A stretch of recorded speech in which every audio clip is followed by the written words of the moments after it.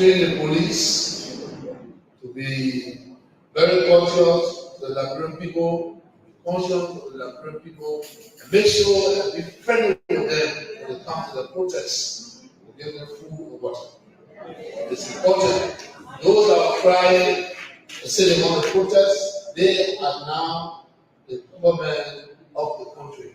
They have a free right for them to hear that you're shooting innocent protesters, Liberians, you cannot sleep. According to them, our feet are on fire, but the feet must be on double fire. We cannot allow any police direct people to kill innocent without protesting for the rights. And that's why we need to do it. And that police director, I can guarantee him when this thing happens, we will march for him and bring him to court.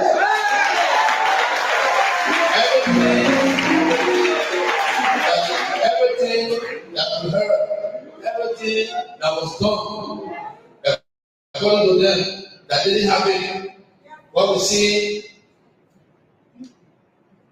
people are dying. This is a common protest. It's wrong, and we must flag it. We have a stand up as citizens of this country. This will not happen no more.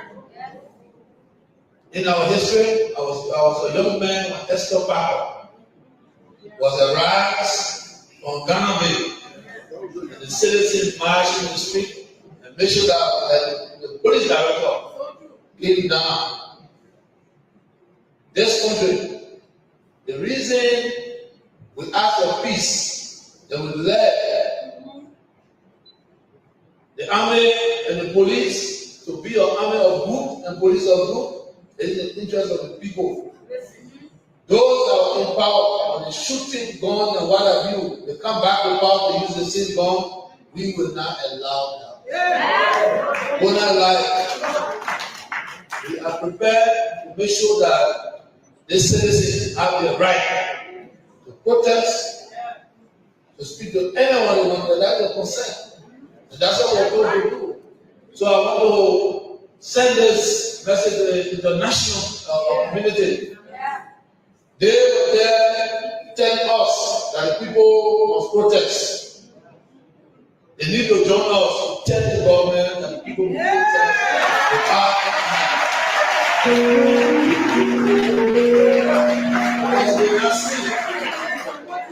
If they make a mistake and they focus on that, they should not make the same mistake, but we will make sure they do the same. Garguah is a symbol of freedom, symbol of unity, symbol of peace. Every leader in this world has become the best leader, past through Liberia. Our history must not be war, must not be pollution. So, to my friends on the other side, we are citizens of this country. Our safety is important. So I send a message to you, Mr. Walker. Make sure that no police get to the street and use arms. They will be the last one who can judge. They will not have it again.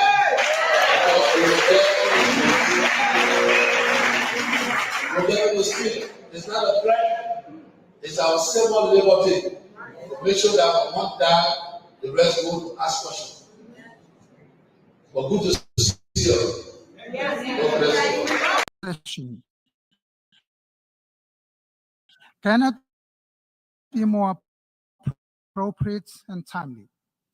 A cloud of uncertainty and fear continues to cast of the 2-year-long COVID-19 pandemic.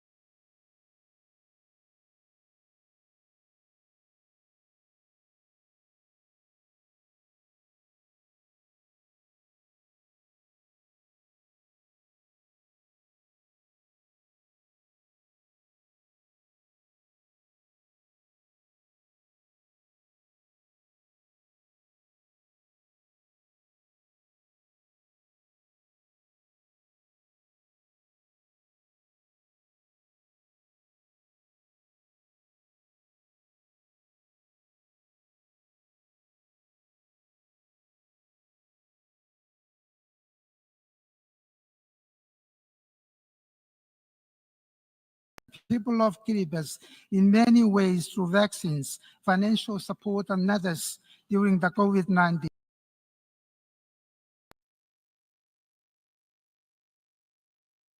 Callers and those who listen.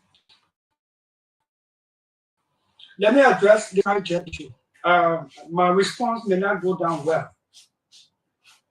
As Darius Dillon, who campaigned against private jet, use of private jet against President Weah, I want to publicly apologize to President Weah. Why? Because we did not understand the constraints and the reasons and the justification for using private jet by the President of Liberia. We condemn it.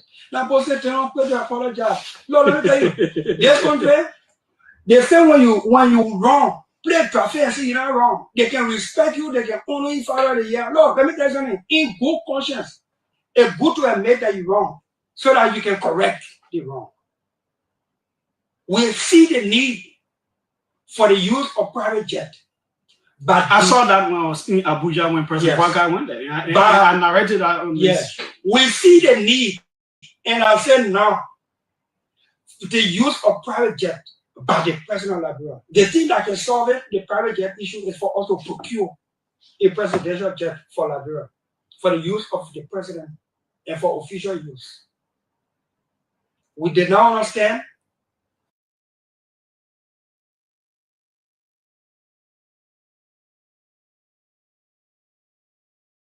Richard, renewable energy solutions.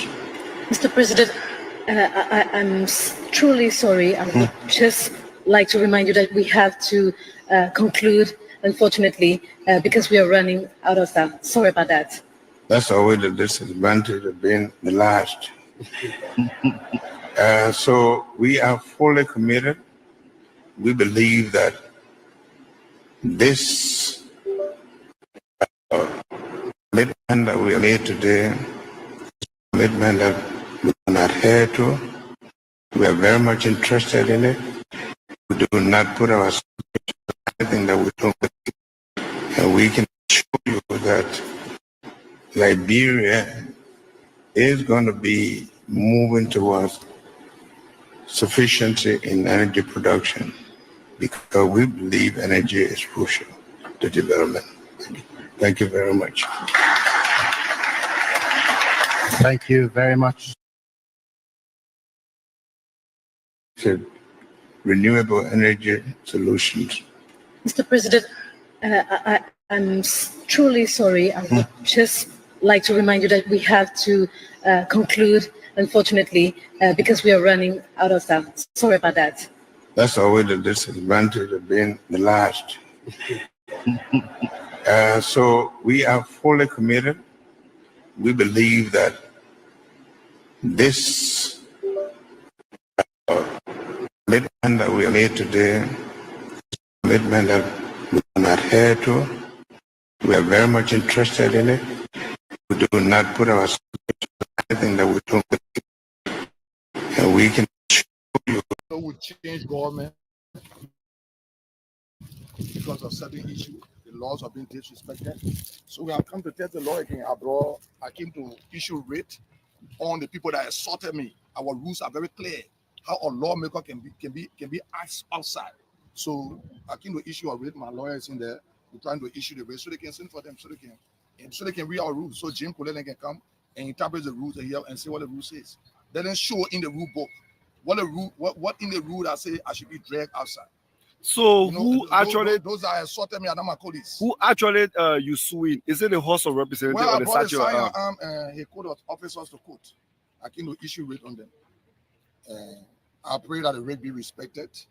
We come here because we need to read our rules. You know, we need to work in our place according to our rules. The Constitution is very clear. The provision of the Constitution that protect me is very clear. The provision of the Constitution that protect us is very clear.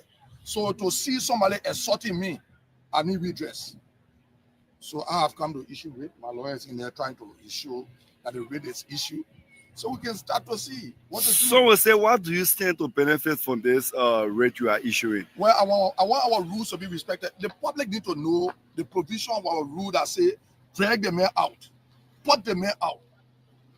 As long as the public know the provision of the rule that said drag the man out, put the man out, it's clear with me. There were buckets of your colleagues who was yelling and chatting and saying that putting out. So we have not reached that point. The point need to come and tell the court who gave them the instruction. You understand what I'm saying? Okay. Let them come and tell the judge who gave them the instruction to drag me out. We have not reached that point. But there is a video. I don't want to believe that you are not aware of who gave the instruction, because there is a training video of I don't know who gave the instruction. Speaker of the House. Look, let me tell you something. Any unlawful instruction you take, you'll be held liable for it. Unlawful instruction? It's unlawful in my mind. Richard Kuhn is the speaker and he gave the instruction. When you interview me to say Richard Kuhn is the speaker, then don't interview me. I don't recognize Richard Kuhn. And I will go there Thursday again and state that I don't recognize it. But the president and the House of Senate recognize Joseph Boakai is the president. Joseph Boakai is very reckless. You don't Lauren recognizing and say, my man, please, I beg you. Let's get to the court. Don't forget about reckless Joseph Boakai that have decided to disrespect the law and see how far the law go. They have the power to tell the judge, don't issue the writ. They have the power to do that. Let them use the power. They have to tell the judge, don't issue the writ. So when former President Myean Trump, all of the cases you are successful. This time around is President. Do you think it's going to be the same way? Do you think you're going to be successful? Well, I know. I've been proceeding according to the Constitution. I've been proceeding. Look, the reason why local threatening the judge, they say what local judge are not held in contempt because he's been protected under the law. The Constitution provides that everything the Chief Justice and his associate justices are doing in line of their duty, nobody should eyes him. Cabinet General was impeached illegally. He was carrying on his job and was protected under the law. You know, so we want to see what will happen. At that time, you were representative of Cabinet General was impeached. Yeah, and I went against it. I was never a part of it. I don't disrespect laws. I don't disrespect the Constitution. Anybody that disrespect the Constitution is a junta, and Joseph Boakai is a junta. Just last week, we saw you distain yourself for the rule of law caucus today. Yeah, you are in the rule of law caucus. And here you are wearing the rule of law caucus. Sometimes when I speak in English, you went to school, you're not listening to my English. I say I'm suspending my membership. I could reaffirm my membership in 30 minutes or in 1 hour. So if I reaffirm it today, how you reaffirm it? You went public. I don't have to inform the public. The public did not put me in the rule of law. The public, bossman, it was in passing. It was in passing. The public did not put me in the rule of law. I decided to respect the rule of law, and I reaffirm my membership. I'm a member of the rule of law. Nothing will take me from there. When we say brigade, the sergeant and his police at the court here is also at getting at the speaker and I call it. My man, but Speaker Kofa, there I'll be getting a Speaker Kofa. But you keep calling Speaker Kofa the House of Representatives, the executive recognizing Honorable Kuhn. I let you hear about reckless Joseph Boakai. We get a majority. Each time you say executive, Joseph Boakai is very reckless. That's why he carrying the country the way he's carrying it. So no player that is elected will suspend the constitution of the country. Because Joseph Boakai is a junta, like when he's suspending the Constitution. Will you receive your salary this year? When you got salary, my salary, then you say receive salary. But it's Honorable Richard Kuhn, Honorable Richard Kuhn, Kehleboe, you are receiving your salary. Richard Kuhn pay me, boss man. He's the head for the House of Representatives. See, that's what I don't like. You recognize him to be the head. I don't recognize him. And I will stay there again on Thursday. Doing this. Anybody that didn't respect the Constitution and the rules of the function, it's a junta. Your colleagues are planning on suspending you, even that without salary. It might even lead to expulsion. I challenge them.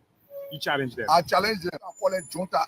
I want to restate that they are juntas. I challenge them. That's insult. One man fighting 72 lawmakers. Yeah, but let them go ahead now. And somebody wrote one letter.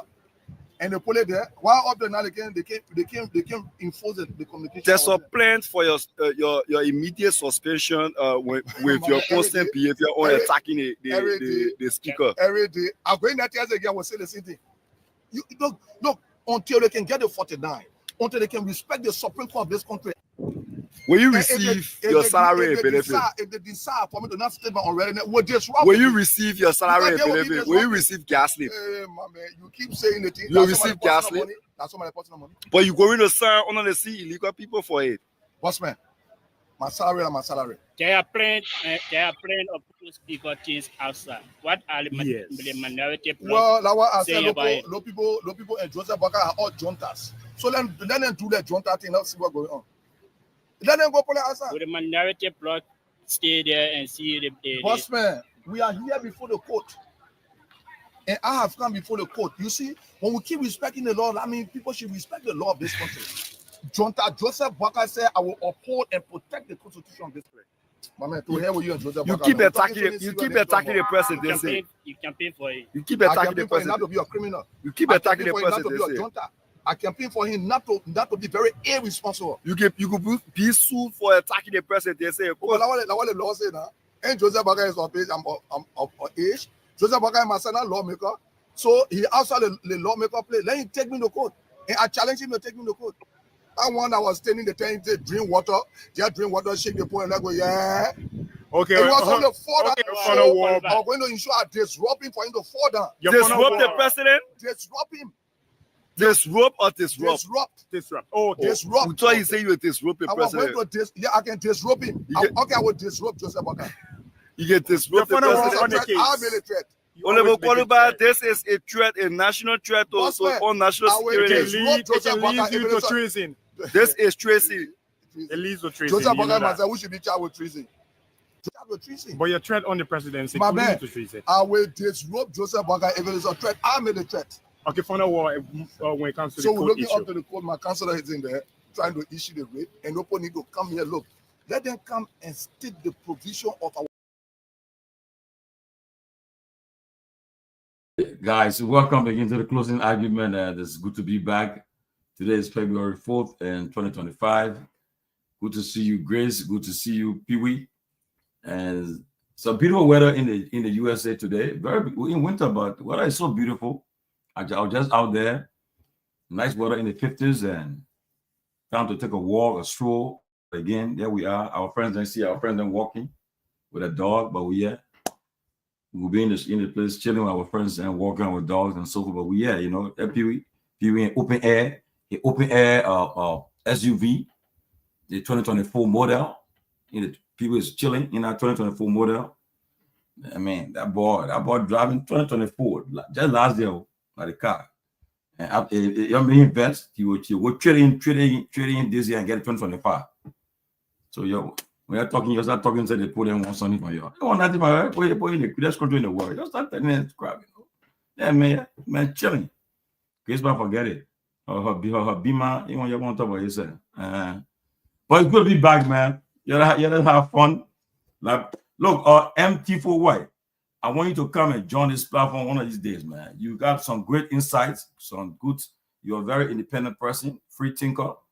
You are not a politician. You're apolitical. You have no political party, and so you will be very balanced and fair. You will blast whether opposition or imposition, no position. MT4Y. When I come to Rwanda this weekend, I will talk to you better. I will come to see one of these days. Come and share your insights about what's happening in our country. You're a very smart man, and I think you can help provide some insight once in a while, at least, man. Come and share with us. This is all about our country. But it's good to be back. And Grace, Pewee, welcome, guys. And let me hear from you guys. Tell us what's happening on your end. Well, thank you. If you don't know me, my name is Grace Guar, and I love my name. But anyway, it's a beautiful weather, Tomalin, as you said. It's very beautiful outside today. This month is also Black History Month. We should recognize Black History Month in America because right now the government have put it in place. They are doing things, that we the Black people supposed to make sure make sure that thank you, Muhammad. Sorry, Grace. Thank you, Muhammad. That we recognize Black History Month as much as we can. As you can see me, I'm in my African. I am Black and proud. So if you don't know, Black History Month is an annual observance in the United States. It was set aside to celebrate the dedication and also honor the contribution of the Black people. You see that White House, what the president is saying, it was built on the backs of the Black men. So we are happy to be in Black History Month.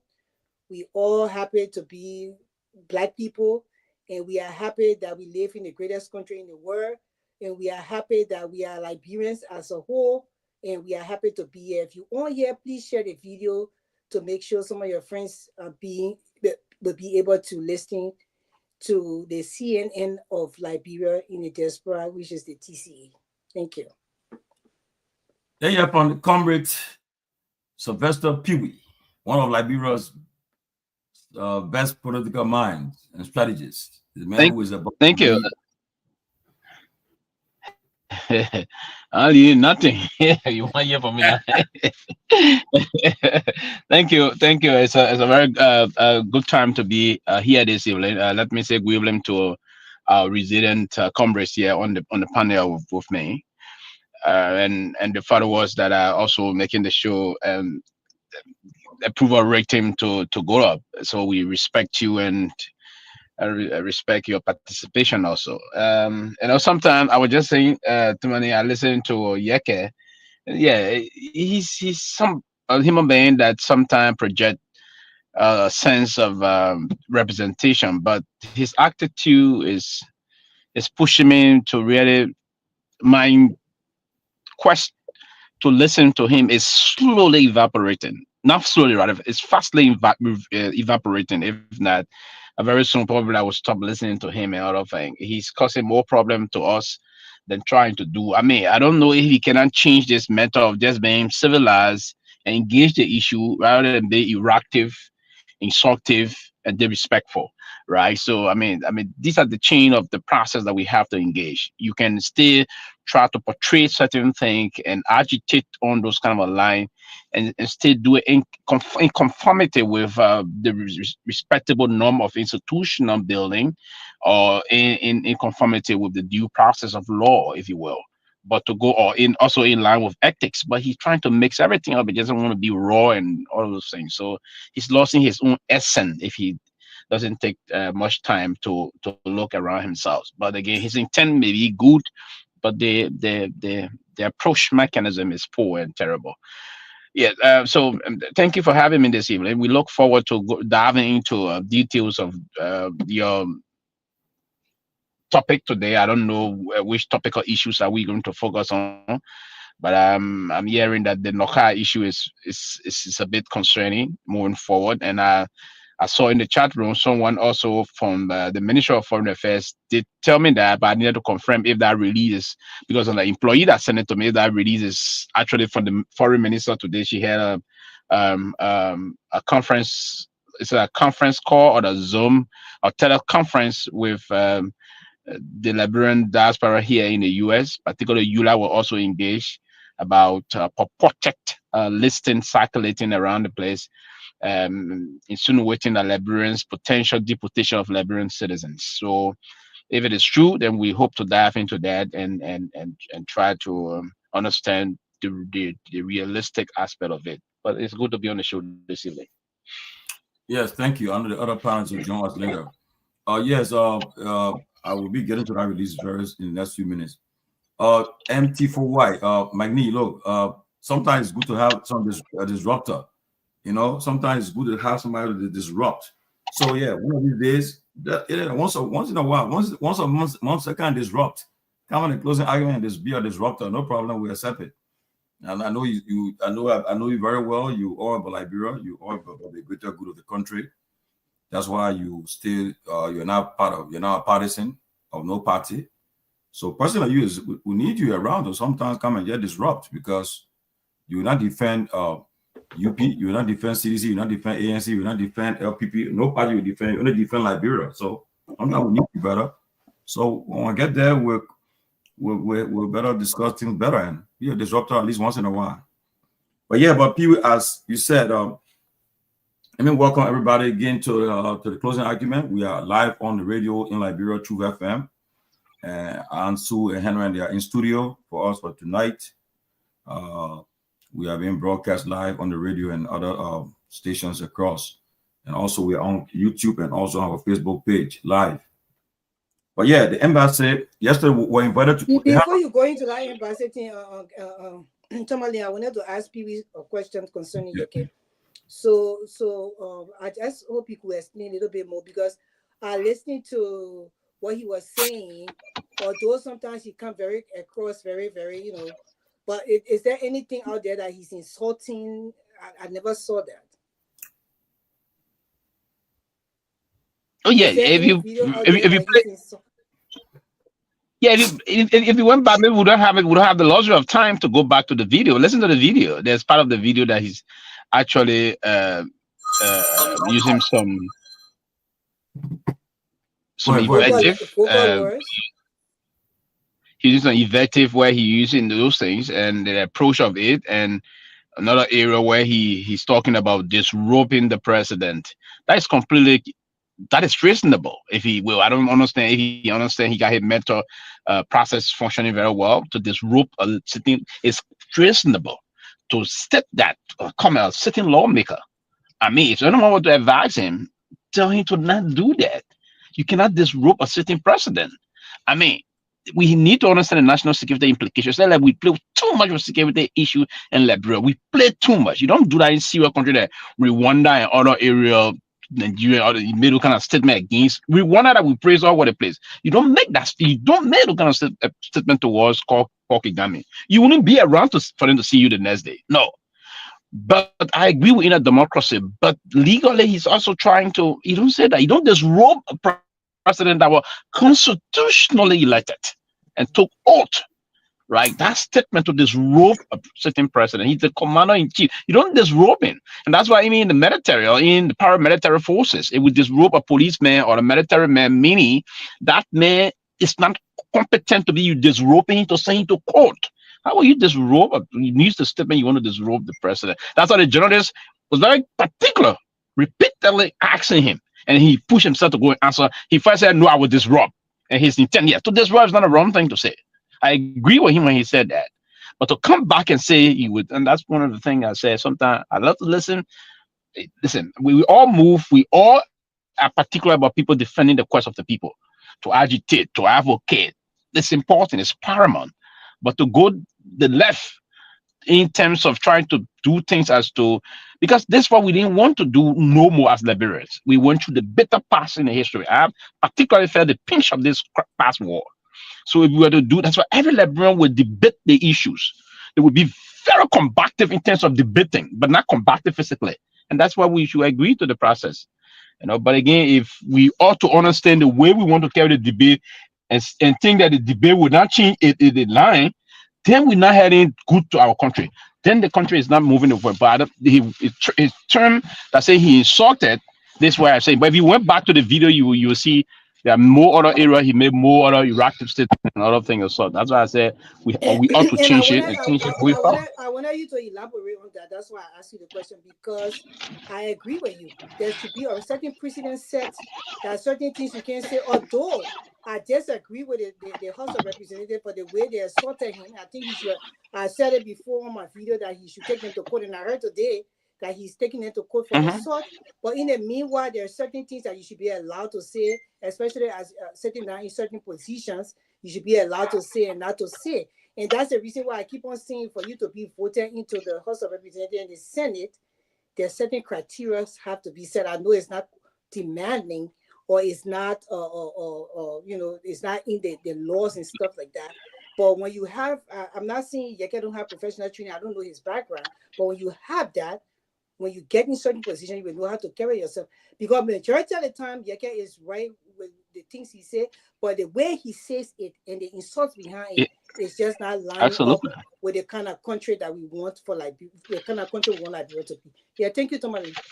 Yeah, but absolutely, you're right, and you quickly, you're 100% correct on that, and I agree that moving forward, a lot of things have to be done now in the country. We need not to go back into see what background check as to who get. We need to do some amendment on the Constitution, right? It's not only should be 25 years or equivalent property of $25,000. We need to do some background check on a lot of things, and you're very right on that process. And I agree also with you that he should be given the right to speak for his right. The way he was bundled out of the place. Now, there's an agreement that if you are misbehaving, the sergeant at arms, who of course is the commanding officer there, the sergeant at arms, we escort you up with the raid of other sergeants at arms, his subordinate sergeant at arms. They was escort you out of the chambers, right? But the way they did it, I thought it was somehow forceful, more or less violating his right.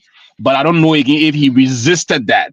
That's one, because they're very rules say if you are disrupting section, the speaker can order the sergeant at arms to walk you out of the section. That's part of their rules. But again, if he resisted that process and was trying to force in, but his respect is human right. That I would say time to time, and I do agree with you on that.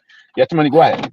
Yeah, but lest we forget, you know, Yeke's way of communicating works in our Liberian political space. You know, his blunt honesty sometimes people will tell you it's necessary for the process, because the thing is that people are concerned about President Bouaka and his government naked abuse of power, and people are so concerned about that. And on a serious note, as Grace said, this man was physically assaulted by the police, and I mean by the people, and you all know that you cannot put hands on a lawmaker, especially in session. And for the first time, even Yeke insulted the former speaker of both our chambers more than he's doing now. And he did it, and he was never touched. He was always escorted out. But putting hands on him, like I said, everyone different. I personally would not insult the presidency. I respect the institution of the presidency, but everybody's different. But he's his right to. There's no law against what he's doing to say he can't do what he's doing. Honestly. So, and again, the former president, to be frank with you, Yeke insulted him plenty. And nobody said nothing about it, you know. So, you know, again, is that the country we're in? No, too many people said something about it. How much people talk about it? Some people talk about it. We even talk about it. We came on Facebook, we advocated against that. There are certain words you can say to the president, but you cannot.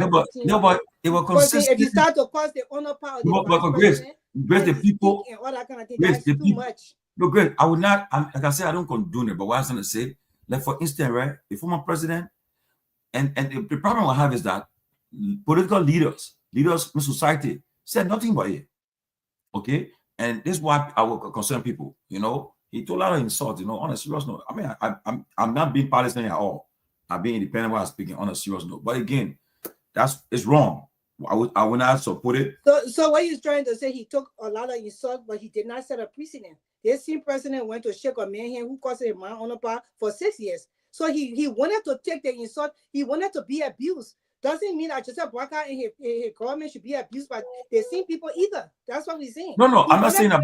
But again, what happened with Prophet Key and President Weah is a different case. Okay?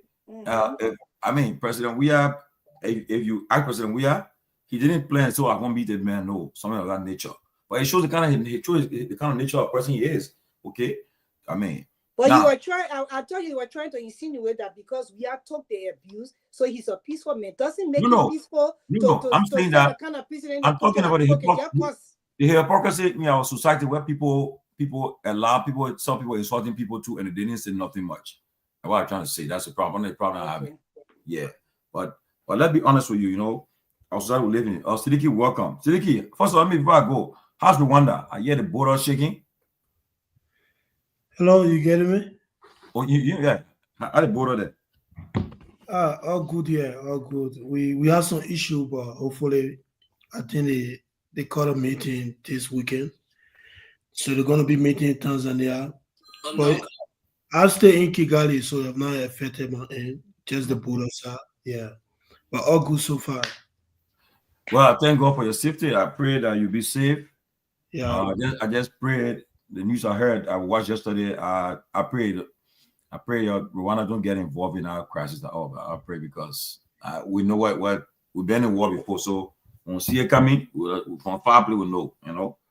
But yes, this thing happening, I know how to run, you know. But again, but yeah, it's crazy. It's crazy actually. But we are not affected. We just been hearing it as you guys, yeah. Yeah, but quickly, let me just go quickly with it. They were invited at this Pewee. Were invited to this Zoom meeting yesterday. It was an argument. And Jerome had talked to me about it in the morning. He sent me the link. I think I put it in the chat room. We had, I think, happened during our show time, so we couldn't attend it. But we're invited to this link to this Zoom meeting. Just quickly, I'm not going to read the whole thing, but it's a release that came from the embassy this afternoon. Okay, that bro, we're right in that country. Eh? We'll see what me with Marco Ruby. It said Minister of Foreign Affairs. Okay, yeah, she called. What they want today? Say, okay, what is it today? Okay, basically, Minister Beslow. Let me see. Wait. A few minutes break. Let me see. Okay. Okay.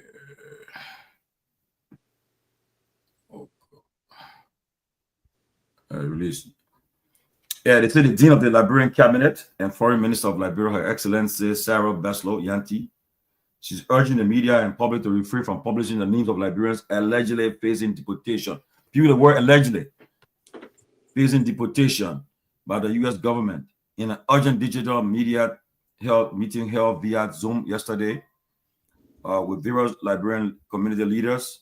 Minister Yanti emphasized that neither the Foreign Ministry nor the Embassy of Liberia in Washington has received any official communication regarding the circulating list. Minister Yanti expressed the deep concern of the government of Liberia and assured participants that the government is taking these reports seriously.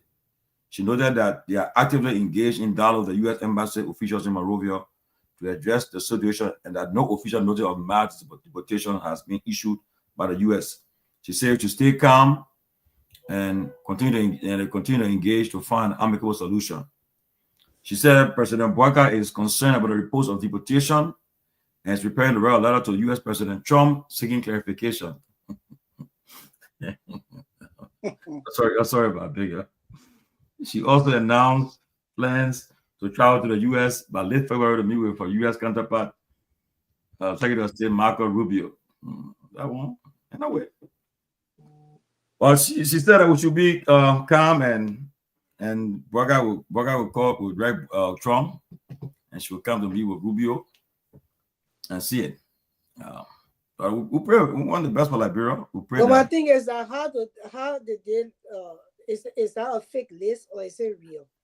Well, I don't think that list is fake because since they came up, the news on that list, nobody have come out and say, "Oh, my relative name is not part of that list, but they got it there." Or so nobody have come to really debunk the list or attack it. To say, "Well, my name on the list or somebody of mine on this list is fake." Nobody have said it. So and the list I saw, it has so much detail in one information on one person's name that it looks very for real.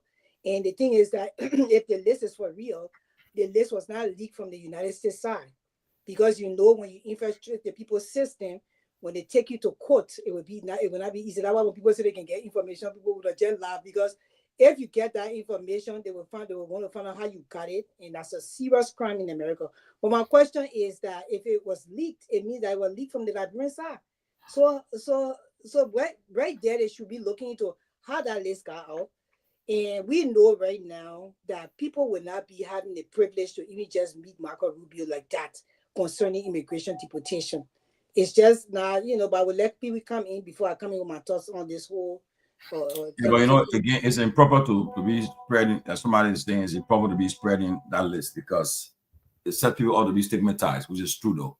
If for instance, if you put my name on the list and then really, and somebody see me and say, that one there, you want to deport him. And, if I appear somewhere now, so that is on that list, number 34 that you need, that the guy on that list. But that's what I seen that. Yeah, that's what happened to your government, the kind of people that are in power. The list got leaked from the Liberian side, because working with these people's system is not easy for that kind of list to be leaked. That's why I say it would be a serious problem on whosoever got that information. It came from the American side, because now America going after you on how you got that kind of information to even leak it. It means that you infiltrated the people's system. Now, if you leak from the Liberian side, it has to do with the Liberian government. Maybe the people, I don't know if the list came from DC, the embassy, or it came from Liberia immigration side. It is very, very bad for you to leak such a list. Just what you said, coming on, is very, very bad. People are deported for all kinds of reasons, and it's just not responsible to be spreading lists because especially when people having low moments in their life. Some deportation are just not fair on a serious note though. Some people have been deported for just you won't want about again. And so the thing about it, of our government side, I don't really see them. I mean, yes, an executive order the president issue, and to say that the president will write Trump or the Minister of Foreign Affairs will meet Marco Rubio. I can't remember even during the time of the last administration where the foreign minister even met the deputy secretary of state. Said, these people to meet these people is not just something you can just say, and they are very busy. Marco Rubio, at the time he got confirmed, he was on the plane. How the poor country works. On the plane, you're in the Middle East already. He was in Panama. He's already out.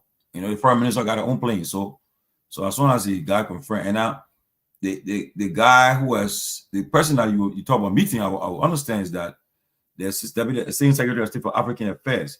He was the same guy Trump had there. I think he's going to be the same person. One fam. I think one guy, one fam. So I think he have some Asian background. That's the guy I think will be appointed as same Secretary of State for African Affairs. I don't want you got contact. You got contact. Know how level you're not visiting a bureau. He said contact. By this time in my study government, you already have you already have job boots already there, so I think, and Hillary Clinton already there. My man, come on. But yeah, so that's one of the things. But Peter, his name is Peter Pham, yes. The guy who will be a senior Secretary of State for African Affairs. Someone just told me it's Peter Pham. Peter Pham, yeah, he was there before. So that's the person. If you tell me that you will be meeting, I will understand because that's the guy in charge of Africa. And the kind of a foreign policy that Trump has, is a different thing. Right now, Trump not even thinking. He mentioned Africa all. He's talking about the Middle East and all of these big countries. He's not even mentioning Africa. So we shouldn't even Peter Pham, yeah. We shouldn't even waste our time right now. Let me just pray that this whole deportation thing can be handled the right way. And if our Liberians take precautions, stay where you belong, and just stay out of trouble. We had people yesterday telling us exactly, giving advice, stay out of trouble. Don't go places that you shouldn't be, and don't get involved in things that you shouldn't get involved in. Don't put your hands on your wife, your girlfriend, your child. Don't go and shoplift. Don't go and start to play games or check fraud, all this stuff. Don't do it. Don't allow people to take you to court because when they take you to court, they will turn to a whole other thing. Yeah, you want to stay out of trouble. Drunk. Yeah. And don't drink alcohol and say, I can drive and got some much. Yeah, you want to take precaution on all those things. But where the foreign minister come in and saying that, they will meet the people to do what? There's supposed to be things in place before these kind of things take place.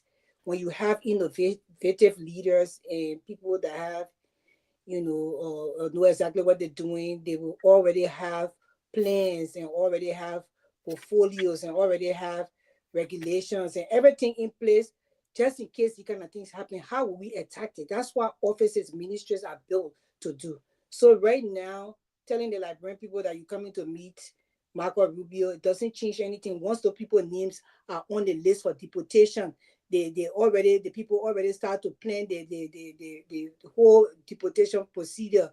You have to just make sure, Liberians, if you part of that list, you get a representation, get your lawyer in place, just in case of anything. But if you depend on the Liberian government to come and do anything right now, and they're telling you that they will do that will stop these people from doing what they say they would do when it's already listed in the system, and also they have everything, the court hearing and stuff like that for everything to take place, there is nothing else. You just need to get your lawyer up and get ready to make sure that you're able to plead your case and tell your story. So maybe they will have something in place to help you in the process, whether you're going back or maybe you were staying. I was seeing the other day, somebody was saying, no, I don't think so. There was a man who is I think he's a Puerto Rican guy. He was Trump supporter, very strong Trump supporter. His wife paperwork was in process. They may explain the thing. I think I shared in the chat room. His wife was deported. Even though her paperwork was in process, the matter of fact, she never had it. The people came, they deported that woman. And he was explaining it.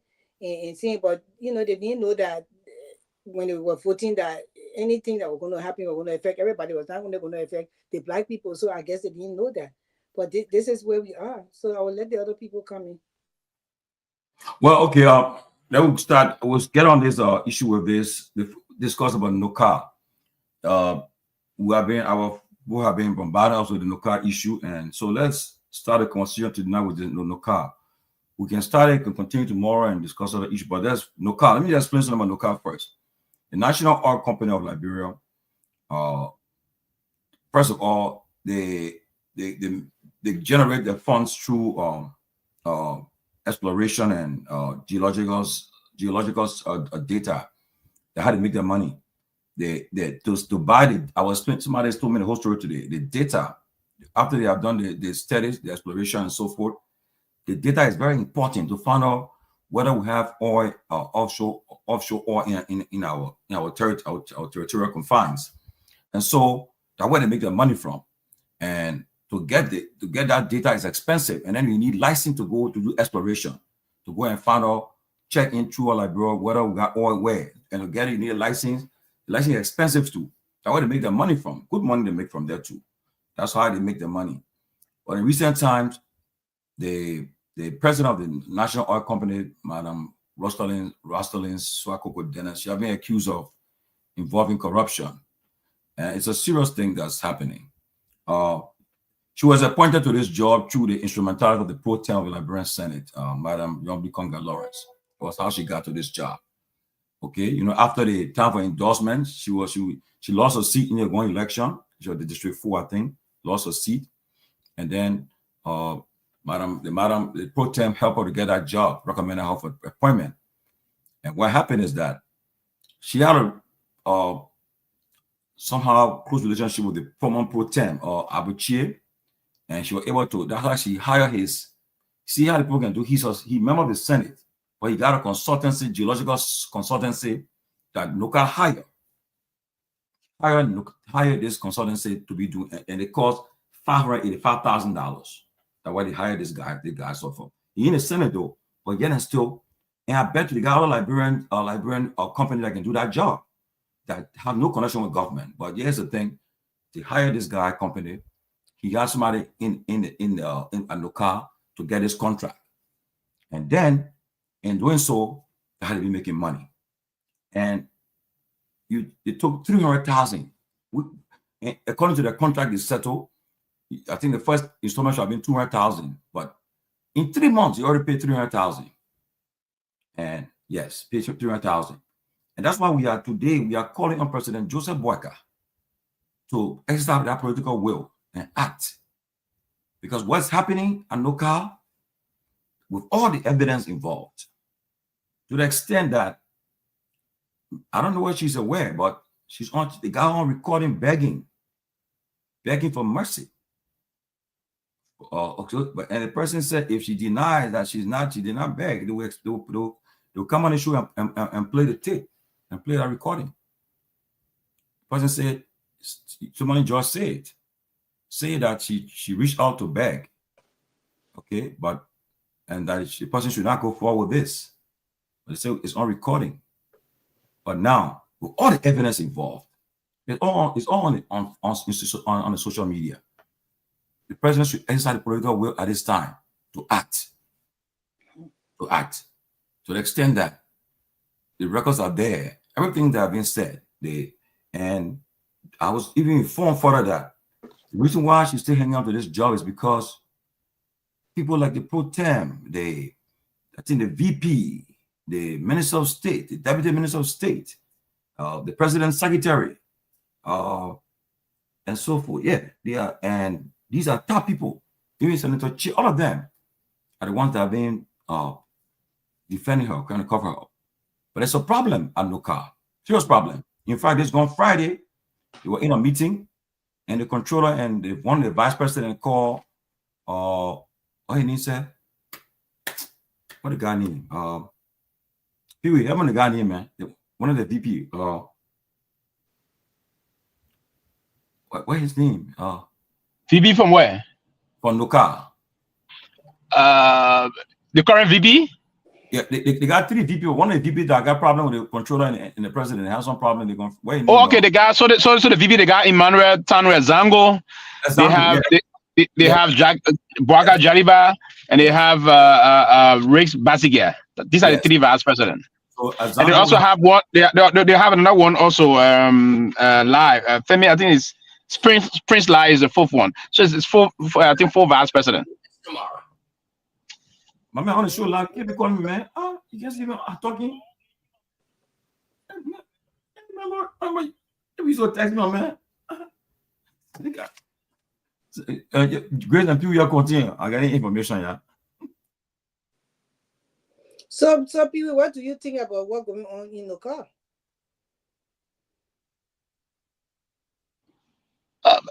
Basically, just this in-house and this number one in-house fight unfolding before, and this current president of NOCA wanting to have her way the way she want to do things, and unfortunately for her, she's not following the marching order. She's going out of partisan regulations, because we do have regulations on the book as to how to go about doing things, and the information is that she's a lockerhead with all of her vice presidents.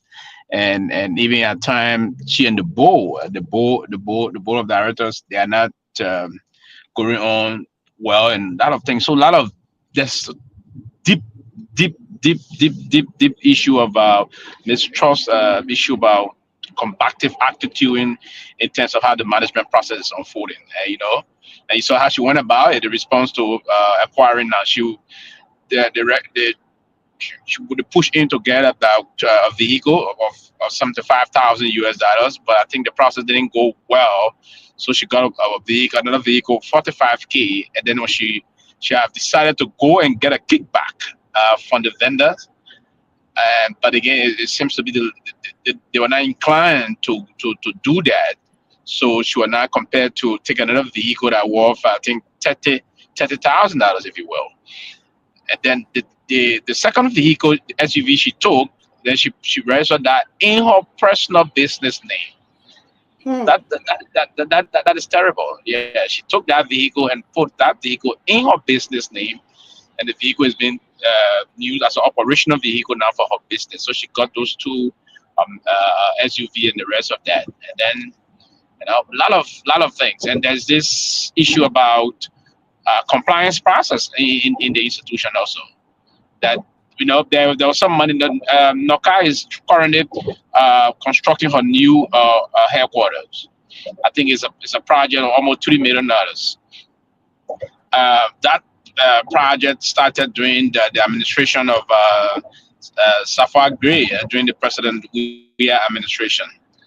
And there have been some payment done in recent time in the tune of almost $1.5 million.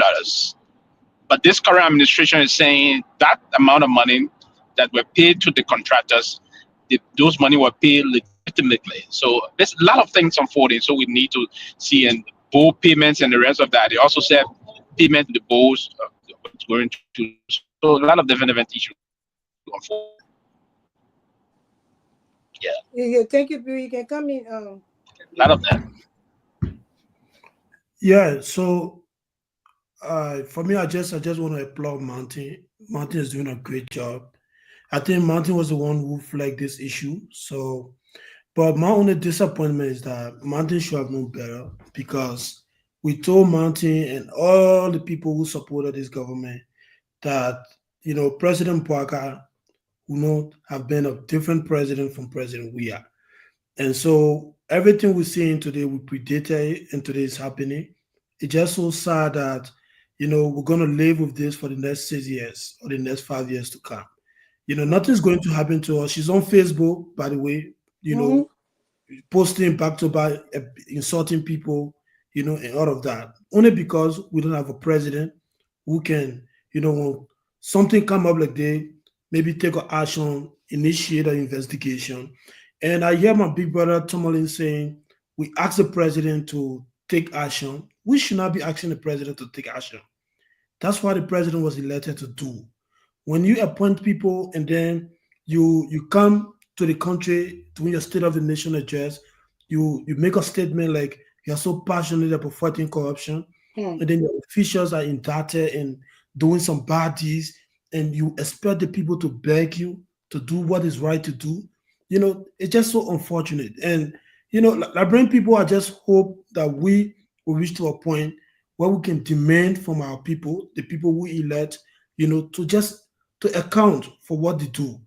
She was representing District 4, they defeated her, and the next thing, as usual, she used her influence or friendship with people, other people like Yombly, and then she got herself the position she's occupying today. And the next thing she do is to engage into corrupt act, investing into a private business and all of that. And because the president is not taking action, she come on Facebook and just, doing back-to-back posting. But it's very unfortunate. The president is not going to take action. There are several corrupt, unresolved cases in the country, like the issue of NOCA.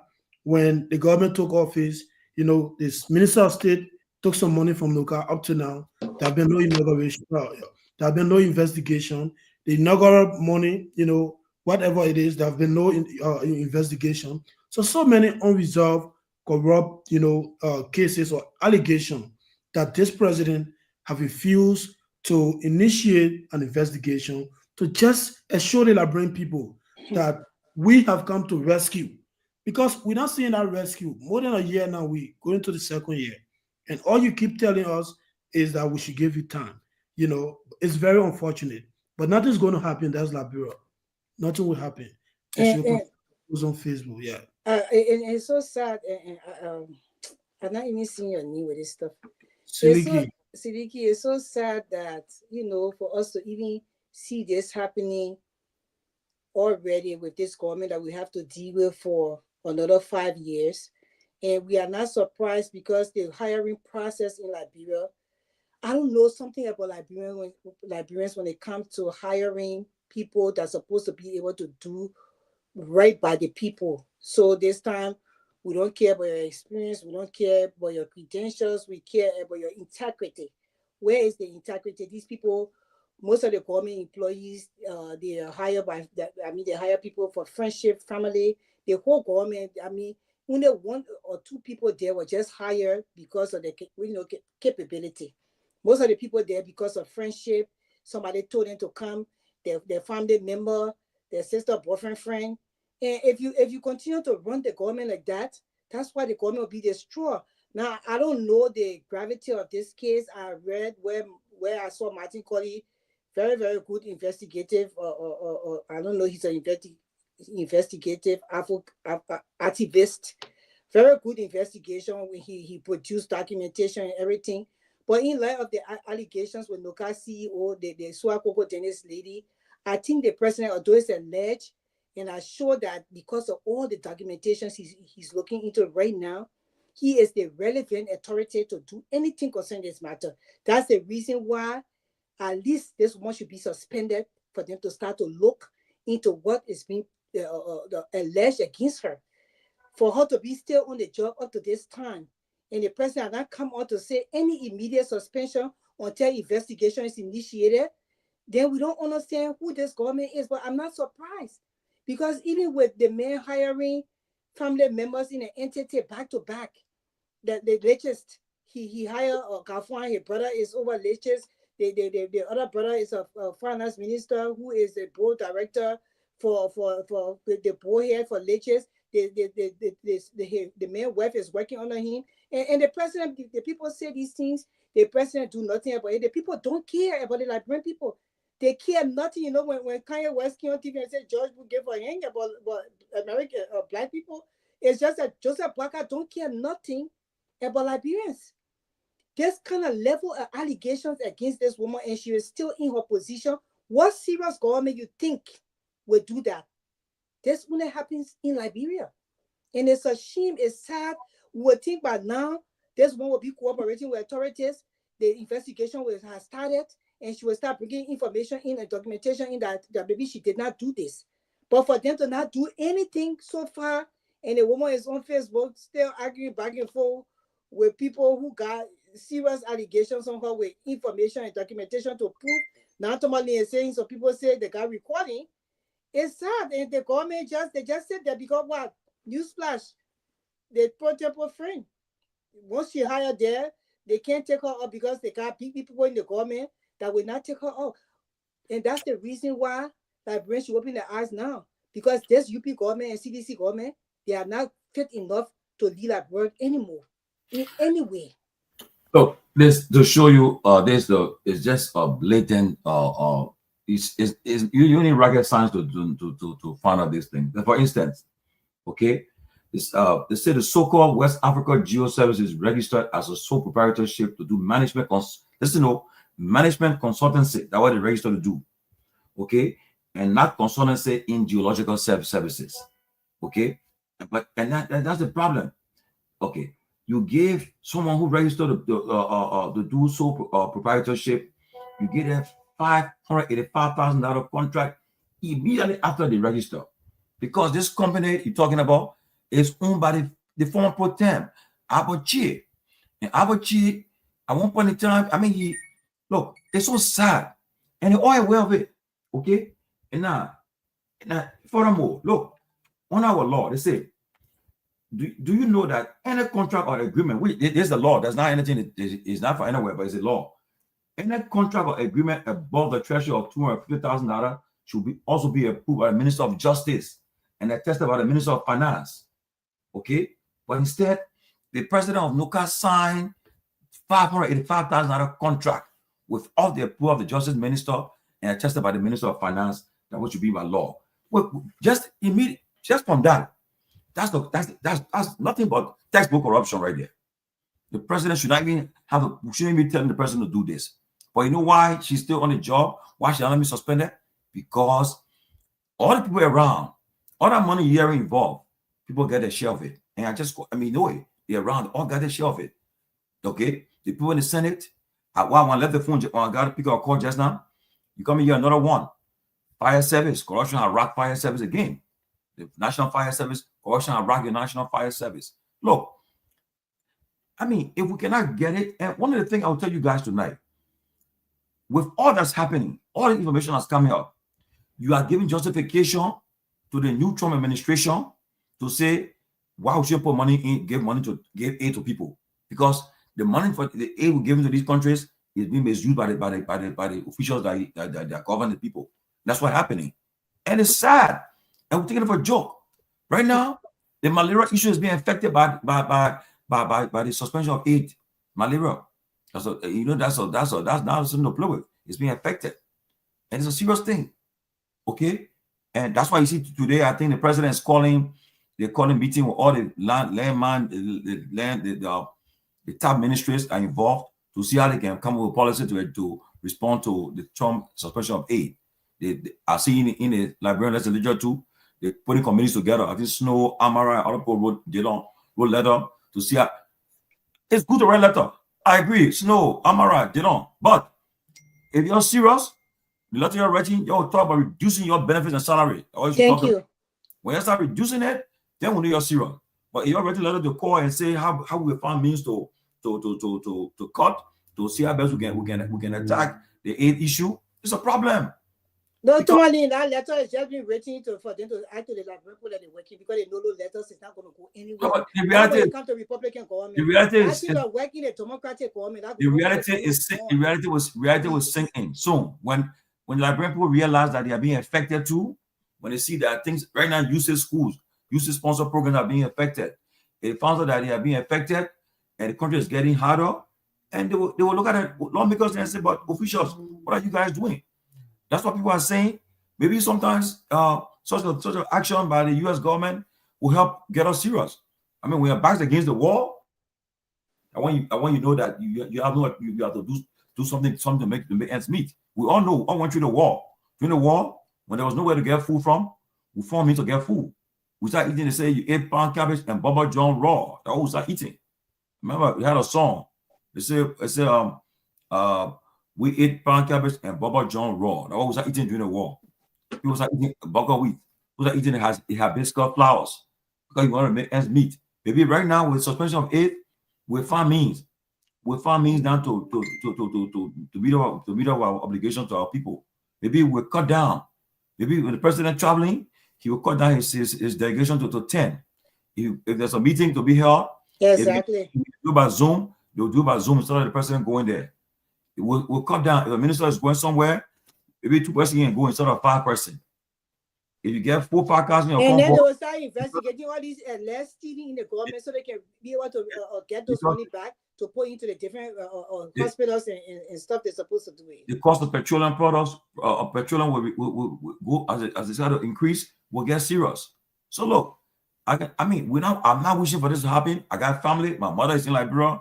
My sisters are there. My brothers are there. I got friends there. I got nieces. I got nephews. Anything affect Liberia will affect my people too. So I cannot sit and say I wish for Liberia to cut off aid. No, but what I'm trying to say that the leaders should be not being sensitive to reality that's upon the country. To get serious and put the country first.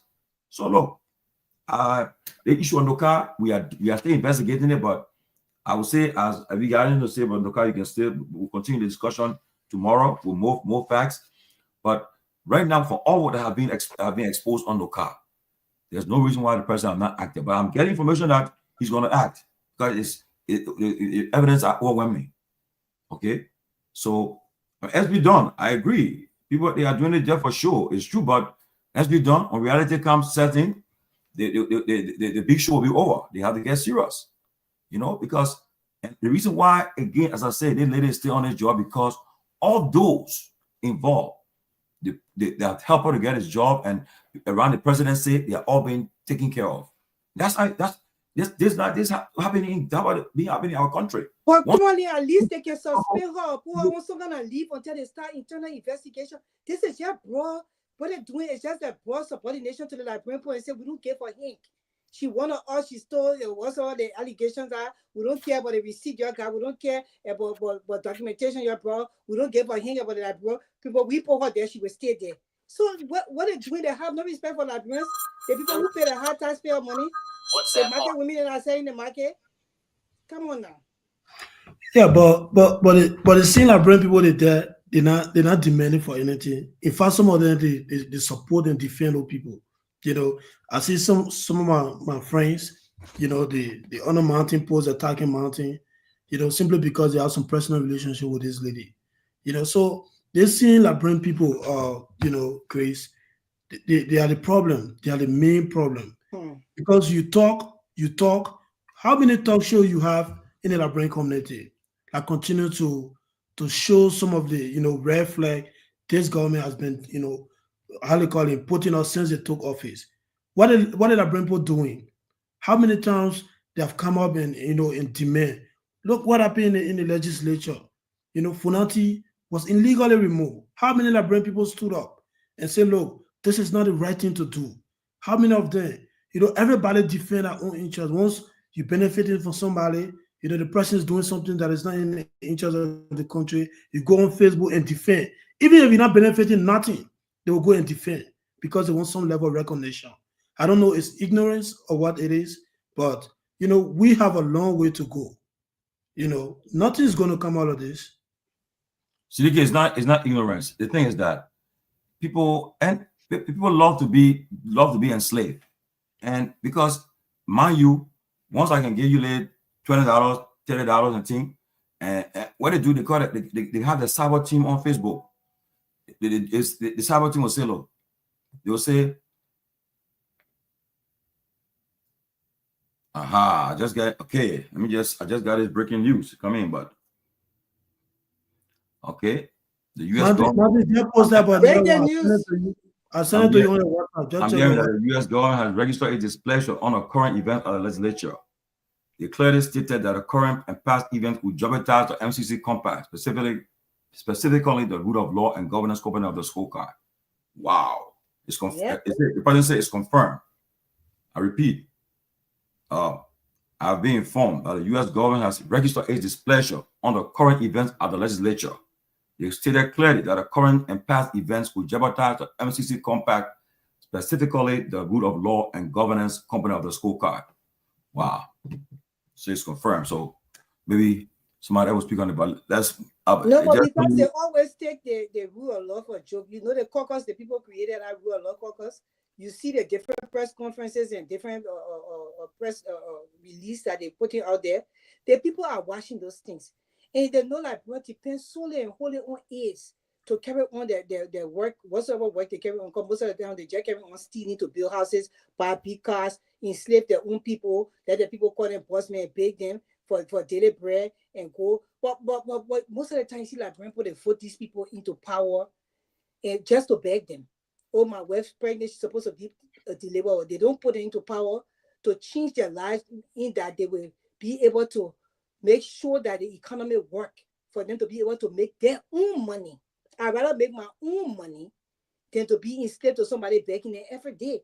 So the representation of the Senate and the House of Representatives and the people all in the ministry, even the president, is the representation of the kind of people that they have in the country.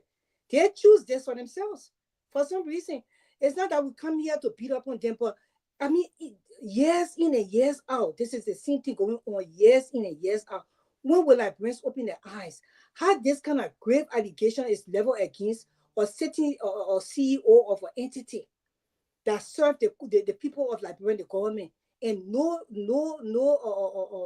suspension, no level of investigation has even been initiated. The woman is still on her job. These are grave allegations with receipts and documentation that people putting out here. People are even threatening now to bring up, how they call it, recordings. And the president just sit there and do nothing. And you think the American government just allow them and they continue to sit and watch them do these things? You know, they got people in America here, they are Liberians too. They are writing these different entities, explaining to them what these people are doing in Liberia. The people are watching to all these Facebook shows that come on and people leveling all these allegations against them. And most of the time when the people go and do the research, they see that these things are true. Because Martin Collins is putting real information and documentation and proof out there. They're seeing that this boy is attaching or he's tagging different United Nations or Facebook pages that he friends with, other people that fight corruption in the world. You know, so therefore the news is out there. And to tell you the truth, more AIDS is going to be taken away from Liberia. They like it, they can go and go sit and say they would write and they would do this. It's just to make the Liberian people to feel at ease. You all start to reduce corruption in the government first. The first thing the rule of law caucus just wrote in today, and they said that they call on the people to reduce salary by 50% and benefit reduction. Let them do that first, so it can start helping the money where they have for the different aids that they're taking away from the country. They will be able to take that money where they're paying the people. They have plenty of money to put it in the different organizations that help these people. My love for the I don't know to say my love, but one of the organizations I already have empathy with, that the people that help the AIDS children, the children that have HIV. I feel so sorry because that too, the benefit have been taken away from them through USAID, right? So they will not be getting the medication. There's a organization that in Liberia that I support that make sure these children get the medication for free. They are giving services for free. And now the people who work within that organization, they are told now they will not be working for 3 months. So it means that all the medications and shots and things that they gave to children is going to be taken away from them. So it means that parents are going to be dying a few months from now. If Donald Trump then don't come back and say, you know what, we'll try to bring USAID back, USAID back to help the people with the AIDS and stuff, it will be a serious problem in Liberia. You see, and they are taking the thing for joke. Y'all start reducing your salaries and the wasteful spending, and also the stealing that going on. You're investigating and get the money back to put into the organization. That's the plan B. You people should have had ever since before the thing took place, because the Republican government is no government to joke with. They don't joke. So they're even a part of the federal government. Most of the, in fact, let me check a news break. 2 prisons is going to be closed in Pennsylvania area. They're going to close on 2 prisons. All those people that work in those prisons, they're going to lose their jobs. So people will be unemployed. Right in America here, they are closing 2 prisons down. So if the thing is happening in America, you think the people will feel any sorry for the people in Liberia? These things are affecting the people, citizens here. They don't give a hang about the rest of the country. So that meeting, the Senate said they're having, oh yeah, we're going to have it, how to approach and communicate. You all start communicating how to reduce your salaries and start communicating how to bring corrupt leaders and to book. That's where you start and take the money back away from them that they stole to put back into these organizations to continue to help the people until Donald Trump can come to the saying what to do with USAID to continue to get aid back to the African countries and the countries around the world. Lastly, before I move on from this Nuka issue, let me just say Nuka issues.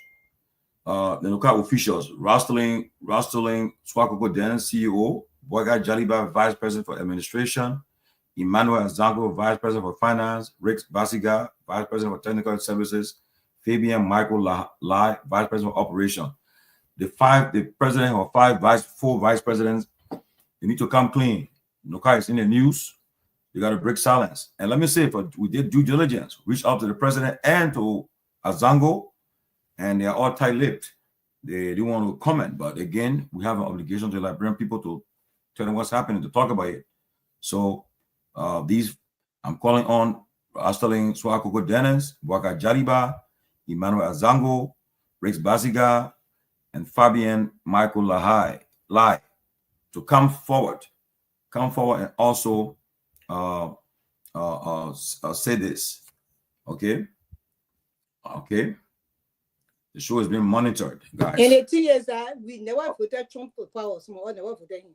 But if Trump come into power, that the one will help that boy to come back to where it's supposed to be, then so be it. Okay, and also, so before we go quickly, let me just end this on this. Yeah, I wanted to.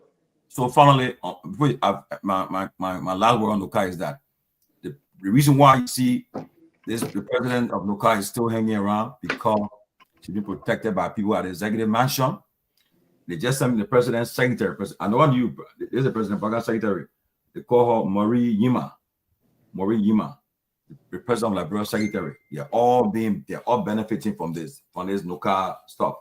You got the former pro tem chair, one guy they call Walter McCarthy. He's a consultant.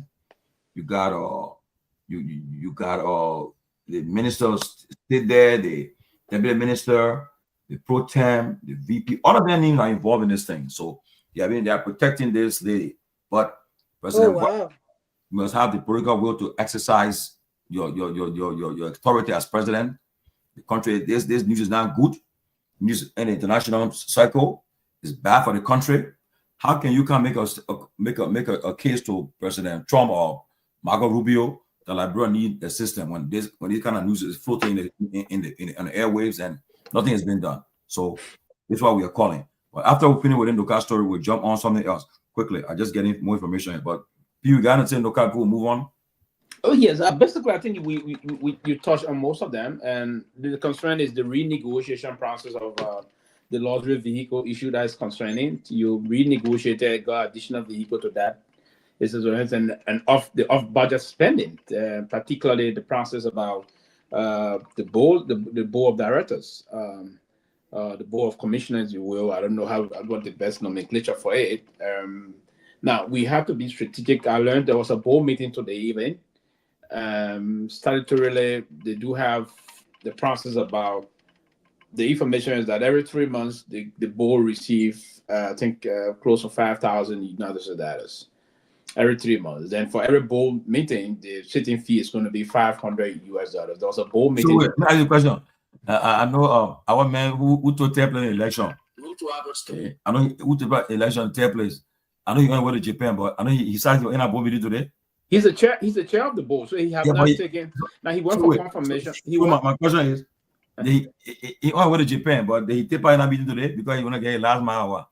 I don't know if I didn't see the attendance of the board meeting, but I know that there was a board meeting today. So now I know that he's not. Did you appoint Glorious Scott as chairman of the board? Yeah, I know that he's not yet in Japan. The fact that they appointed Glorious Scott, so Glorious Scott is because the board chair does not require confirmation. The entire board have to go for confirmation first and foremost. Yes, so I don't know if Glorious Scott have been confirmed to sit as the chair of the board, but if he stay in the country and he have not taken on his new portfolio as the ambassador in Tokyo, Japan, yes, he should may have probably should today, but a lot of issues unfolding there in terms of that. So the statutory, they every 3 months, according to the quarterly, they receive around $5,000. I don't know how true is that process. We have to match, but I believe now I do have one of my very good friends, and I can always say we are friends and rest of that. We work before at the General Auditing Commission together. And Myean Zango is this principal vice president for finance investment. And that's why I mean the last time I was concerned about most of those things unfolding. But what he said to me was that they've been spending in terms of their statutory means. They haven't done even the contract payment they did. In the tune of almost $1.49 million too, and that was my concern. This amount of money you paid, is it legal? Was it done in the statutory confine of the budget of the institution? His side of the story is yes, they did that. They have to, because that was money. The building is now being projected at a certain level. That money was supposed to have been paid by the Safar Gray administration, and so it's continuity. So they're going to pay the money to ensure that Noka will have her future headquarters very soon. Now, if that is done, is following all of the procurement processes, I got actually nothing to do with that. But to do off-budget spending, to renegotiate the payment of the CEO vehicle, and do double tender and meandering your way through this kind of a line, that ways, and taking the vehicle deliberately and intentionally to register the vehicle in your private waste organization, that's another side of corruption. So I think the president should now quickly where we have end here. The president of the republic intentionally was very intentional about this process, that he ought to push his official of government to be accountable, right? The accounting system has to be rigorous, and we have to push the president to maintain that stand. The former commerce minister, he resigned. He was forced to resign because of a vehicle saga. It was not in the kind of line. But this president is deliberately even insulting other peaceful Liberian citizens, insulting their mama and other things, their partner, everything she's doing it, right? And oh wow, yeah, she's doing those things. She's going after people openly. She even tell people, you don't know me, eh? I will tell the company, and they're gonna play, they're gonna card and other thing and believe that you would do that, and nothing gonna come out of this process. It's unfortunate, Mr. President. It's about your legacy. If you want to push the process of accountability, if your president and CEO is involved in those kind of shenanigans and misfeasance at the institution, you have to take some stand here and bring some level of order at the institution there. She has ordered the full vice president. I don't think they're good. They're not good. Some of them will pretend to say it's good because they want to see something going. They're not good. And the government institution should not be run in the weird manner that other people believe that because they got contact. Now, she got some serious connection with the former pro tem Clotusie. She got some connection with Yombly and all the rest of that. Even Clotus and the rest of the people, most of those people got share in those businesses. And that's why I was saying to someone today, Clotus will be all of the corruption thing in our country. Everything that guy needs in it. And it's unfortunate. We have to change. And too many, you are saying something quite different about, he said breaking news. He said the US government is not happy about what unfolding at the Capitol. Is that, huh? Don't I mean my souls now, Iba. You won't be. No, I mean my souls. They say the government of Liberia has been encouraged to do an orderly transition at a House of Representatives with keeping with the rule of law. Okay? Now here's the main thing. Okay. The U.S. government has registered its displeasure on the current events at the legislature. They stated clearly that the current and past events could jeopardize the MCP compact, specifically the rule of law and governance component of the scorecard. Which is obvious. It's obvious because you talk about rule of law, the scorecard. I mean, on the scorecard for this year, we're gonna see it. I'm sure all happened last year. We'll be part of the grade school for this coming year, for the school for this year. So I definitely know we'll see it there. And so I mean, they have an ambassador in Liberia. He's stationed there, and he's reporting to Washington. Despite change of government, the foreign policy is always bipartisan, it's continued. And when it comes to Africa, you won't find Trump directly involved. They got people say, "You'll take care of that. You'll take care of that." So they will do the thing at the African decks. So the guy they call, what's his name again? Farm. Yes, Farm. The guy who's becoming the incoming second secretary for African Affairs, they will handle that. So anybody tell you to meet Margot Rubio or Trump, should that make Liberia feel good? It's not easy to meet these people easily, especially the kind of time with him. But funny, don't say make yourself feel good, right? So man, not easy, it's man. not. Listen, I agree that Margot Rubio is at a very higher level in terms of that. But that whole counterpart. Right, man. Let me to be from you. Look, that's why you see. Let me show some of you. You see, back in the day. But you see, Tomalin here said on the platform that they won't have contact with United Nations. She will be able to. No, I know. No, I said she have a great. No, she have credentials from the United Nations. But Grace, she's not like the woman. This lady, she was almost the highest lady, almost the high ranks of the UN. Okay. Yeah, she went at the level of assistant connection. That's nothing. I mean, nothing to see. Okay. Yeah, she went at the level of Assistant Secretary General. The sense of the ranking, she won the category. She went in Assistant Secretary General. But just like but I don't know why things went the way I expected her to move on a very fast pace, right? And the rest. But too many is that's. I agree that the level of the Secretary of State is high. Well, I just received the president of the car said. She sent me a message. She said, "It's my time to be tear apart." Looking to CIN. She said, "When I believe she's been victim, they tear her apart." No, but she come in and explain her side of the story for me. Listen, too many. You are invited, but she told me that she not gonna I don't listen. I interacted with her before, and from the same clinic, Wukem community, right? We all came from that community. But here's the reality: if you are government officials and those things and that. You now would stand away as being an element of the news. If you are the element of the news, you're going to be discussed. Now, the best thing you can do for yourself, Madam CEO, is to come out and just say the facts. Now, if you engage into procure a vehicle worth 75K and you have to renegotiate getting the vehicle, you got another SUV and then ship the SUV into your personal business, that is wrong. That is corruption.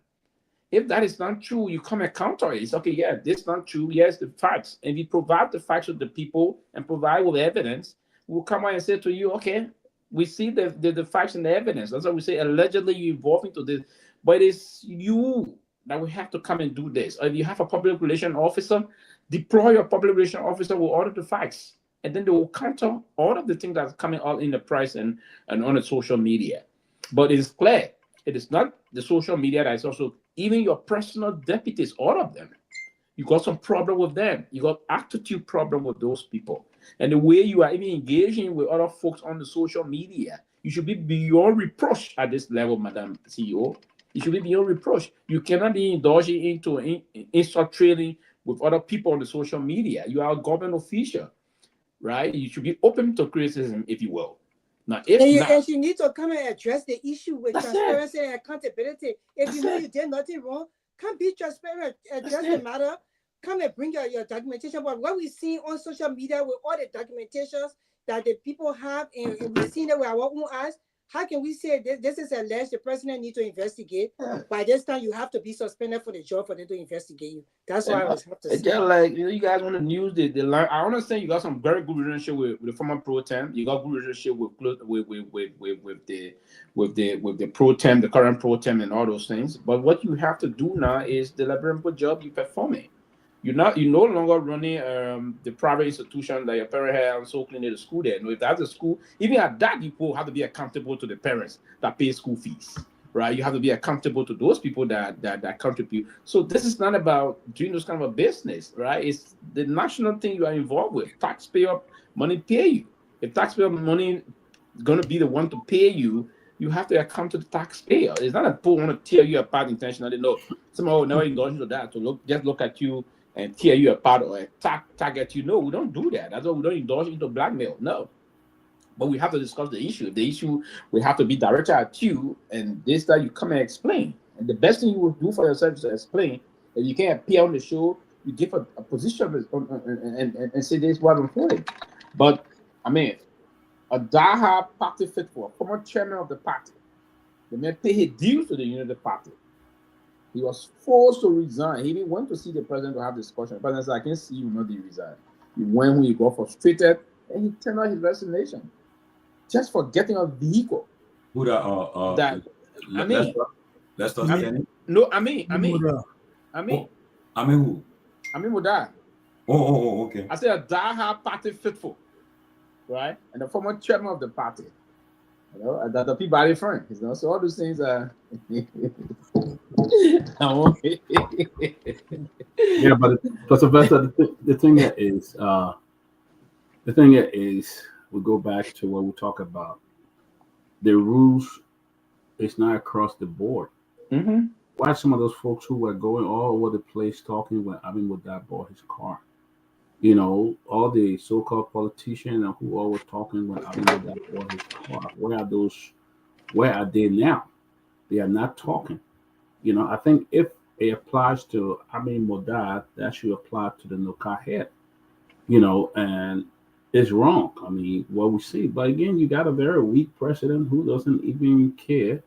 He only act based on gossip around him, not really putting not on his own judgment in removing people like this. He was forced to tell Modat because he had people around him who was there talking, oh, taking out, do this. So why are those same people? Some of them are benefiting from her. They're not going to talk. You see, but I think you talk about the former president pro tem. I mean, this man been sanctioned by the United States government for corruption and all. He still has the he chairman on energy, you know, at the Senate, you know, for a man who have been sanctioned. When it happened, my girl, all of them were forced to resign their job, but these people are still there, holding position and holding area that they want to hold. So there's a man who's been sanctioned, and he's working with a lady who's spending over $75,000 and whatever to buy a car, you know, and it does not extend across the board. I think folks they've been very selective, and it's not good for the government because the problem that's coming with foreign aid being Liberia cannot survive without foreign aid. Let's be realistic.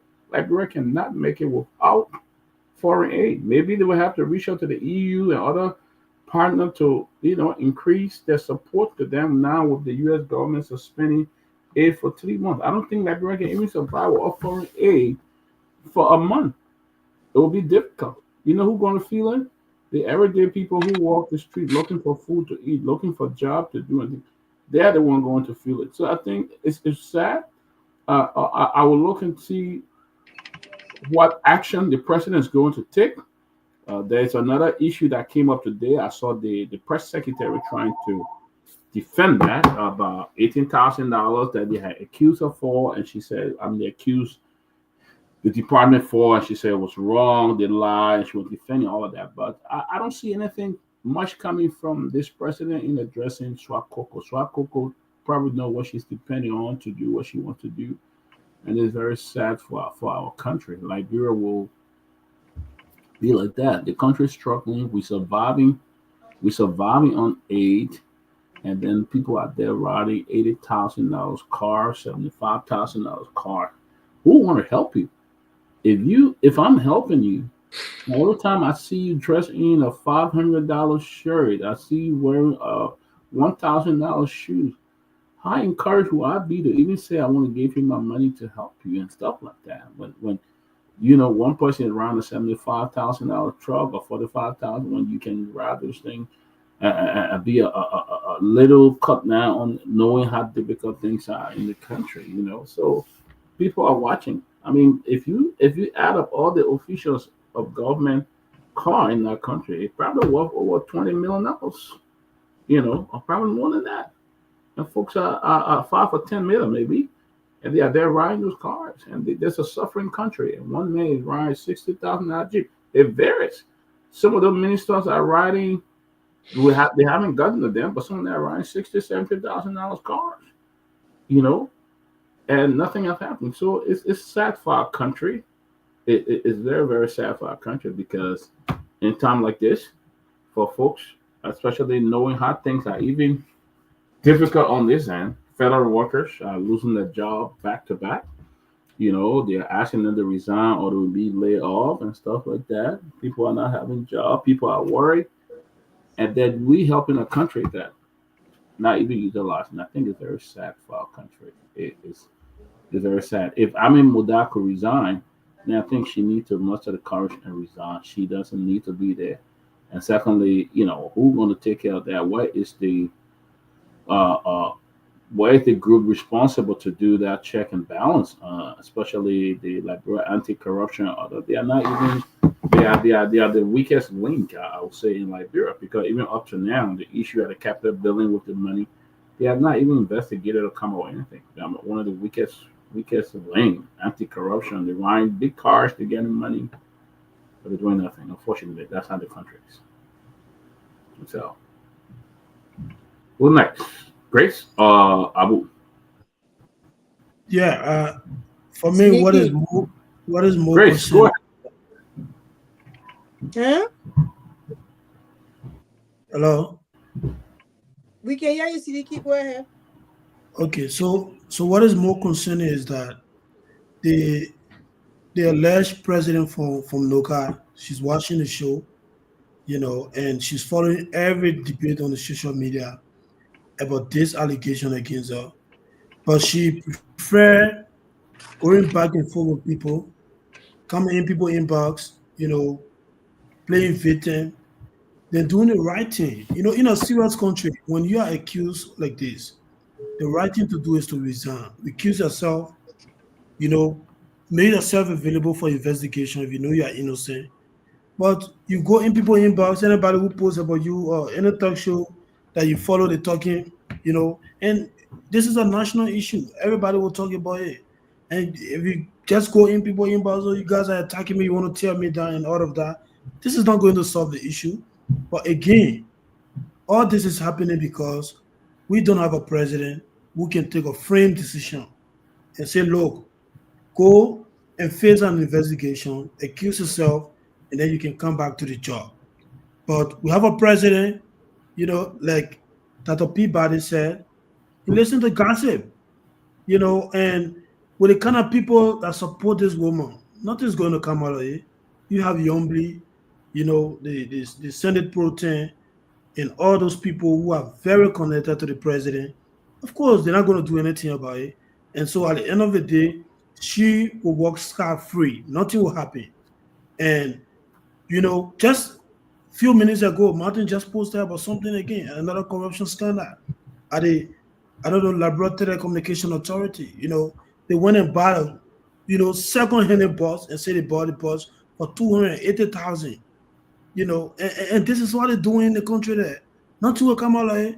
And when you come and talk about how your country resources being managed by a certain group of people, and you get the same people who are victimized by these things, they come at you, insulting you and attacking you. For me, I don't really know what's going on. At some point you think, you say, look, the country is not going to move anywhere in the next 10 or 20 years to come if we don't change the way we think, we don't change the way we do things, and all of that. And people say you're being negative. You soil your country, you're not being patriotic. No. The people who have authority to make a difference in the country, they're not doing it. And you don't blame those people, but people who don't have anything to do, but people who are so concerned and come and, put these people on check, these are the people you refer your anger to. Instead of referring your anger to the main doers, the people who are keeping you in poverty. Martin just posted about the Liberia, Telecommunication Authority, one circle, something like that. He went and bought an old standard bus and said he paid $280,000 for that kind of bus. And every day the president will see those things, but not a single action they will take. Everything will just go just like that. And even the president himself, the president have been doing some things that he was not doing when he was opposition leader. The president himself needs to be investigated. But when you talk, so you move on, president was not wearing private jet. When we talk about these things, they want to justify lying to the Liberian people that, all the private jet the president's riding, the president have not used any money from the country. Who knows Joseph Baga to gain free jet? Who know him? This is a man who was sitting in rehab there. Other Liberians put themselves together, their resources and energy, and making president of the country. In his 80 years, instead of focusing on to improve the lives of the people, this man is only concerned about himself. And, allowing those young boys to enrich themselves. Same thing the CDC did for 6 years. By the end of the day, we have a country, and you can silence us. We will talk. You come at all, you say whatever you want to say, whatever you want to portray or to be, enemy of the state, critics of the government, whatever it is. We too have a stake in our country. We have families living there. We are Liberians. And so every time there's a corruption cases, there are allegations about public officials, we will speak about it. It's up to you. You have a mandate of 6 years. George Weah had the same mandate. He overlooked all those concerns that Liberian raised. At the end of the day, the Liberian people acted. And so if we are talking now, you don't listen to us, 2029 is coming. Yes, it may be far from now, it may be 5 years from now, 4 years from now. By the end of the day, we will finally reach to a destination where Liberia will go to. They will go to the pool and make a decision. And that will be based on your performance. This government, just in a very short period of time, they have become more terrible.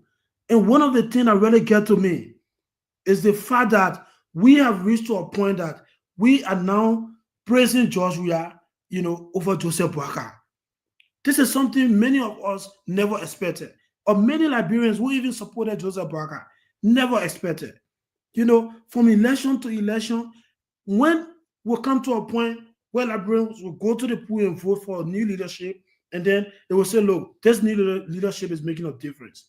But instead, we always praising or giving credit to past leadership that we criticize. This have to change. And it will only change when we start to do things differently. Unity Party and CDC cannot change anything in our country. This is the reality. And so I just pause on this, and maybe if anybody gets something to say, they can say. Let's Grace come in. Yeah, I mean, we come here on a regular basis. We just talk about corruption over and again. The corruption in the country is killing the country. It's a significant challenge to Liberia. And sometimes I just want to just reach out, to say the civil society and the international community, they have to help us address this thing, because the country itself, the people, apparently they don't know what to do. The leadership is very poor in the country, and these people are the main people that corrupt the country by the day. So we really need international interference, to tell you the truth.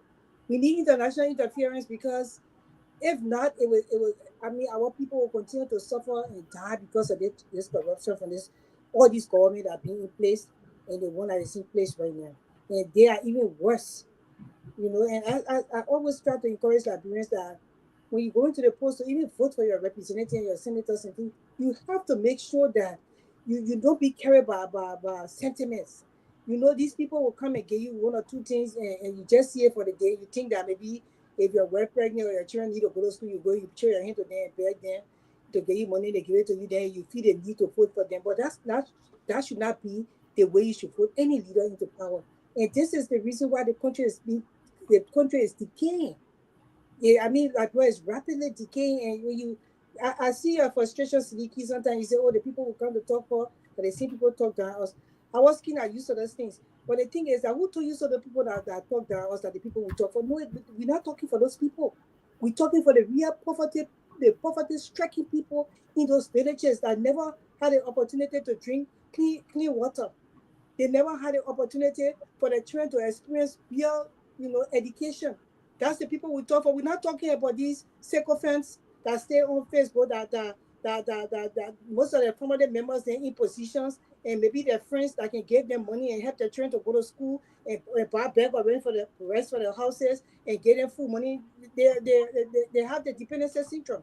A lot of Liberians, they have dependency syndrome. They depend on others to survive instead of trying to say, you know what, I want a way for me to be able to survive on my own. I want you to make conditions for me. The environment should be establishing a way that I can work for my own money, and I can and go and buy my own stuff, like the money that I work for. No, they just want to show their hands and be begging these people. So these are not the people we fight for, Sidiki. These people that attack us, we don't fight for them. We fight for the real poor people in the villages that never saw real life, that might never even see it in this lifetime, that they will die, never experiencing how it is to even sleep on a quarter or faint to blood. That's the people me. That's the people I fight for, and my heart goes out to them. I don't fight for those people passing around who just are begging and they're giving money to come and talk, and they don't even know what they're defending. All they know, when they finish talking about the person see it, and then they go pay them small money, and then they go and buy clothes and dress up and act like they're rich and they got money, and not knowing they have nothing. So it's kind of so sad. We until today, most of the Liberians that have been on this platform, they have been sitting and promoting ethical transparency. They're promoting, you know, a cooperation with the government. They want the government to be transparent, accountability. They almost seen the back testing Tomalin saying that, oh, there's my time for them to beat me up. Come and address the matter. If you're so innocent, why you can't come and explain your part? Why you can't come and why you can't take a leave of your job and say, you know what, I will encourage President Baka to investigate this matter. Then they open an internal investigation. Let the police come in. Let investigative people that are supposed to be able to investigate this matter come in and do what they're supposed to do because I'm innocent. But you don't sit there and say people, because that one say, oh yeah, they will beat me. Oh, don't worry. You know, we already stole our money. We share your money. I was say they will talk, certain time they will get tired talking. They will let it go. Something else will happen. So just sit down there in the meanwhile. This is sad. And for people in high places, like in higher government position, to sit there and back this woman because they're friends with her, that she cannot come and address the matter, and they are not opening a proper investigation for this matter. It is sad. And that's why we will continue to say civil society needs to come in. This country is at the brink of destruction. Because some group of people might probably get mad, and we don't want to go back to the dark days. We don't want that to happen. But this has gotten too much, and it's time for Liberians to stand up to these people. President Baka, as we told you from the beginning in the elections, he was not the president to be voted for into power. We wanted a president that was going to be voted for that would hit the ground running to change what's supposed to happen in the country, and we wanted an innovative leader that have, you know, the capacity to be able to move the country forward in a short period of time. You know, at least 1 year we're going to see progress. And in 1 year we have seen multiple corruption, stealing, you know, the people dying because of lack of health care. We're still seeing these things, and we've seen it worse. So what can the president do about these things? And I just feel that the president is not even the one that is running the country at this point in time. I think he's been told what to do. They even have to tell him to drink water when he was giving his sonar address. They had to tell him to drink. He even forgot that he's supposed to drink. So you know that this man is not even in control. They have a group of people that's in control that is destroying the country. And these people, they have no some of them, they say they're being government, but apparently they I don't know whether they are innovative leaders, because you can be in government for long. If you're not smart enough and you don't have the innovation, you will not be able to do anything. Being in a position and having certain level of education doesn't make you will not make you give you the performances that you need to be able to do within that position to benefit the people in the society. So these are the things that are happening, and we just sit here every day. Sometimes we'll come and talk. After this, do another group, maybe we'll come again, you know, tomorrow. Sometimes we'll be a Monday, you know, we'll just talk. But what are we going to do as Liberians? At this point in time, I am so happy, although I did not vote Donald Trump into power, but maybe Donald Trump being into power at this time, taking aid from Liberia, will change the country for the best. Maybe it will happen. Since the aids are being given to the country for the betterment of the country, the people are using it to rob big cars, and they are using it to build their mansions and build Mussolina for the Peabody then to stay in. That in Liberia now we found that Peabody, they were building houses all for Peabody to stay in this time. We don't have that culture. So since it's the case now, maybe the aid taken away, maybe it will bring something to the country. But then again, we look at what poor people and we say, okay, so how are they going to make it? But in another sense, they will make it, because usually the aids are given to the country. Only the people in authority and the people, the corrupt politicians and the corrupt government officials are benefiting from most of these things. They use this money. The people are getting that's a penny amount of that money that being sent to Liberia. Liberia is a very small country. If everything was leveraged in the way it's supposed to be level, we will not have no poor people in Liberia at all. There will be clear drinking water in every county. Current will be stable right now. The leadership is very poorly managed. The president has failed the people in 1 year, and moving forward, he will be continue failing the people, because if he was going to be good, then we're going to see it in his first year, his first 100 days. This man don't have he don't make any strong decision. He don't have a stance that he would take against corrupt politicians. He said they are allowed to happen. Look what happened in the House of Representatives. The illegal removal of a sitting speaker. And if you know me, you will know I don't back this speaker at all because I felt that certain states he was supposed to take when he was even in that position, he never took that stand. But the removal was it's just fortunate. And it's not according with the law. So we cannot back that kind of evil. It has to be done the proper way. That's why the law therefore. There's no man above the law. Joseph Boakai is not above the law. When people steal the government, you have to persecute them. Those people are not above the law. You can't continue running the country like this. Liberia don't belong to one group of people, it belongs to a lot of group of people. So Joseph Boakai has filled the Liberian people, and I think at this concept they're supposed to be having gathering meetings in the Senate and in the House of Representatives to impeach this president instead of them having meetings to come and say, oh, how they will address what happening with the AIDS have been taken away from Liberia. But start joking because I don't care how you address it, it's not going to go anywhere. You need to address cutting your salaries. You need to address taking 50% away from your benefits that will go back into the coffers of the Liberian people to benefit them at this time until the aids are taken away from them to be able to get back to them those aids. Right now, that's what you need to be doing. You start putting the Liberian people that you're coming to have meeting and you will be with Marco Rubio. You know what it is to be Marco Rubio? You know what it is? Thank you, Peabody. I could just go on and on. This is just painful to watch, to see these people destroy our country in our eyes. And it's like we cannot do anything about it. And they go ahead and they bluff for it and they come on face when you saw people. When people talk about it, they go and make posts. Some of them do dancing video and dance and throw hints to the Liberian people because Liberian people don't know how to take a stand. They just don't know. 2029, it might be far away from here, but that's the time you will have to make a strong decision. I hope you're seeing all these things because you're quick to forget. Because it's time for us to move on the tail. The people usually say the tail end. These two government that the one that left from power and they won. They are not the people that will lead Liberia to the rightful place. They will not lead Liberia to a good economy. They will not be able to lead Liberia for us to have respect on the globe. People look down our country because the leadership is very corrupt and they continue to be corrupt from government to government. Chris, you are so right. I mean, you are so much in place. It's really unfortunate that this country, Liberia, is not progressing. Liberia is regressing, and it's sad because for our country, with the age that we are at, we got nothing. Secondly, the foreign minister coming out with that statement. I think she's out of touch, and we saw why she struggled to probably get the job. People have to come from all over to back and do things, but we have seen it. We talked to people, and we know what we put in the chat room that these people are paying lobbyists in America and they're not getting no result. The foreign ministry, they hire people that they are paying in this country, and they are not Liberian people not getting no result. But I think the statement that it came up with was just to, what, we'll just calm the Liberian people down to see, just so they can make it. I think she's out of touch. Who did the foreign minister meet even when she was during President Biden time after she became foreign minister?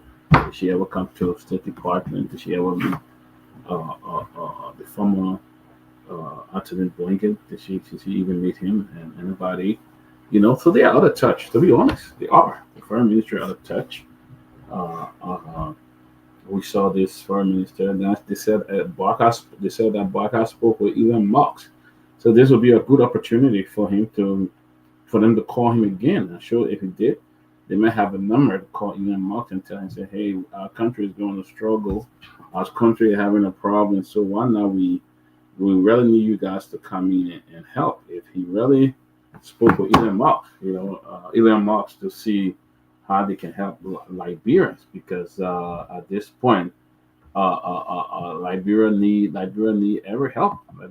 So the same way they took our phone and they say Boakai spoke to Elon Musk, they can also do the same thing for him to speak with Elon Musk. I think, but it's really, really, really sad. So people, you really believe that podcast? Well, that's what the foreign minister said. The woman lobbyists, the lobbyists, they can't even do nothing for her. She haven't even met any substantial person within the government of America, within the state. Yeah. Nothing. They're joking. You know, the people, Liberians, they tell you the Liberians are gullible, they can just say anything. Say, oh, yeah, this and that. Really? Go ahead, my brother, because this is so so you see the thing, Chris, is that they had it live. They had it live up there. President Barker sitting in the car and they're talking to Elon Musk, they're talking all of that. And then when it became very much clear, they took it down. Then later on, they say they got Starlink come to America. It was because of the conversation that they had with Elon Musk. So now they might have a relationship with Elon Musk. So they didn't take out the phone and call Elon Musk and talk to him. Hey, y'all got to do something about this aid you're cutting because my country can't survive. You know, a lot of people in Liberia, will not have a job again to do because you said it's closely. A lot of Liberians not even have jobs, not even talking about the Liberians that would be losing a job, but the country as a whole, Liberia, the country, a lot of people will not have a job to do. So the foreign minister said, since she had this much contact, I mean, that they can even go as far as talking to President Trump's special aide.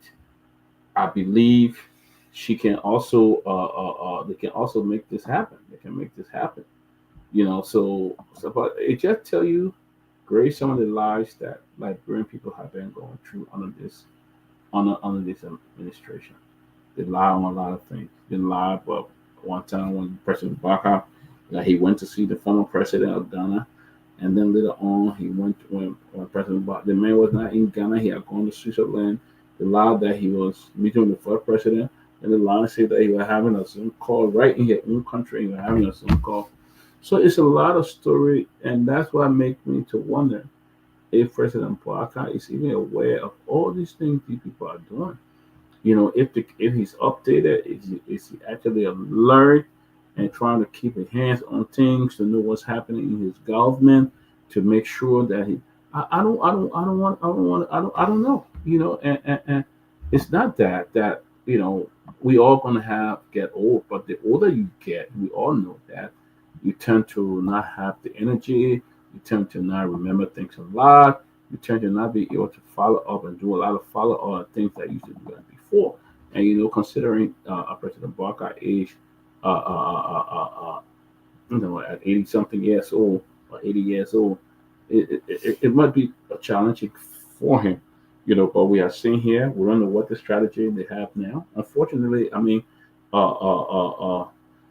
it's bad now for this government because now we're hearing that the U.S. government, the embassy is not happy about what is going on in that country regarding the speaker. You got a man that was not even elected. Now he on plane said he going to represent Liberia in Morocco when he's not even the speaker. Your house is divided. You give the State of the Nation address. Your entire Supreme Court bench stay away. That's not a signal for you. Half of the senator and representative stay out of that, and you just think it's cool like that, and you just keep going. And I think it's bad. It's bad for our country. It's really bad for our country, and it's going to get difficult for Liberians. I'm telling you, it's going to get difficult for some of those who think that America was doing nothing. America is not that. You know, not America with it, because now we can go back to the former guest speaker for the Independence Day celebration, where America aid, where she talked about America is doing nothing rather for Liberia, what Liberia get in return. Now they can, that will be, and everybody will rejoice and being happy. Now they can go back to it and say, well, America. The people already listen to that speech. Well, not take our, of course, the U.S. Charge of Affairs was there and she walked out of the meeting. So now let's see.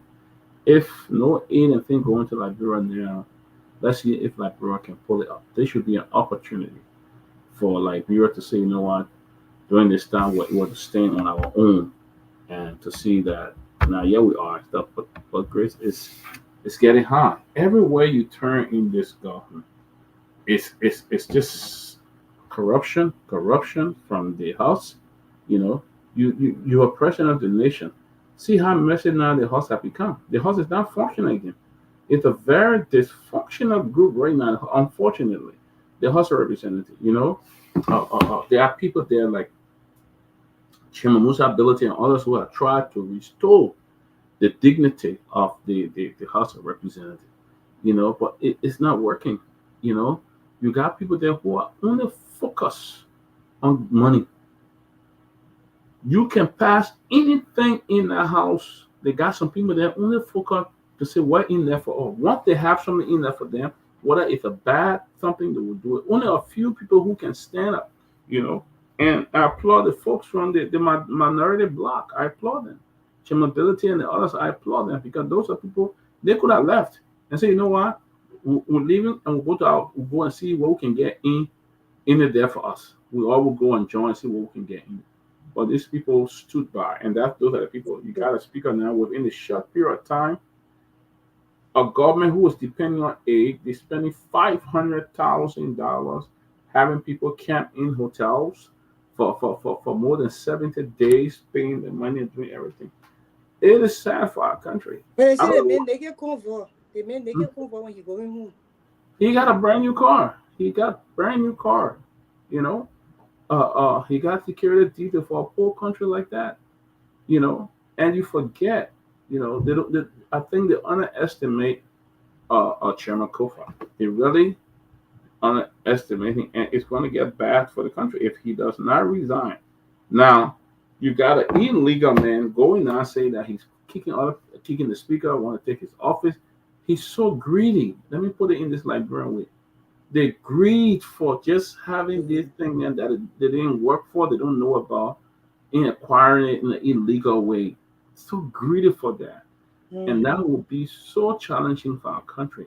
It's going almost to, we're in a new year, and the issue in the House have not been resolved. They are going around arresting people that they don't even have any proof that the people did this thing, but just to score points, they are arresting people and trying to. But still great. It's very, very sad for our country. Every news you turn on, most of the ministry here, the people trying to get money all kind of way. Is this the kind of leadership that we wanted? Is this the kind of people who wanted to kind of lead our country? Some of these people that are in the government, some of them, if they stay in government long, the country will go bankrupt. I can tell you. But you know what, people? So the rule of law caucus, they put a press statement onto there. I just like one of the things that they say in the press statement. We just read it onto you. Said we read it onto the audience as well, and the people that are listening in Liberia. If your government so love you, now they say they can have meeting to be able to do this. All that thing are flat. People they will say. The rule of law caucus strongly believe that our leaders must bear part of the burden instead of allowing the full weight of the economic shock, which is happening right now with them taking out the aid. The economic shock to fall upon the Liberian people. They said a call for leadership and sacrifice. In this regard, we are proposing the following: a 50% reduction in salaries and benefit of all legislators, including both senators and representatives. A 50% reduction in the salary and benefit of the president of Liberia as a symbol of national leadership. A similar 50% reduction in salaries and benefit for ministers, deputy ministers, assistant ministers, managing directors, deputy managing directors across the government institution. Let's see what they were doing to cover up the aids that are being taken away from the country in the meanwhile. Let them do so. The rule of law caucus calling them to do that. Let's see what happens. And that's a very good point, Grace. Because it's going to get worse, Grace. It's going to get hard for the country. And if something is not done, I just understand that Finance Minister Abba Koné have called on the Minister of Finance, I think the Minister of Health, and one or two other groups to talk about what are the alternatives with the usage, the aid being cut, and all of that. They have called the founder on the alternative. What will be the alternative for Liberia? The fact here is they all have to put together. They have to cut the salary. They have to cut the salary. They have to cut things down. They have to cut down government spending, especially on these for nothing travel, just for optics. The optics travel. They need to cut it down. By the way, to go take picture in front of podium. yeah. By the way, the illegal speaker shouldn't have traveled to Morocco, knowing that the government is about to experience. Because you go in there, what's the essence? What does that benefit? What's the benefit for Liberia? You already not known. Anybody in Liberia, anybody at those meetings, he gone to Morocco for a meeting. Anybody can just Google his name, and it's going to come up with a wall that is having in the House of Representatives. You know, any of those where he going and the people he meet, or anyone can just put up his name, and we'll see what's going on, how they been for each other. They will know that he's not a legitimate speaker and all of that. You go there, you put his name, Speaker of the Liberian House of Representatives, you probably will get him and Fonanti to put up. They will know that he was not elected. And then if you follow it, you can read the news and know that he was not elected. He just going. But some of these trips that they go on for optics and things like that, it needs to be cut right now because the government cannot afford it. Because I'm saying this, Liberia can't survive without aid for a month. It'll be tough. What happened to our hospitals and all this thing, all the USAID project around the country, it's going to be tough. I don't know how many staff USAID had in Liberia, but all these people are going to be out of job. They're going to be out of job. You know, where you get unemployment, maybe USAID will get unemployment and stuff like that. But all these people will be out of job. What happened to Liberia? All the project we depend on to do certain things. So, I mean, I don't know how it's going to be, but I think that the statement issued by the Rule of Law Caucus, I think is on point because it shows that they are looking ahead on Liberia's future to see what happens in the next few months. Because if this thing continues, as I'm seeing it, because by the time America get through that part of internal problem here, those different ministries, the education department of education here will soon they're trying to get, they kind of change the whole thing. They're trying to crack it down and all of that. One of the things before the thing get in place, you said, or if they find another alternative, another program to cover usage, before you put all of that together, that will be months. It will be 4 years before yeah. the time finish. But how Liberia will survive within the 4 years. Look what I just received. They say all staff and consultants of the LCL HIV/AIDS program, Liberia project from office. They say from office of the director date January 27, 2025. Immediate suspension to stop work of all activity for 90 days. Mm-hmm. So right now, that organization like the employees are not working, means that the benefits for the community or the Liberia as a whole, those benefits are taken away from the training. There you go. Yep. How about those innocent babies that were born with HIV that had nothing to do with them getting it? They are going to will almost be on the brink of maybe dying because of this. What did the government have in place just in case? Because you have that always say innovative leaders, they will be able to think way ahead of time just in case of these kind of things happening. What are we going to do? Do you people have a plan B? You're just about to have meeting, my people. I thought I was supposed to have some plan B. I wasn't before the chicken and dinner happy to be able to get the ground running. Okay, since they happen, we'll be able to do this. We'll be able to go into this or funding that we have saved for this thing until this time. Because Donald Trump will be in power for 4 years. I think that there's a judge that suspended Donald Trump, and once he suspended, means that this thing will be in place for 4 years. How you going to manage, Pewee? I don't know. I think I listened today to the president was having a press conference when he signed 2 executive orders today. Then he spoke with the media in the Oval Office. He said that the Secretary of State is going to be looking at that process, but he said there would be some of the major where life-saving areas. He believes the Secretary of State is looking at it. They're going to consider some of those areas.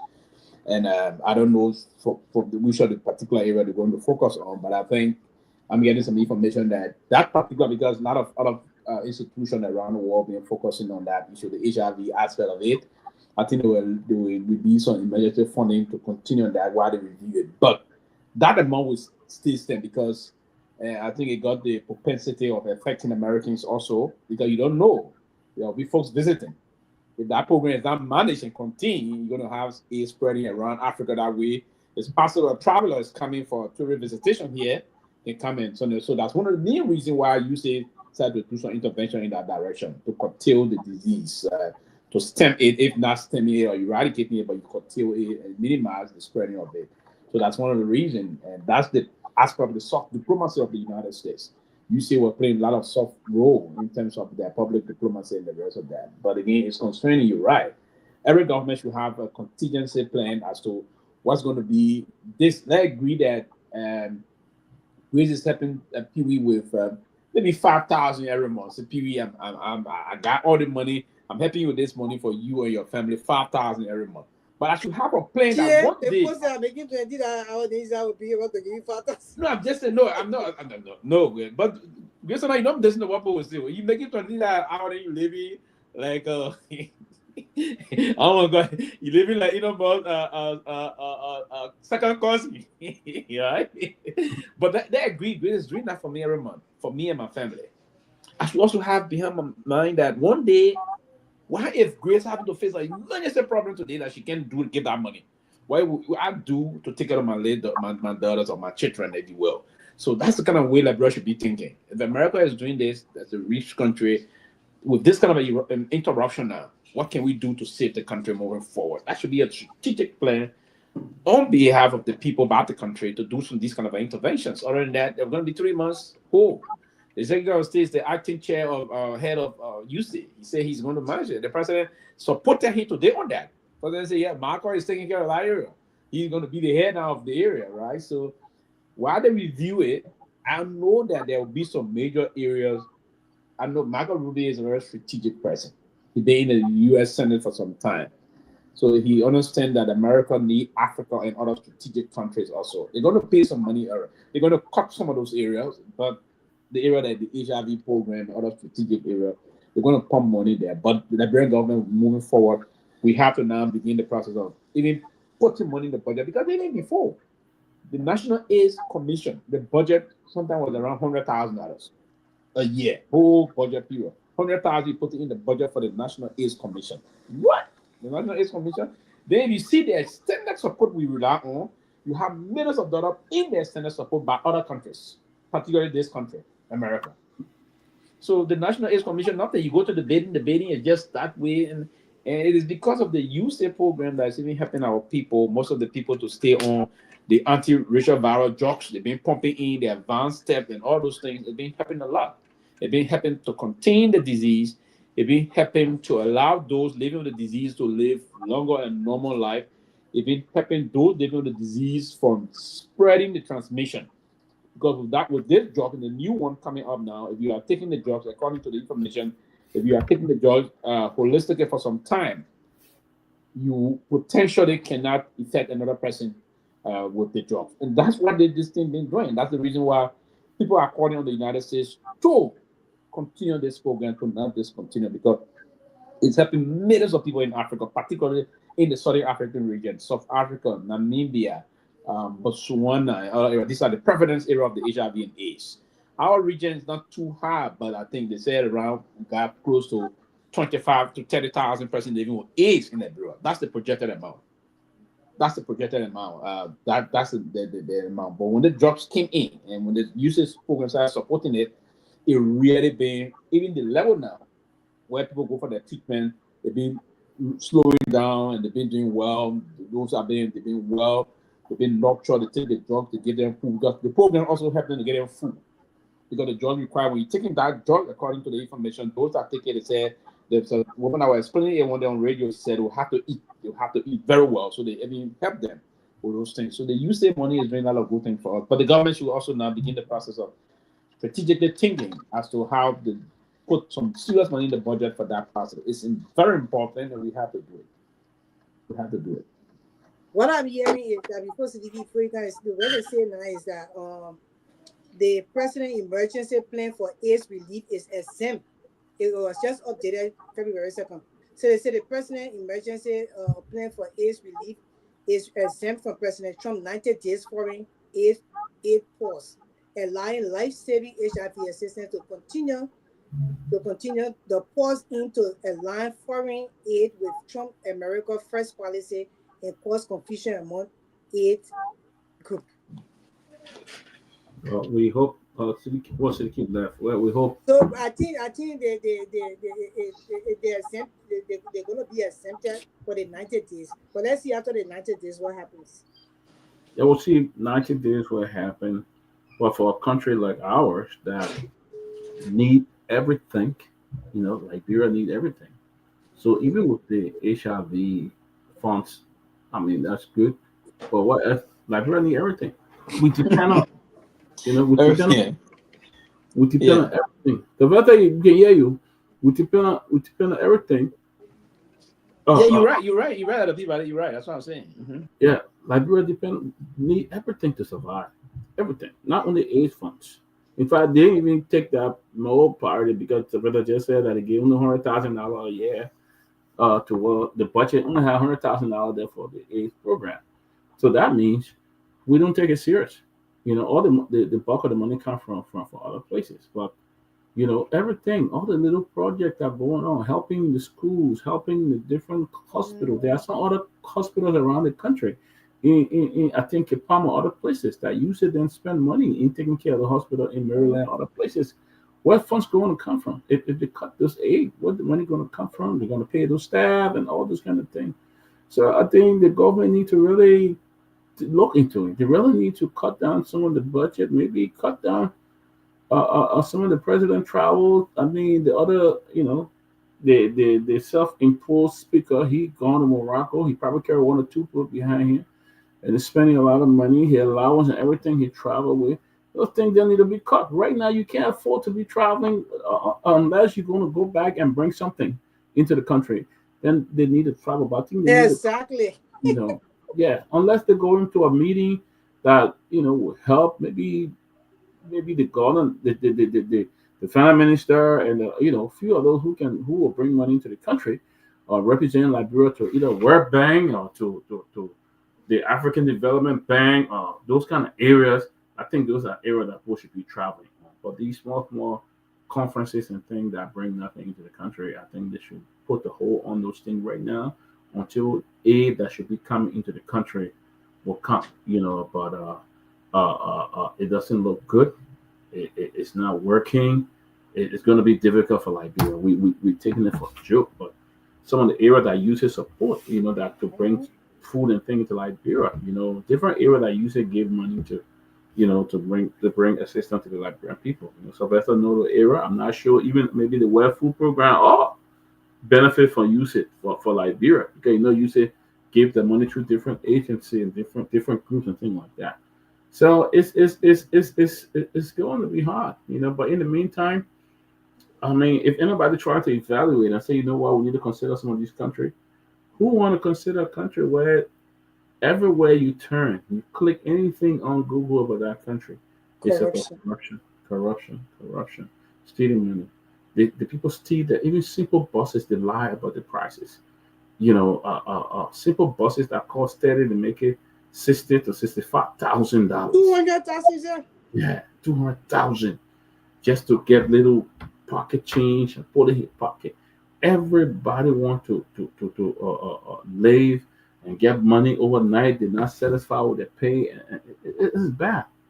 It's bad for our country, And with the house, with the information I'm getting about the U.S. government not happy, even if the guy there, even if you send a new ambassador to Liberia, that Trump wants to go there, they got the boat, they got that turn over. No, they will see all those things that's happening in Liberia, or they read about Liberia and know what's going on there. I think it's getting bad for our country. I mean, the corruption needs to stop. Modai was forced out of his office because he bought a very big, whatever, $80,000, $60,000 car, which I believe had. He had money in the past. He drove big cars. He should have not bought that car. He should have given it back to the government and said, look, I'm not going to take it, stuff like that. But he did the right thing. He said, "This is going to embarrass the government. I'll resign." So if this is embarrassing the government now, Swakoko Dennis needs to resign. She needs to leave. Exactly. You know, she needs to resign. She needs to resign, or the president needs to suspend her until they do investigation on this matter. With transparency and accountability, they need to do a thorough investigation. Even they need to start even having a awareness program with the people that work within that entity, because you know what? Some of the people will be like, "Oh my God, that thing it can traumatize people. That kind of money was stolen." So I mean, like, we don't have all of those things in place. It's just so sad to see our country like this. You know, the America now, they have a policy that say they're putting America first. What would Liberia ever put Liberia first? Yeah. When you will ever put Liberia first? Some of you are being government for said that cannot come. You're nasty. We still can see the extra life you're living. You have stolen. Your day, everything. Some of you in Liberia, you got houses in all the counties. Then you got houses here in America. Some of you have open businesses with your family members. How much money one person can survive and live with? It's just so sad for us to continue to see this. We have no respect for you. No respect whatsoever for people who steal government money and want are rich. I see you, I have that. I can even just look at you like you're nothing. Because thank God what I have, I work for it. We have no respect for you whatsoever. That you sit and steal like bring people money and you want to let your boss over them. And like people should have no respect for you at this point in time. Yes. Especially you who got the allegations against you, you cannot come and address these allegations to clear your name. You feel you owe nothing to the Liberian people. So that's why the Liberian people owe you nothing. They should be fighting now to get some of your other government. Maybe some of the things that happen in these other African countries, the citizen arrest should be a level against plenty of you in our government. Wasting dirty water in your car and while your car ain't passing. I said it. So maybe that will help to show the people or disgruntled and dissatisfaction against your stealing from the government. This government is so corrupt and there is no, they have never promoted a transparency within this government. But the first year, soon the people keen, instead of them come hit the ground running to bring a better life to the people, they hit the ground running in stealing. Everybody started stealing. Just the last government did. That's just exactly what they did. So we are so saddened. And you think you can be passing around with your riches and the money that you stole from within government coffers to enrich yourself, that people will have respect for you. There are great people are telling you, you're listening to me on radio, these people that pass and steal government money, you should have no respect for them. Some of them dirty water should be wasted on the car when the car is passing. That's what you should be doing. Because they are taking away from you and your children. And the future generation of leaders of Liberia, and the future generation of mothers, fathers, children of the country. That's what is going on.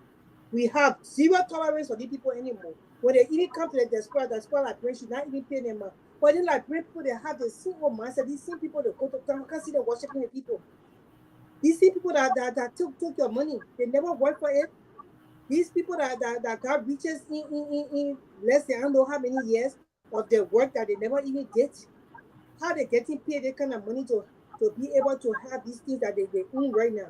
All these things you need to think about it. The corruption has weakened the Liberian institution that is set. There are policies and regulations in place that broke our system. But because of corruption, the people have weakened the system of Liberia so bad until you look like the country ain't even got a system. It takes a strong government to get in place and make sure they implement the system for the system, for the regulations within the system, the rules for that system to work for the people of Liberia. And it can be 2029 can be. You just need to open your eyes. It can be.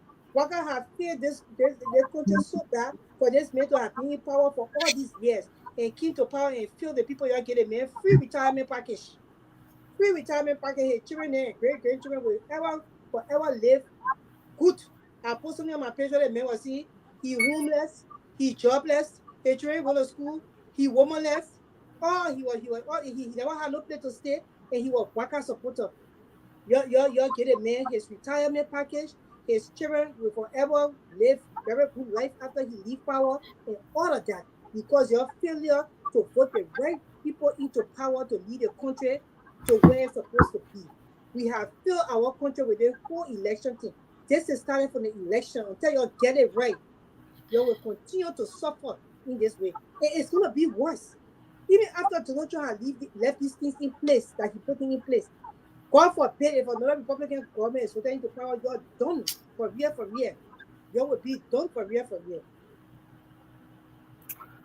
Well, back, so people, I don't know, man, but I just got it. I know you're going to talk about this story about the corruption at the Ministry of Transport. I mean, this guy, look at the man in the picture. The man said that the boss, he said the minister sitting in the bus. He said the boss is for $8,000. All this big, but then you found out the boss is substandard. He paid lesser than $15,000 for the bus. GSD even refused that the honor he requested for this bus. So he said the bus is substandard. So he ran to sub to proceed with it this afternoon to go try to change it, but he refused to get the money. I mean, look at this guy. I put it in the chat room. Look at the man sitting in the bus. He said the bus cost on $8,500. Look at the bus there. Oh my people. Oh, and for the fact that GSA rejected this offer, they tell you already that this man should just be fired or suspended now. But President Parker, I beg you. I don't know. It's getting so much. It's coming to your throat because here's a minister. He want to buy 3 buses for, he said $28,500 each. Look at the substandard buses the man bought. Look at the buses. I mean, it's sad. It's very sad. Look at, and he's sitting in the bus saying he now buy buses for the country. My people, it's serious though. And Joma Jara, you put the country first. Forget about partisan politics. Okay, let's put the country first. If I defend it wrong, it's good, but I think you can raise an issue, but this is not fair. Okay, let's put the bus on the screen, man. Let's put a bus picture on, guys. Let's put a bus on the screen. What? Okay. What? Let me put a bus there. We send it to I'll look how I'll do it for us. Let me see. Man, Tomalin, I'll pick him a number one Tomalin coming. The minister sitting in the bus and auto. What there? Okay. He get traffic. I can't get traffic in that country back. But how many people now have traffic when they do these things? Nothing's done about it. The people, the authorities do nothing about these things, so the people got traffic. If you steal and people know you steal and they can't do nothing to you, definitely you got your way through. You got your way through. So, so. My God, look at the boss that they made. Look at the money they. Lofa, I beg you, watch please help out, Lofa. I get it all. The kids. What are trying? What are the young men in the studio? They can't put it up. Money, please. What's up, young man? How you doing?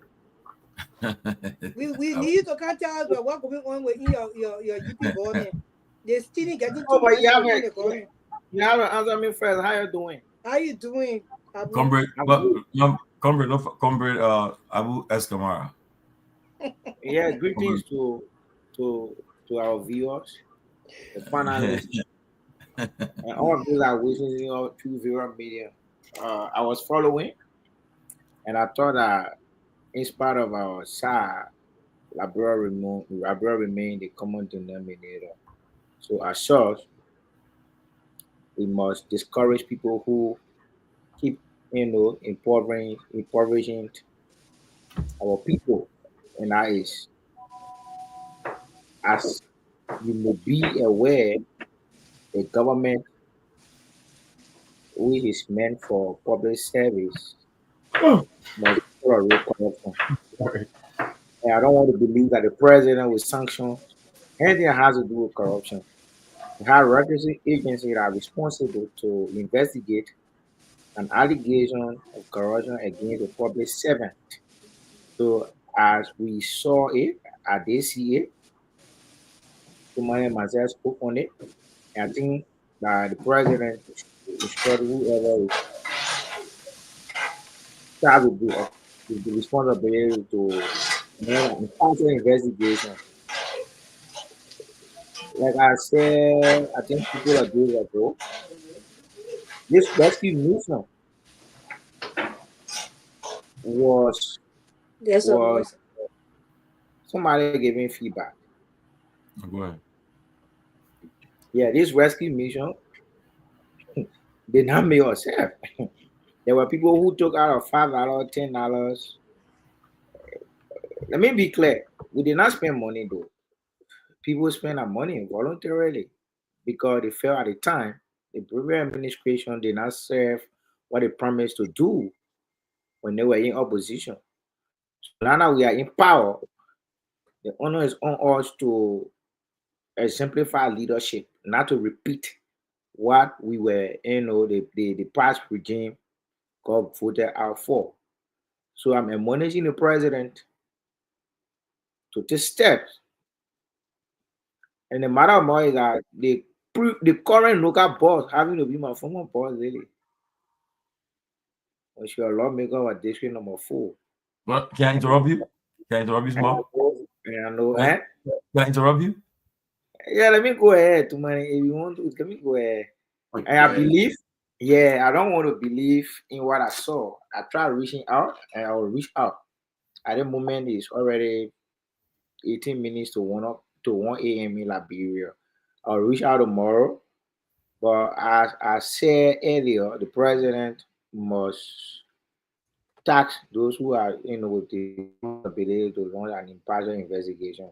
The essence of our being here is to inform the people nothing less than the facts. Not because Sister Grace from the other side, but I was actually thrilled and excited with the exception it made that has to do with corrupt officials being penalized. Because if you don't set deterrent, obviously other people will follow suit.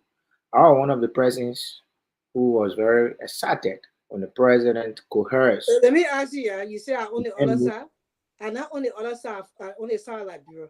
I have but you support a candidate though. You support a candidate. But I'm not on any side. The elections are over.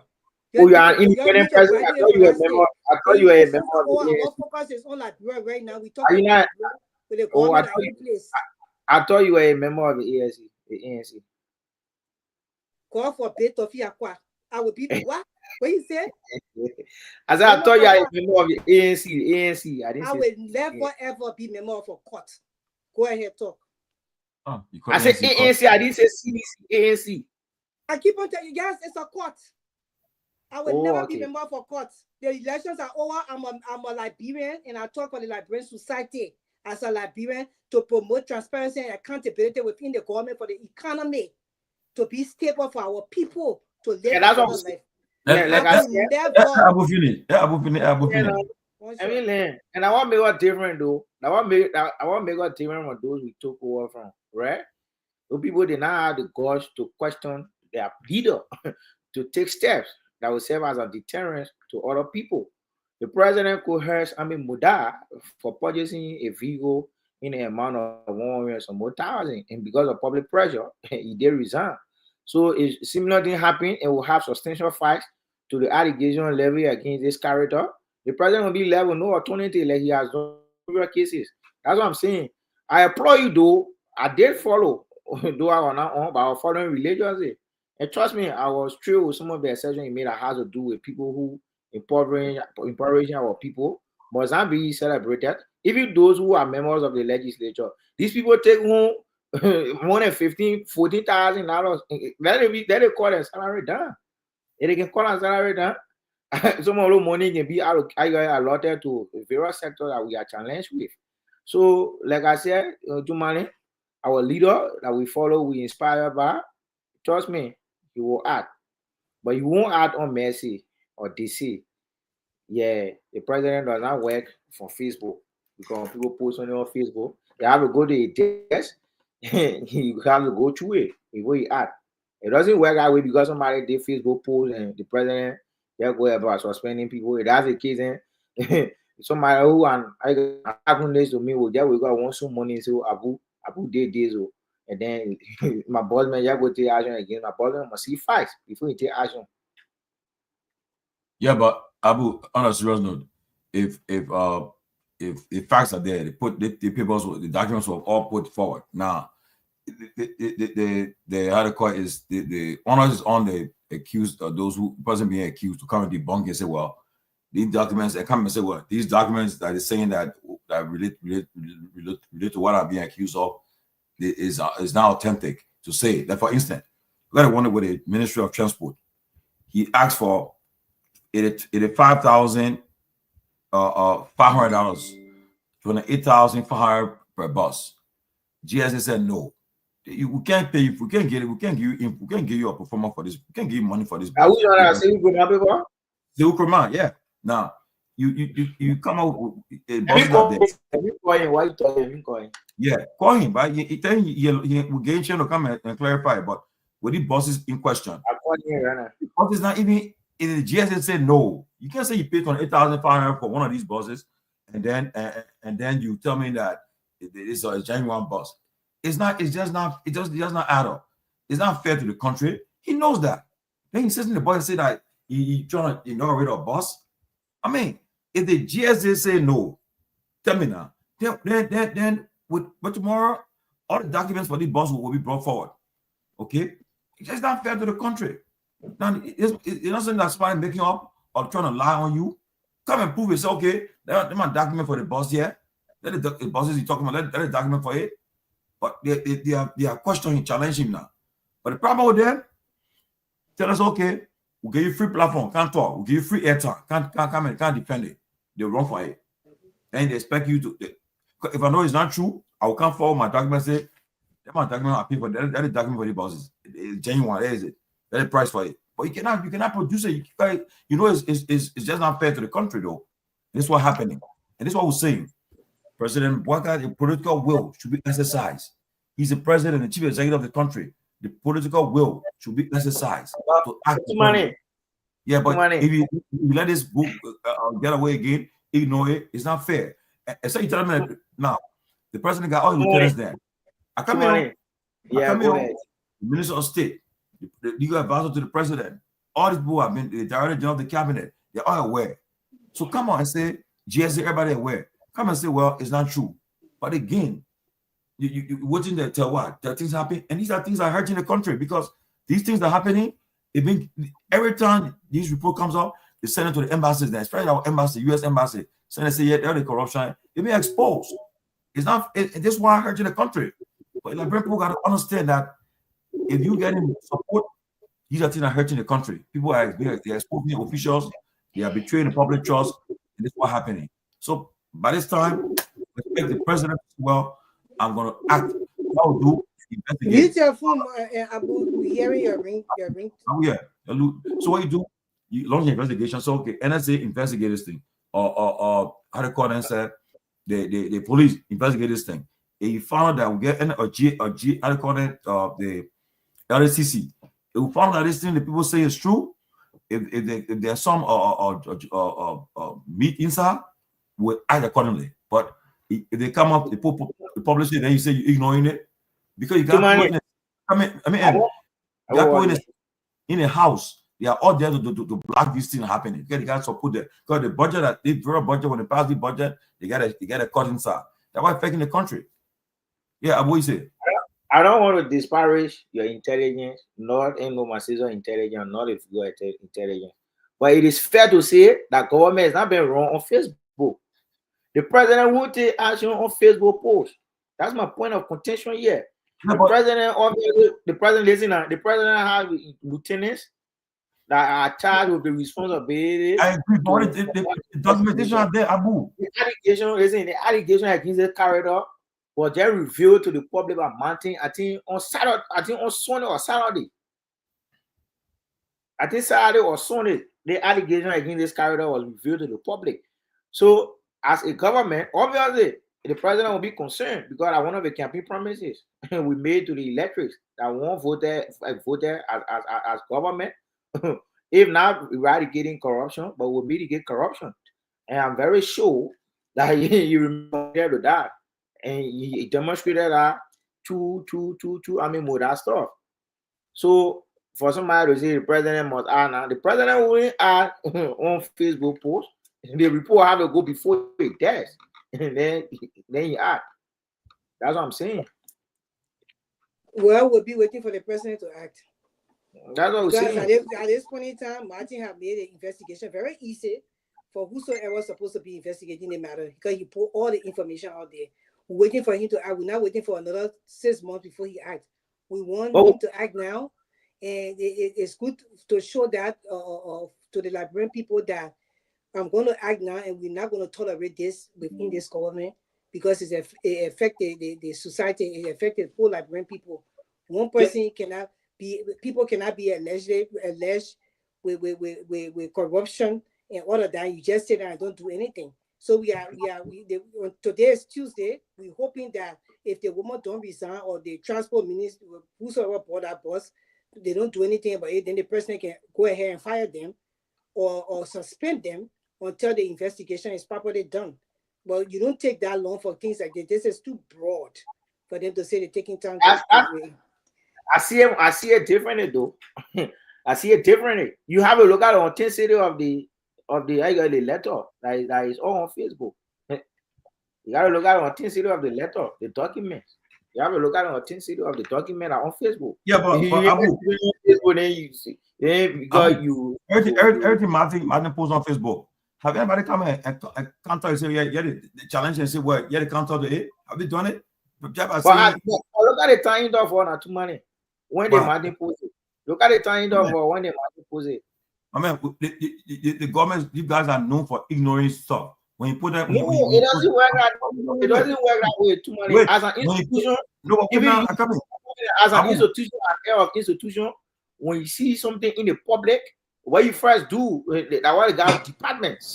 Okay, they got people who are charged with to follow and for validate that document. Okay, that's my point. Listen to me. When he posted about the president's budget, the vice president's and his work budget, I mean, you know how long he posted about the vice president and work budget on? He posted all the money involved and demand accountability of it. Since he put it on 2 weeks ago, anybody have come and respond to it? So why he should? You mean the president budget? He posted the vice president's wife budget. A public document, not too money. Yeah, but then so now, so what he's saying was lie. But they want a public document. Oh, what do you mean? In a public document. Why you call it? Comment on my own Facebook and a public document. My question is now, let's marry for Nuka comment. I talked to the president of Nuka. She said she feeling she feeling emotional. She can't catch you or appear right now. Come on, that's how you do it. But too many quick. I won't correct Abu. The word is authenticity, not authenticity. Authenticity. Go ahead. Too many years. I think what she would have to do for us, and I understand, respect her. I respect her a lot. She's a smart young woman and other thing. I respect her. But the best thing to do, madam, is to, speak to this issue. Even today in the board meeting. Today in the board meeting. Listen.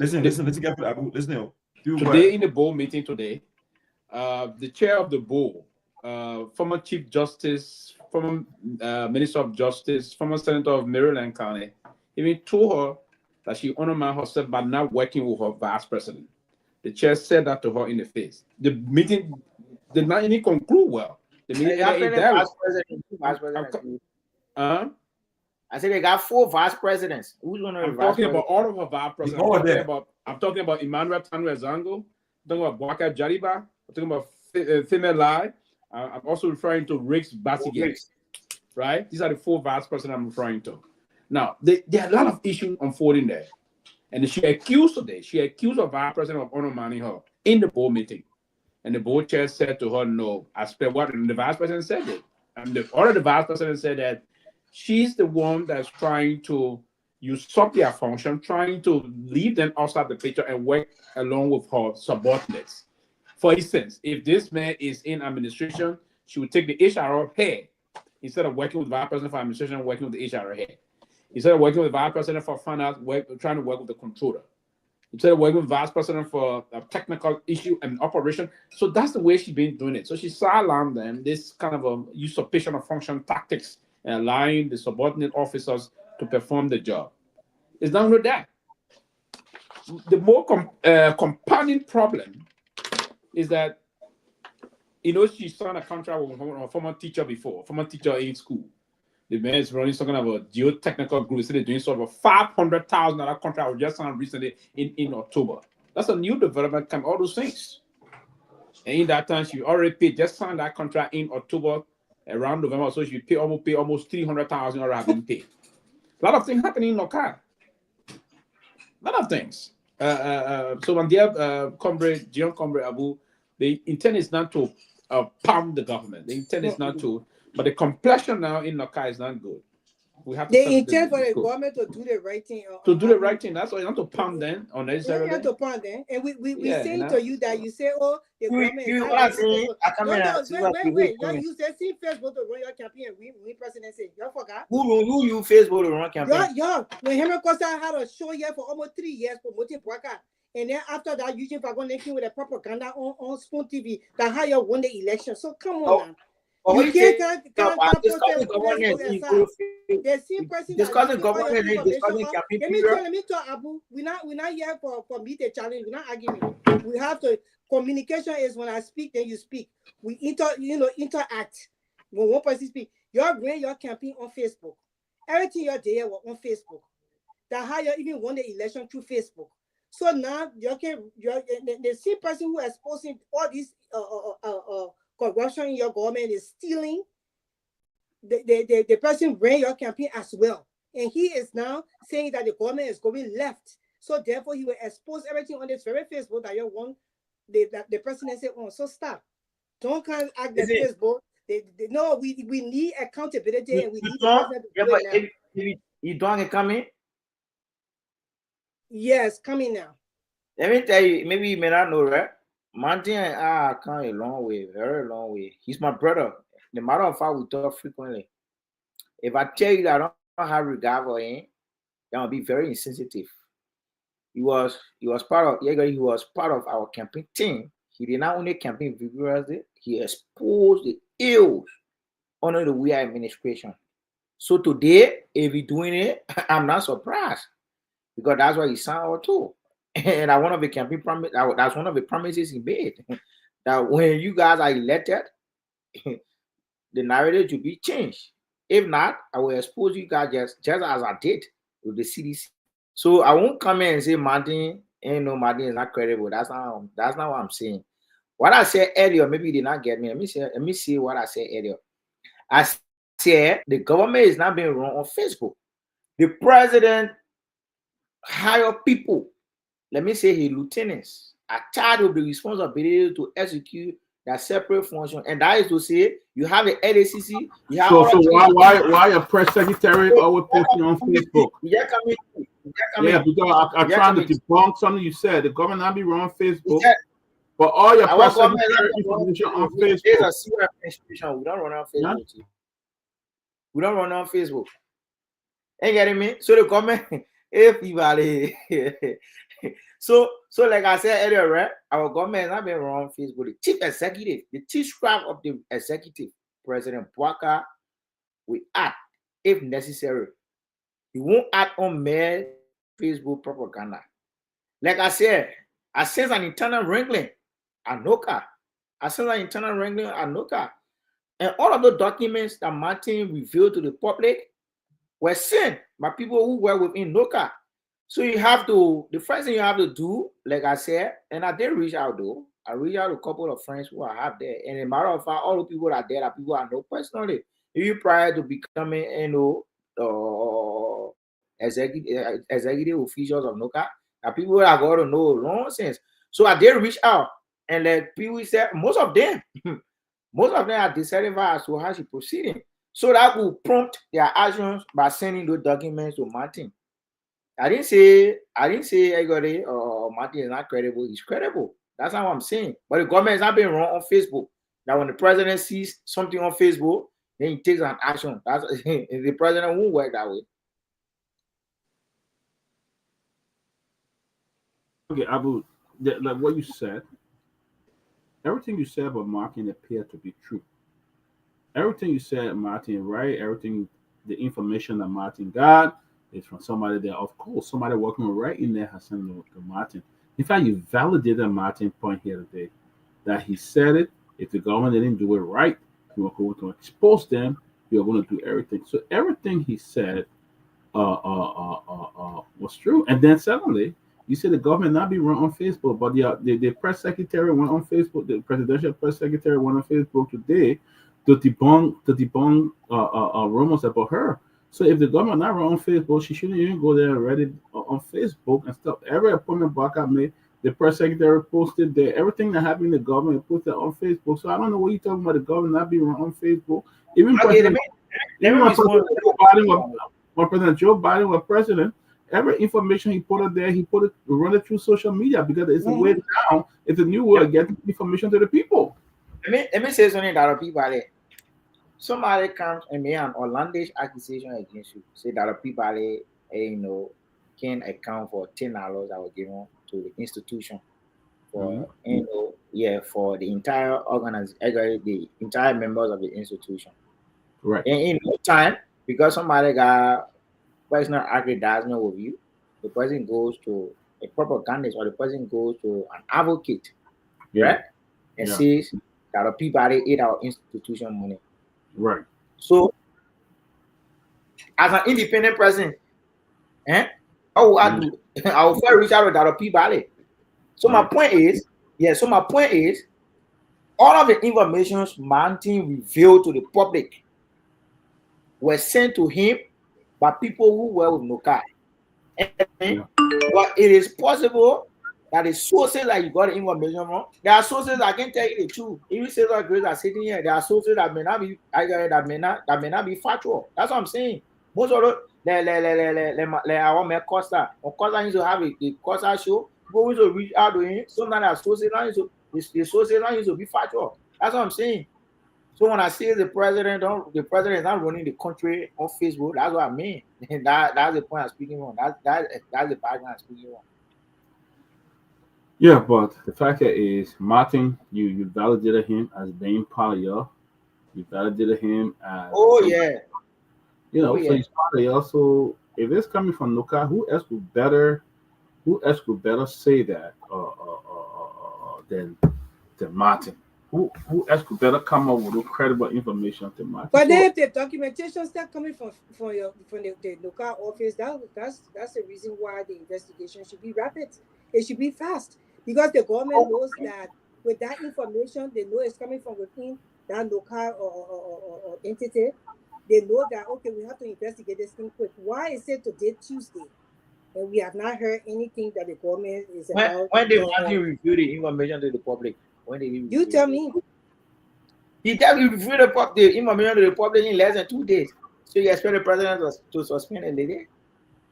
Of course, if they have all the proper no, it doesn't work that way. To show that happening. No, it doesn't work that way. How long does it take? Another month? It doesn't work that way. You're not going to tell a month, but it doesn't work that way. Let me tell you something. It doesn't work that way. Says who? Because I said, somebody say something and then the president just takes an action against you. Let me tell you something. The president have multiplicity of concerns to address on a daily basis. There are partners who comes into the country to meet the president to discuss so many sectors.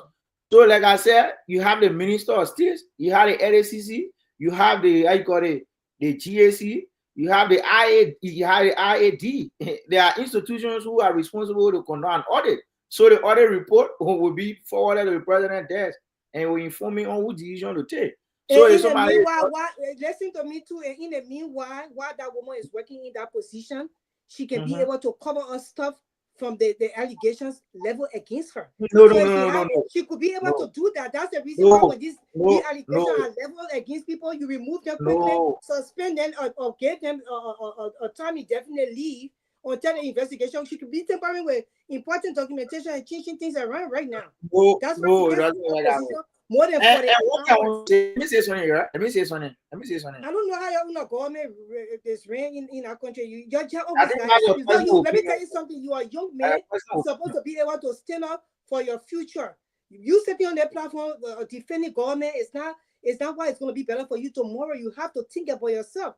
And the children that you have, I'm sure you got girls right now. You think about getting married.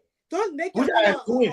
don't make your position in. Oh yeah, will be defending the government because you But people. why am I No, defending don't it? do that. This is about Why your am I life. defending? Don't be Great. the Is that people a topic on in discussion? different parties that just there to defend. Is that a topic future. on discussion? Is Wrong that a topic is on wrong. discussion? You need to sit on that platform when something wrong. Say this is wrong. The government should be investigating this matter now. This one should be at least Is that a topic on discussion? Position, not to start defending. It's a sad thing. No, but you said something that is not. He said, See, a young man have you working government defending this government like this? Are you working government you? Sorry to ask you a question. I'm not being demeaning the words you do.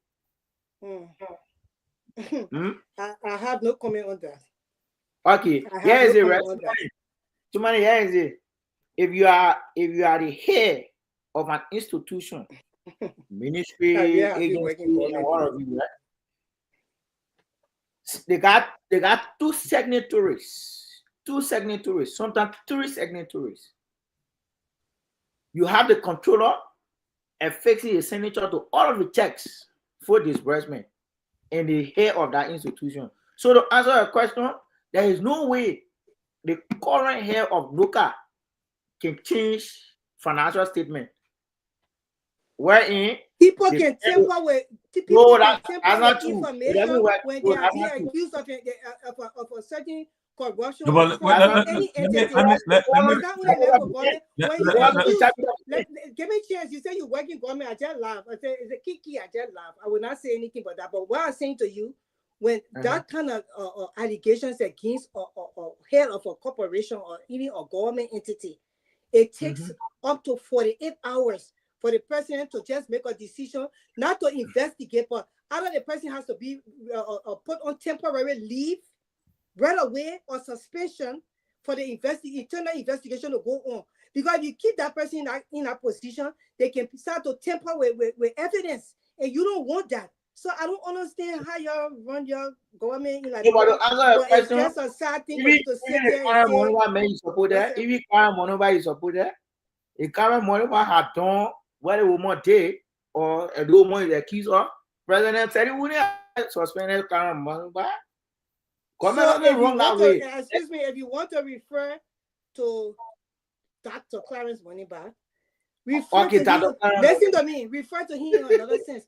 Don't refer to him because I supported him. My support for him was for 2023. It's over. For me to support Dr. Clarence Moniba again, he have to reintroduce himself to me. Means that I have to reevaluate him. That's why I told you I'm not in a court or a demonic position where people got to give me money for me to be shivering to say no. I'm a librarian. I'm free.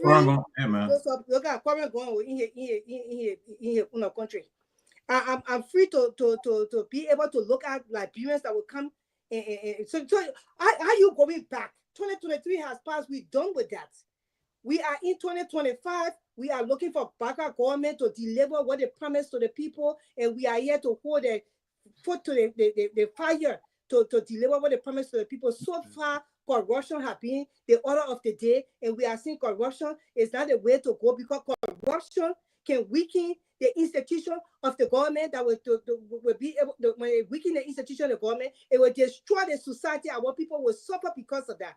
So that's what we're talking about. Just going back to who you supported in 2020. I don't understand, like, people, what's wrong with you? Even the ones in the diaspora and because the Kennedys, listen, the Kennedy. That's why I say, if you want to refer to him, refer to him, but don't say why are you referring to that? 1 minute. The Kennedy we don't take you from the back. You have to remove yourself. Abu, let me progress. We got Abu, let me progress. Okay. Yeah, we're making progress. Please give me 30 seconds. We're talking about the last topic. Abu, I told you last thing. Abu, no. Abu, got a few more minutes, man. Let's talk. Yes, give me 30 seconds. Me and you as an issue, please. Go ahead. 30 seconds. The Dr. Clarence Moniba, our sister Grace supported. Serve as Minister of State for Presidential Affairs. Had Dr. Clarence Moniba did what the woman is being accused of, President Sally would have conducted or would have set up an investigative team to investigate. That's what I'm saying. Okay, progress. Let me progress. Okay, Okay. Abu, thank you. For me is that what I'm saying is that the president should exercise political will to act. These these things are troubling, they are damaging, and they are not going to be circulated on Facebook. This brother is sending it to the European Union office, sending it to the U.S. Embassy, sending it to United Nations. I mean, saying he's circulating all over the international wires. So it's very damaging, and the president should take seize of this matter. It's not fair to the country and act. Well, I want to see happen. So right now, we will see what happens in the next few days and few weeks. Let's see what happens. But lastly, today let's discuss about this. The wife of former Senator Prince Johnson, Madam Arifa Boyidi, he has officially endorsed Samuel Koga, a cousin of the late senator and current Nima County representative from 5th District 5, to run in the upcoming Nima senatorial by-election. In a public statement, Madam Boyidi explained our endorsement of Koga followed thorough consultations with family members, relatives, and close associates of the late senator. He highlighted that her decision was rooted in the cultural tradition of the Johnson family and the enduring legacy of her late husband. After careful discussion with my family and my extended Johnson family, I am proud to fully support Honorable Koga as a rightful candidate to carry on the work of my late husband, said Madam Boyidi. I stand with him for unwavering support, and I pledge my commitment to both the Johnson and Koga families in all political endeavors going forward. Wow. Here we go. The wife of the former late senator, she said she won't be running. She will put her support behind Sam Koga. Now, Sam Koga, let me finish. I beg you now. Sam Koga, I think he's an independent, as an independent candidate, I think. Rep Pewee, if I'm mistaken, he ran an independent candidate. So now, this seat, so that means that MDR wants this seat, and I'm sure the UP wants this seat too. So I want you guys to just, for the next 30 minutes, let's talk about this. We'll start with Pewee. What do you think will happen in this what 10 person running for the one seat? So what's going to play out right now? Yeah, it's going to be a very much heavily contested seat. The reason why it's heavily contested, another one is going for the Godfather seat, meaning they're trying to picture themselves as the would-be Godfather, if you will, if they were to mistaken about a chance of because the field is very crowded, and in this kind of a crowded field politically and with a just simple majority, because the Nima party is no longer going to be monolithic. It used to be when he was the senator. That aspect is going to be removed, and it's going to be more competitive and open-minded. So I think, but the fact that his immediate demise, his memory, his legacy is still going to be very fresh in the mind of the people. So I'm not going to take lightly her endorsement of Koga. On a serious note, I'm going to take lightly that. The fact that I say, hey, the folks will say, his wife. So it should be taken seriously on a serious note, but that does not give him a blank check to the Liberian Senate. I wouldn't want to say it will give him a blank check. If it is competitive in terms of, because I don't know if she's contesting. I'm hearing about one of our comrades, T1OK, is also coming in the race. T being in the US for a lot of years. He came. He the one contesting. Yeah, he contested in District 3. He been here in the US for some time. He built his fortune here in terms of structuring himself very well. So he earned the Senate seat in Nimba also. He commandeered a lot of support from the young base. So he's trying to move in and do a lot of things. So we getting the news about Koga is coming, T is coming, Edith is coming, Harrison Yelu is coming. We also hearing Grace don't like to hear that name, so I don't want to call the name. Grace said we shouldn't be afraid of Prophet Key is coming. Oh Lord. The man is saying he's gonna be I don't know who's gonna make that message. If that man were to be the senator, trust me, I will resign from Liberian politics. I'll retire from Liberian politics. If he wins senator election? Yes, I would not put. I would just sit down. I would not vote in Liberia. I would not vote in Liberia, and I would not put more in Liberian politics. And I will permanently just the day I'm going to Liberia, I'll go there, engage him on family issue, and leave. The brain board made mistake, made I'm a senator. I respect you. Trust me. On a serious note, I respect you. We all can take side in politics, but not that kind of element to be in the Senate. No, to be frank. You see, Tomalin, I'm getting frustrated with Yeke attitude, and I will find some time to see if I can talk to him to change course. Then, Prophet, I'm getting frustrated. So yeah, but we shouldn't take her endorsement lightly. It's something that we should take very seriously. Yeah, let me hear from you, Abu. Yeah, obviously, Simon Koga will have my vote. He's an exemplary leader who, in my mind, has inculcated exemplary leadership since he assumed the responsibility as lawmaker. I recall his role played during the late Senator funeral. I had not been for my own brother, Antoine, I would have gone to Nima to campaign for him when he contested in field of vacancy left by the current vice president. So the endorsement today, on yesterday, by the late senator wife, I think she made a wise decision to endorse Samuel Koga. And I'm very certain going to win the election. Well, let me ask you, why if the UP put a Peter Kennedy, were you still support him? The UP, I won't say anything on this, money, but I'm very sure you will be our candidate. Very sure. Because the vice president, but listen now, the vice president member of UP. So you think if the UP come with candidate, the vice president hand of hands will be tied. So, but when MDR, we still in a collaboration, you know that. Okay, but it means he's not running on MDR ticket. He's running on as an independent. So why they should I'm going to join MDR version? Well, you finished, Abu? No, yeah, Abu, you finished? No, that will go ahead. I don't cry one of us over. I'll be funny. I understand.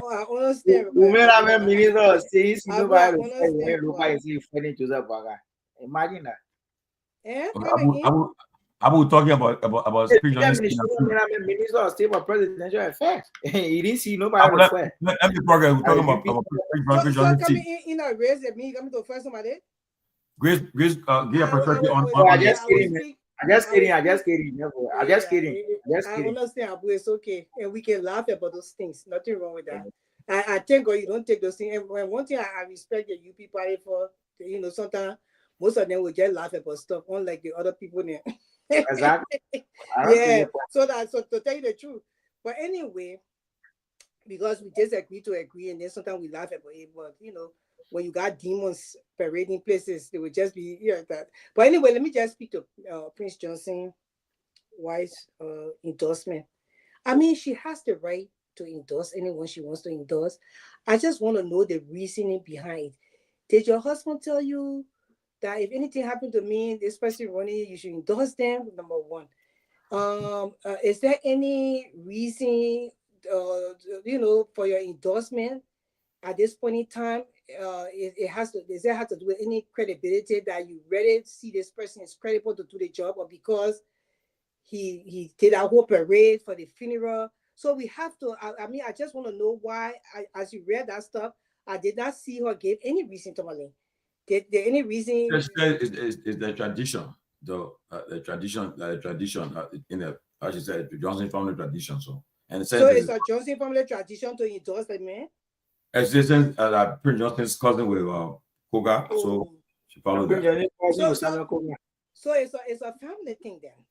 It's a family thing, and I mean this family tradition had killed that brother to the core. You endorse somebody, but we don't know. I don't know Samuel Koga. I don't know what he brings to the table, to tell you the truth.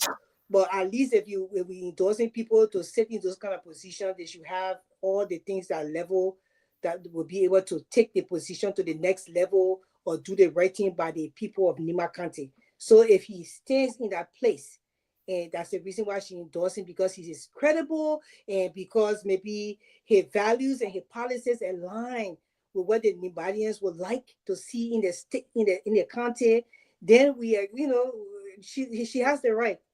But if it's only for tradition, it's family member. So if the person don't have none of that, you just have to endorse it because of family tradition. Then Liberia has a far way to go. Well, for me, it's like I told somebody today from Nima. I said, well, it's a test to see whether how to call it, how popular she is, and testing her popularity now is the first test for her. Let's see whether her candidate she endorsed will win. I want to hear from the Unity Party. I want to hear from the vice president because they are all on the different side. I want to see whether they will all put their weight behind Koga, or they will feel another candidate. And also, I want to hear from the former ruling party, the CDC, find out whether they will put somebody in the race too, or to support somebody independent candidate. So with all that in mind, I really want to hear what happened in the next few weeks. But it's good that we hear with this President Johnson where breaking her silence, and now we're going to find out what happened in the coming weeks and days. So let's see what happens. But anyway, yeah. So, but let's see what happened.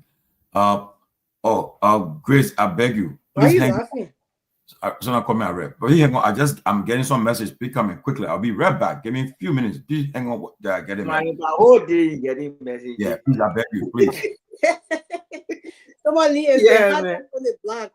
He don't want to receive. No, but honestly, no, too many is connected. Too many is connected. Connected with what? It's connected with elites in abroad. It's connected with elites in Liberia. What is your definition of the elites in Liberia? The corrupt politicians? What kind of politician? No, I'm asking you a question.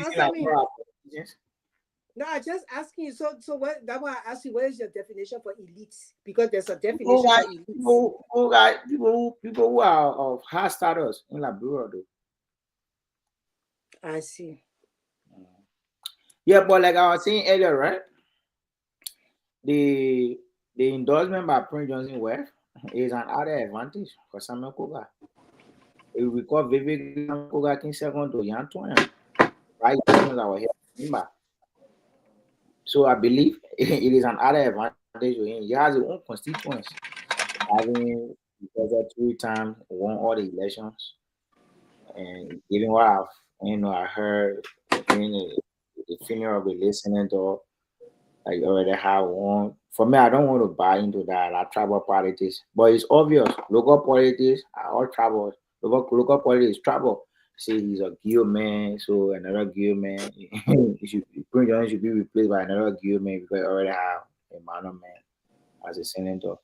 I think that what plays out. But I know what Musa Bede hasn't broken silent though. He said you're breaking silent. I think people have to speak with that. Abu, you said the elite. You say too many is close to the elite, but you know, the elite in Liberia are all government officials, right? Most of the elite now in government. The bourgeois, the petit bourgeois. I know that the big bourgeois. We are the petit bourgeois, right? Yeah, the petit bourgeois. So you guys, but Abu, so do you agree that you are elite now, or you are part of the petit bourgeois? No, I'm not elite, man. I elite people, so okay. For some, we are the children of the proletarian. We are from the proletarian class. Yeah, we are the sons and daughters of the proletarian. See, I'm gonna ask you, what am I waiting on? Your man Musa. Who? Say you're breaking silence. Musa believe it. About what? He can't say you'll be breaking silence. You're meeting people over the weekend.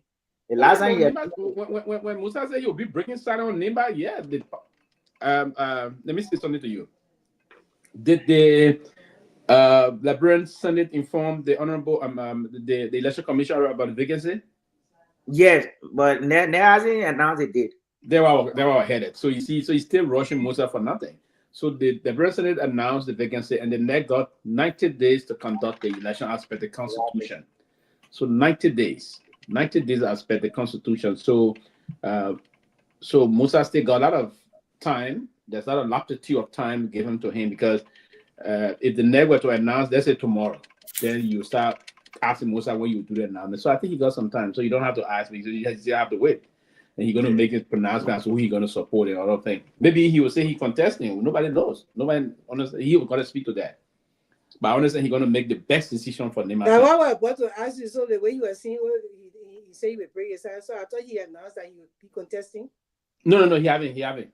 He only said that he will be breaking the news on that as to who he will support in the race. So that's what we're all waiting for. So who he's going to announce or support. So that may be coming up soon. I'm hopeful that will come up before the end of the weekend of the 15th, maybe hopefully.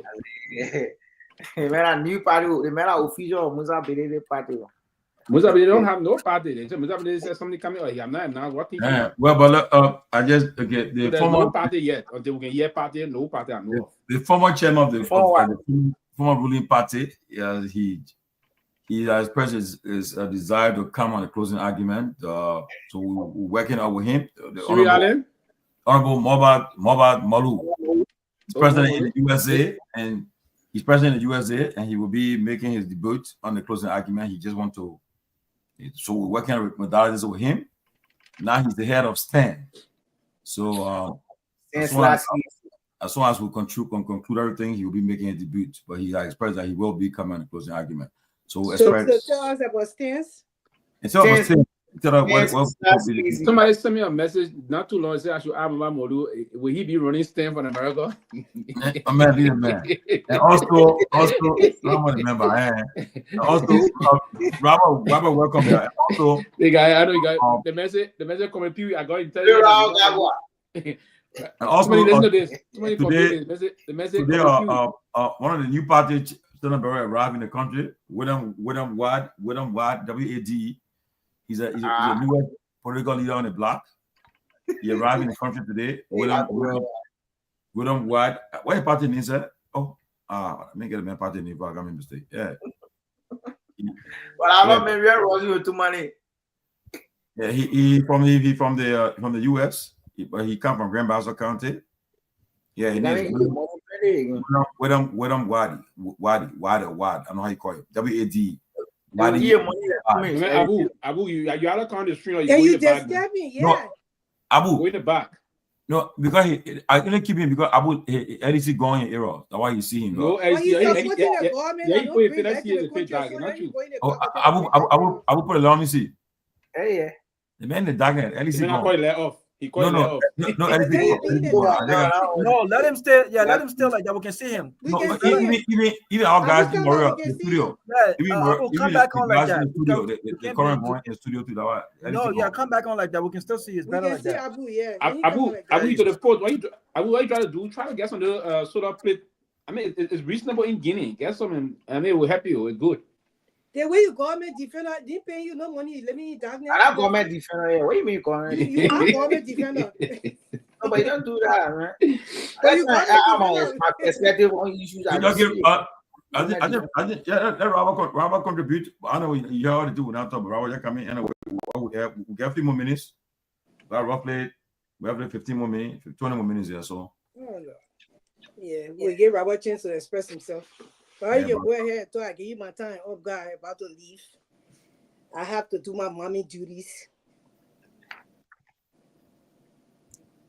You can hear us, Robert?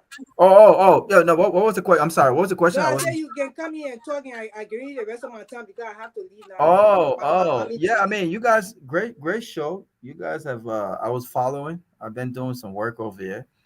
But it was a great show. I mean, great show yesterday. I'm not sure why you didn't come on Grids, but we had a lot of positive feedback, man. I watched you guys. Tomalin, man. Even today, someone asked me, "You need to bring more of these people on, man." Well, yeah, I've got a librarian immigration lawyer will be coming next week too. Working on one of our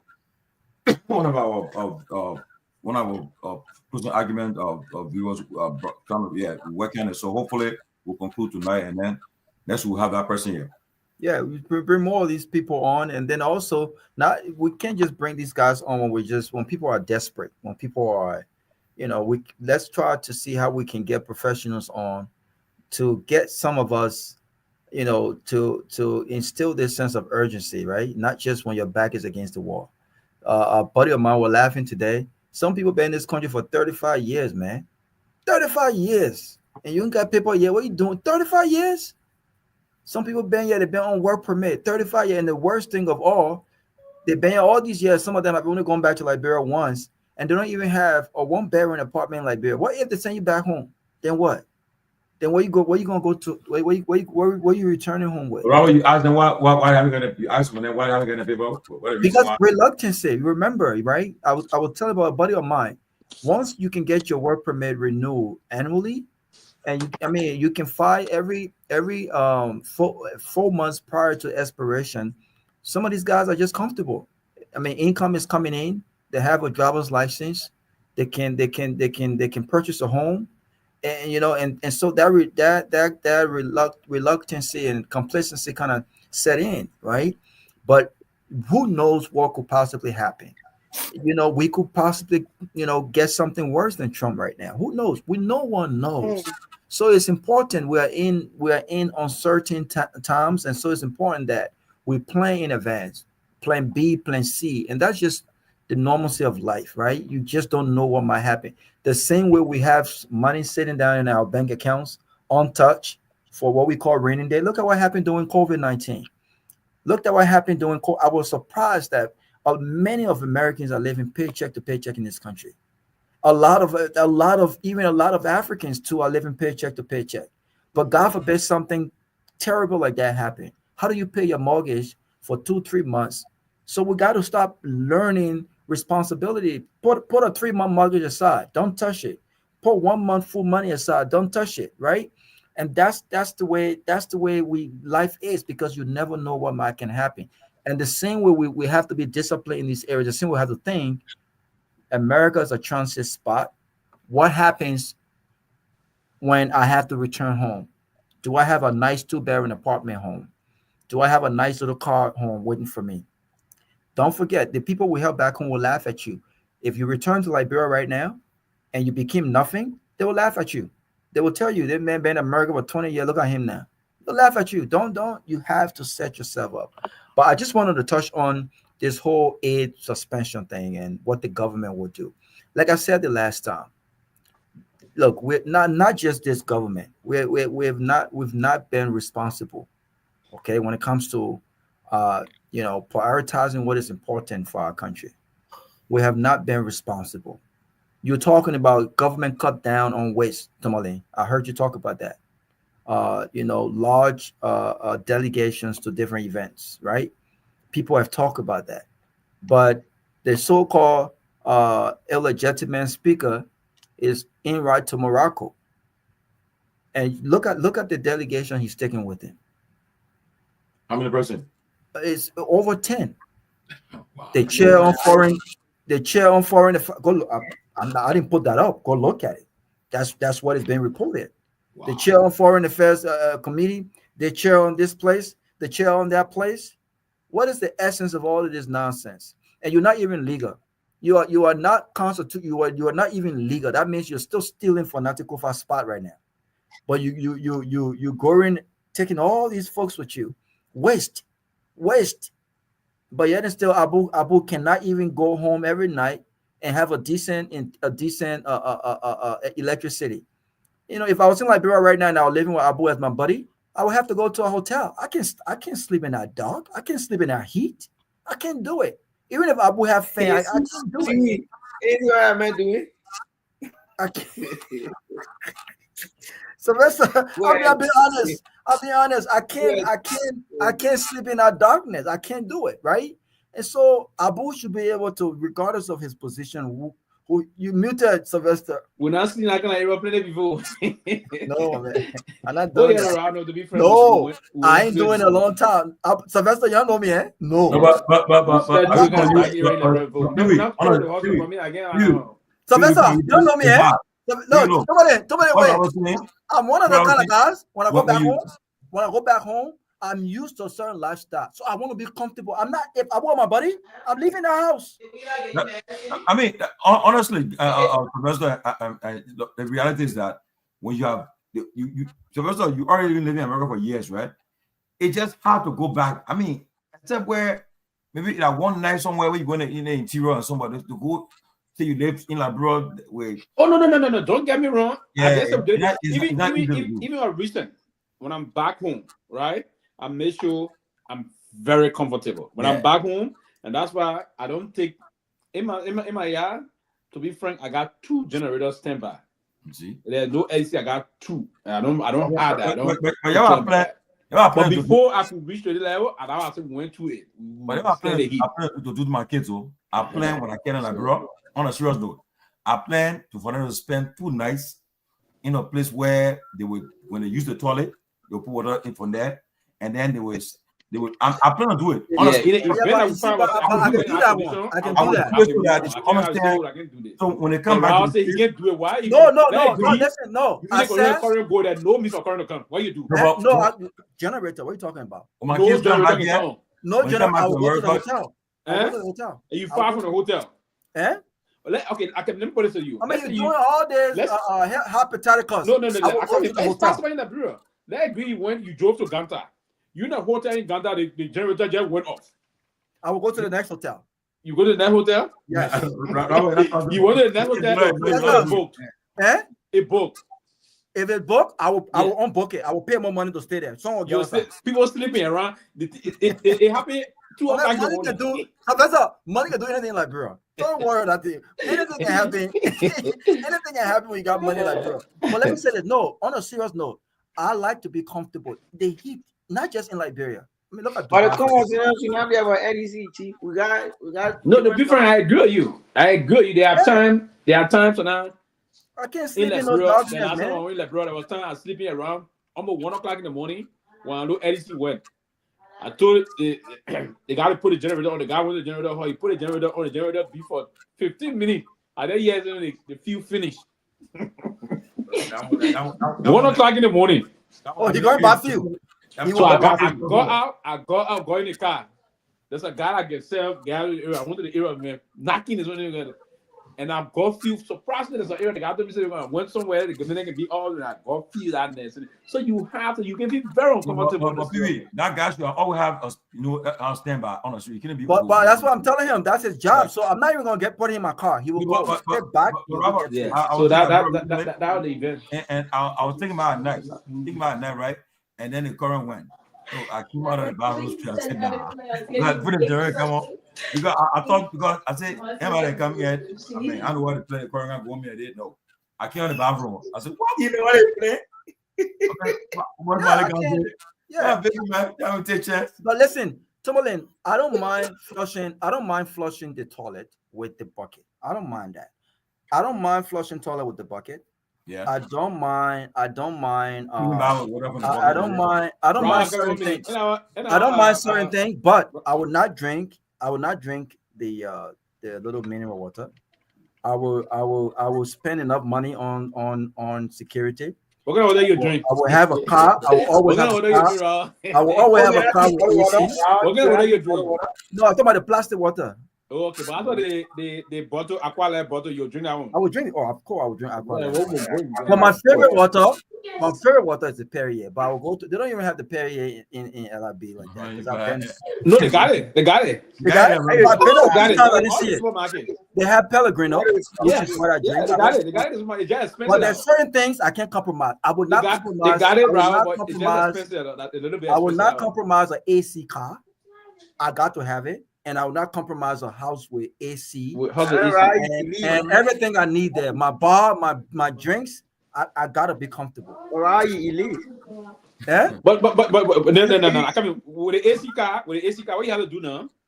Get a nice car and just say be on standby for you. But we work with them, but relax. No, that's what you do. No, Pewee, I'm on one to register the vote. 2020 register the vote. So, one thing they say when you want to be cheap, it can affect you, right? I go get somebody says, oh, I said, I use my car there, use my car, my man. You can't get AC. Then it's on. I said, what's the? I think if you buy a car, no AC. Then when you in the front seat of the car, they say, "Chief, put a glass over the car and check your phone." I said, what's it now? You in the front seat, say, "Chief, put the glass over the car and check your phone." So I was uncomfortable, man. I said, I couldn't stand No. Before I hit bro, I tell my beginning to carry the car, the service my car, make sure everything working. Yeah, so when I sit down in there, I feel everything working. Yeah, everything. Everything. Yeah, send you message. Listen, man, I listen, and then it make it worse when I'm traveling with my wife. When I try, when I'm traveling with my wife, that one everything gotta be good. But listen, that's just life, Ben. Ben, I don't let bullshit more than Ben. Nobody, Tomalin, I don't know anyone who know life that they charge it up boys. I can just watch Ben. He got a specific routine every time, not just in Liberia. Every time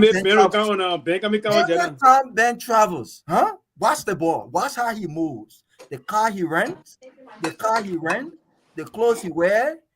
He's very consistent. He's very consistently bougie. But in Liberia, in Ghana, I can't compromise certain things. It has to be top notch. That's just what it is. And not just when you're vacationing.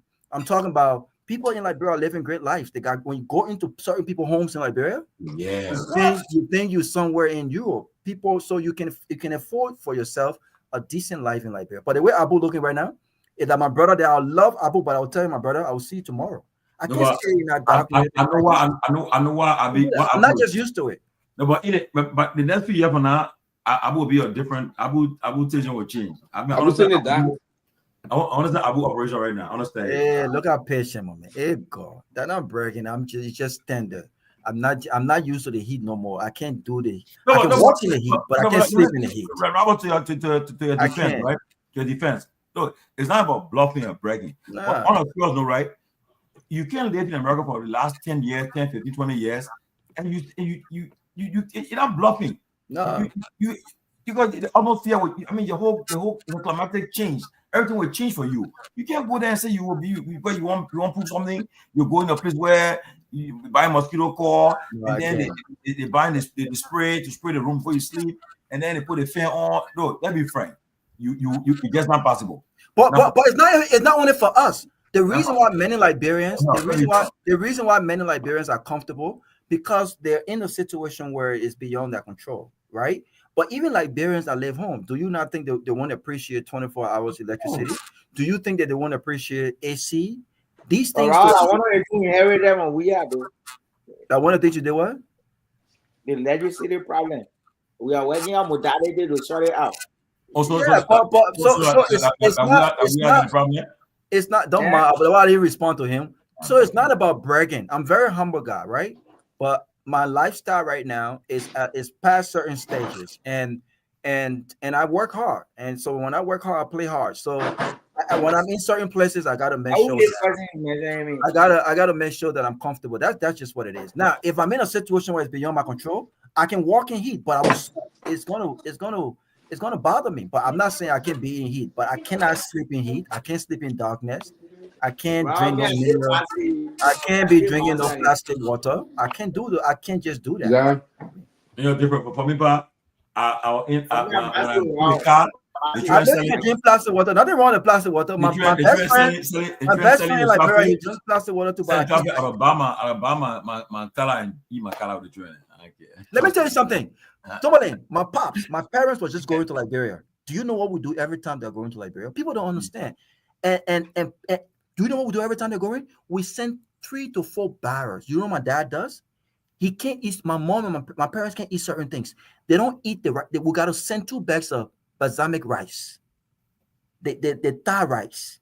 We got to send that. We got to send, if he's going to drink any bourbon, we got to send his bourbon, the red label, because in Liberia, they don't have real liquor in Liberia like that. If you've already been to certain places and you take a shot of if you have the money, you get any good liquor. Anything, but certain areas. Go to the rare supermarkets, you get all those. I mean, his vegetable oil, the seasoning, we send that in advance 3 months before they get there. So like they're in Liberia right now, all of that things arrive in Liberia December. Everything that they needed is there. For the because of the cholesterol, because of the cholesterol, to cook, to have a cook. My dad and my mom would rather cook for themselves until we find someone we can really train to cook the way they want to cook, because they don't eat a lot of sodium, right? And so I say that to say it's not people bragging. People have certain standards, and some of these standards has to do with their health. And if they can afford it, of course they will make sure they have what Tomalin, we are political. You see the fan? Yeah. You see the rechargeable fan? Yeah. Normally when I'm going to Liberia, I carry on 3, 4, 5. I give you these I got Sylvester, in 100 degrees. Wow, we are political people. But in 100 degrees, right? We manage life. We can make ourselves. We don't tell people we are very comfortable too. People come and see where we live, but we in the event of things like that, if you want to do this thing, you do this thing. That's what we do, right? But when we enter in places, the plastic water in the bag, if we are to drink it, we will drink it. Oh yeah, exactly. The king juice, if we are to drink it, we will drink it. We can say we can't doing those things. Let me share some Sylvester, you got a play in a van. In the back of the car, we'll have a cooler with cases of water there in the cooler. The ice is in the cooler in the back. Yeah. So anywhere we have, is good. That's what you can country. Let me share with some of y'all. I think it was 20. I think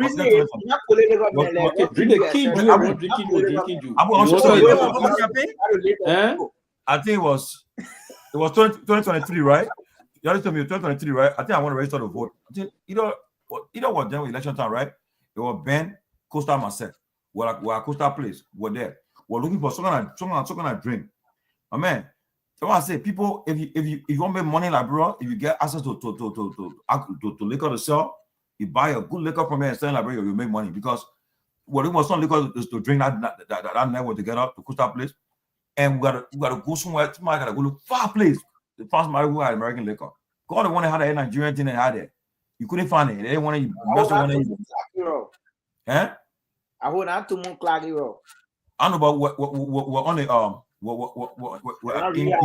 yeah, but then the person went 5 places to go find the drink. Almost an hour to come back.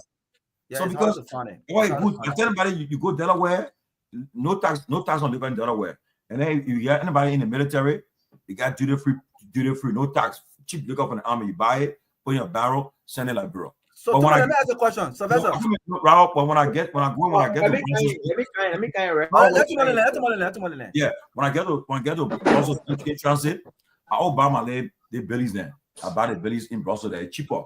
You like bellies? Like no, I don't drink it. I care for people. Yes, they put that drink it. Yeah, and most people like it. But yeah, is what I wanted to see, right? Wow, there were too many. What people are saying. You know, you're political man. You political man. Most of the time, these politicians do these things to convince the electors that they are one of them. Exactly. So you see, yeah. They say but Abu, if that's the case, Abu, if that's the case, then we will get the best mineral water in the plastic. We'll all do that.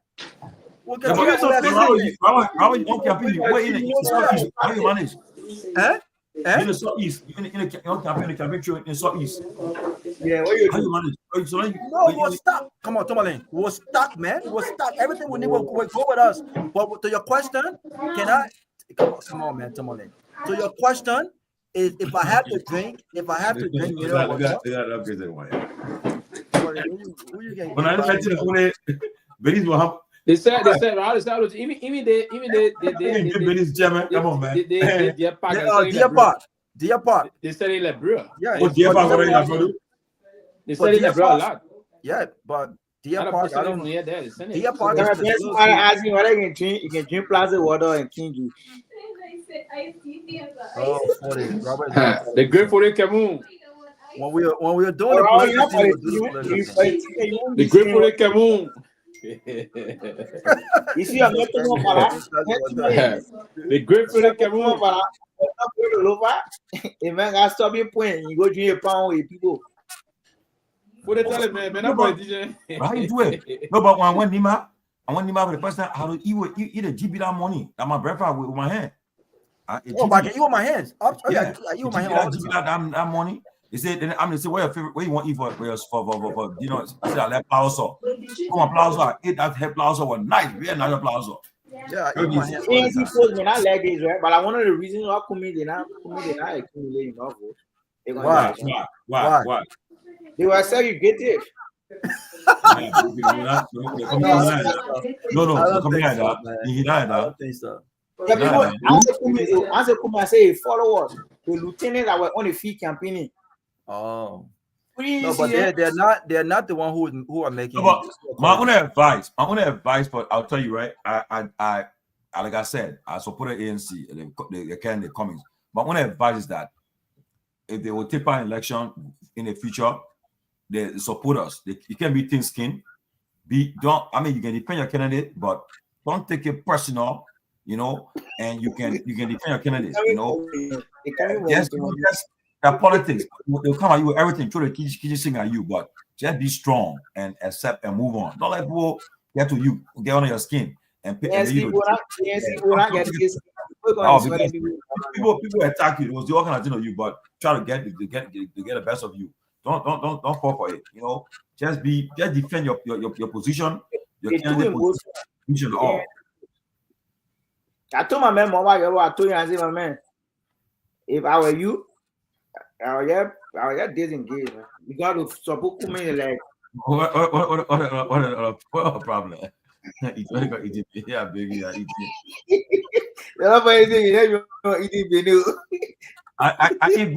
eat fruits in the morning. I eat my avocados, eat my orange, my you brought on my medicine. I told them, I want to eat your 2 heaven to get it on you. You told me you're asking that you're telling me I'm gonna go eat you. I said, you want to get first on your do. Oh man, your man is the NPA. Yeah, I been saying that. That man drove. I mean, really, the man drove to come see me. Get to bring that stuff for you. Yeah, the man drove. The man drove. Come on, I think 1 hour before, 1 hour back. I said, "Why?" I said, "What?" The man, Abu. No, man. I'm a man. You're calling me Jonathan on the show. Yeah, Ben. We call it brought up here. Yeah, brought up here. Not avocado. Yeah, you're right. Brought up here. Yeah, I call it avocado, but American, and I'm letting put in it. I'm not coming man too. I'm ready to cost me over coming in. I do. There's no need to. There's no need to.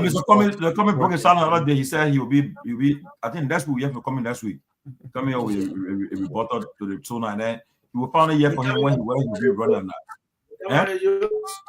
Oh, come promise. You come in the show. Ask Ben. When you tell me, I will track corporate, man. You can't answer him a question. Why you be causing for Marco? No, my man, you're coming. That's my afraid of any question. You know that one good. Yeah, no, I like him. I'm not sure I like him, but he support us. They are not doing good. You don't put support. You put it for the man. You didn't as to put our money. Matters. It's money matters. No, as to put our money down. No, I want my man. Big, you don't. Well, you say your surrounding. You say your surrounding matter, but Joseph Boaga is surrounded with criminal, with felons. Joseph Boaga is surrounded with impeccable. He's surrounded by felons. What? So what are you using, Abu? Impeccable characters. Who are they? Just stop it. Who are they?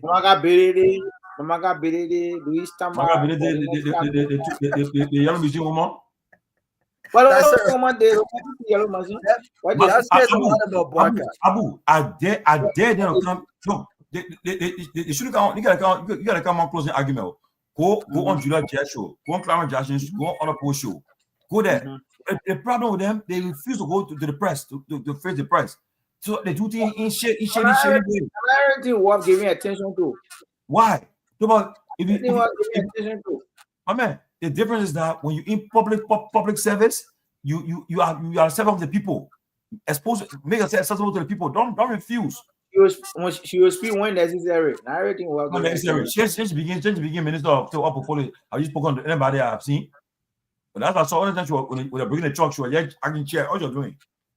But I don't roll to speak. They got people who speak at the ministry. No, you gotta speak about your position. Talk about what you're doing in your position. No. He fought for the president. If he just go president for the president office. No. In the country, yeah. And you see America, recently what happened the crash that happened. Everybody speaking. Oh, the minister, the man in charge, the transport guy, Sean Duffy talking. The NSTB chairman, she's talking. Everybody talking. You say what? That way you got public relations officer. And the public relations officer, the president office is the press secretary. Let me tell you something real quick. You were talking about how can the government do something. Listen, if I were Joseph Boakai right now, right? You know the first thing I would do, and I know a lot of these guys won't like it. The first thing I would do, listen, look at what the new Ghanaian president did. He reduced his ministry. He cut down the size of government, right? I think he reduced by 5 or 6 different ministries in Ghana.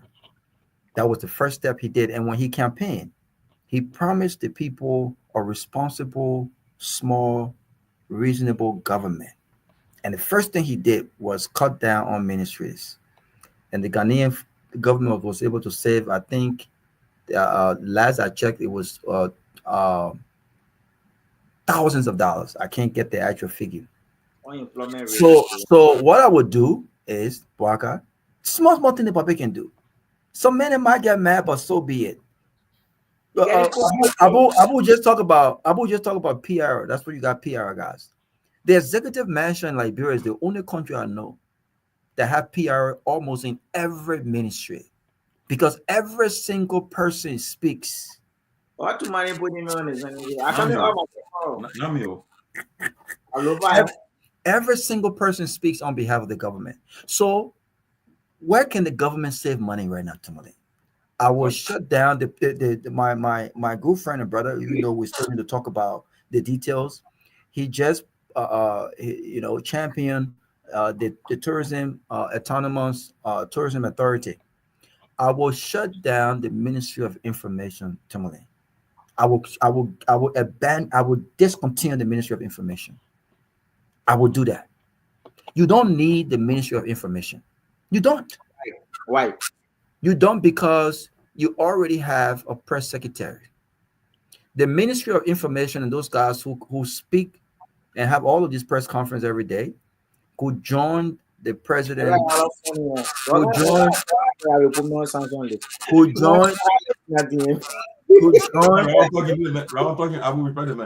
Could join the president PR team at the executive mansion. You don't need to pay Fofana Kula, and then you're also paying Jeremiah P. What is he doing? You know, I like the guy, but I will cut down. I will shut. Say official purpose of the government of Liberia. Say that again. Official purpose of the government of Liberia. But listen, the press secretary in this country and propagate the government messages. You need Ministry of Information. What do you mean? Say that again. I say in order to disseminate government messages, you need Ministry of Information. No, you do not need Ministry of Information when the executive mansion. Listen, Abu, the executive mansion has a press secretary. The press secretary office can have joint press briefings with the media every day. And by the way, the president the press secretary can speak on behalf of the president and the government. If the Ministry of Information, we're just doing the same thing. The Ministry of Information does almost the same thing as the press secretary. Listen to her press conferences. Listen to her press conferences and listen to the press conferences at the Ministry of Information. The only difference here is this. A lot of the other ministries don't normally go to the press secretary press briefings, right? To have all of the different updates. You don't necessarily need that unless something major happened where, for instance, we recently had the crash in I'm not sure what the crash was. Then you invite all of the different experts to speak to the public, to speak to the press. But you don't need the Ministry of Minister of Health to come over there every day or every 2 weeks to update. What is he or she updating us about? So this government will have to make some sensible decisions. They're all looking on what the administration is doing. Yeah, that's what I'm saying. But not every the 2 weeks. president cannot exclusively dissolve those How you getting it? That you were. So the president cannot exclusively dissolve the Ministry of Information. It was created by an act of legislation. So to do that, you will have to collaborate with the first branch to repeal that act, establishing the Ministry of Information, Cultural Affairs, and Tourism. Right, but the president can stop. But it's never by a stroke of a pen. No, I agree. But the president, what I'm saying is this, right? I understand that it has to go to a legislation, but the president can express his interest to cut down the size of government and reinvest. Say, you know, I don't need the Ministry of Information, right? Because the reason why they have information, culture, and tourism was the interest to have that particular ministry attend to all of these different things, but it has proved to be ineffective because in order for tourism, culture, and tourism to progress, you need that ministry to be a separate entity because that ministry can guarantee you bring revenue to the country. The Ministry of Information cannot do that, so the president have got to express interest in doing that, right? And so that's my thing. And so when we Tomalin, by that money, man. Yeah, let's move this stuff, man. So when we talk about what the government can do to really reinvest and to cut down the size of government, these are small areas that the government can really start doing those things. I like what the guy said. Julius, I like what he said. I agree with him. He said, you know what he's saying? Technology, information, technology, yeah, need it. But that can be a government institution. That's fine, right? It makes sense. But again, they got the press secretary, and they got Ministry of Information. Then you got all the other guys who come every now and then to speak on behalf of the president, including all of the advisors to the president. The president advisor on security, the president advisor on foreign affairs. All of these guys, there's too many mouths that speaks on behalf of the president. Too many mouths getting fed, but you can't really see the what good it does for the country. You can't really see that. You can't really see that. But are they willing to? You muted, Sylvester. You can dissolve the Ministry of Information, and whatever I'm saying last time, you can also merge. You can have the Ministry of Post and Telecommunication. So you say Ministry of Post and Telecommunication, or Ministry of Post and Technology, right? So you can bring that. You can part of the responsibility of the Ministry of Post and Telecommunication. You dissolve. You remove the information aspect. You dissolve that. Then you have the Commission of Tourism. There you go. The Commission of Tourism and culture. Maybe you blend the culture, but the major thing is the Commission of Tourism. The Commission of Tourism, but you need that a tourism authority because you need that to be an autonomous. Oh, you need a board, huh? The Ministry of Tourism. If I will make it autonomous to the Commission of Tourism. The Commission of Tourism, yeah, exactly. Yeah, Commission of Tourism. Then you allow the press secretary, you empower the press secretary now to be the general spokesperson of the government because the president is the head of the government. Right. You can have a press secretary and a deputy press secretary. But you already got that. We got exactly. See, then you have Ministry of Information. We got the press secretary got two. They got the press secretary. They got first deputy press secretary and second deputy press secretary. It provided we only have 3 deputy press secretaries. See. Yes. Total waste of money. And then you got LBS too. Remember, Fagon, he's also another mouthpiece for the president. No. Fagon role is the role of LBS. LBS should be the state broadcaster where everybody will transmit their thought process through LBS. But has it been the case? No, they use it as a propaganda machinery, but it should not be. It should be the state broadcaster that every Liberian citizen will portray their thought process through that medium. But it's not a way. It's not happening that way. So we really gotta. These are areas that the government can look at to say, listen, why are we? But the reason why we're having all of these positions is because again, it makes our campaign very interesting. It's a total waste of money. Total waste of. If you had a functioning private sector where people, and this is why we invest in the Tourism Commission or the Tourism Authority, because it's a guarantee if you recruit the right people on board, you can definitely make millions of dollars in revenue for the government in the next 5 years. If you had a president who was serious about tourism, right?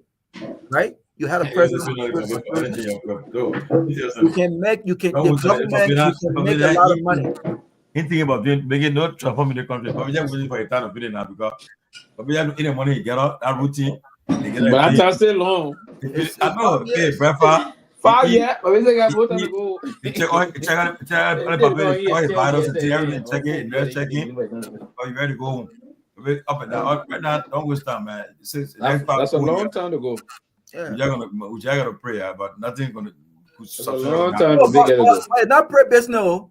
If this suspension of aid continues and extends, it will hurt the government. No, but that what will happen. It will hurt the government. The suspension, okay, I'm sure maybe it will be lifted, but what will happen?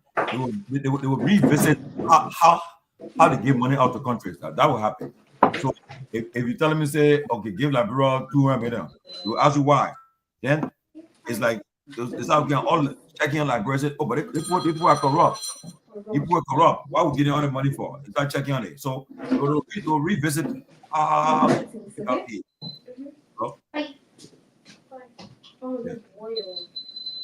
Okay, somebody wants to say something. Yeah, go ahead. Trump say America will take what Gaza. I saw that thing was there. See, I'm saying the man can't go on. Yeah, he can't make fun. Yeah, go ahead, live. Okay, so great discussion. I don't know how Grace left so early. But here's, on the Trump action, I think for me, the way I view Trump action, it's a very good thing. And it will help African leaders to rethink their own reliance on aid. And all of the scholars, African scholars, agree that aid does not develop any country.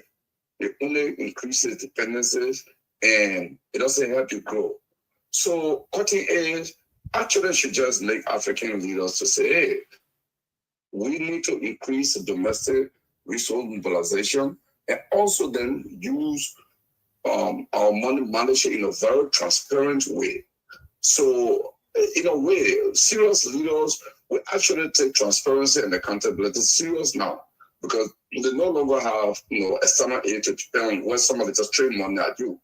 If you look at the current Liberia budget, you're looking at education, over $34 million was captured there as coming from USAID. Wow. You look at agriculture, I think it's $11 million. In fact, that's the largest money compared to government-owned contribution. If you look at health, $23 million. That's the largest contribution compared to any other group.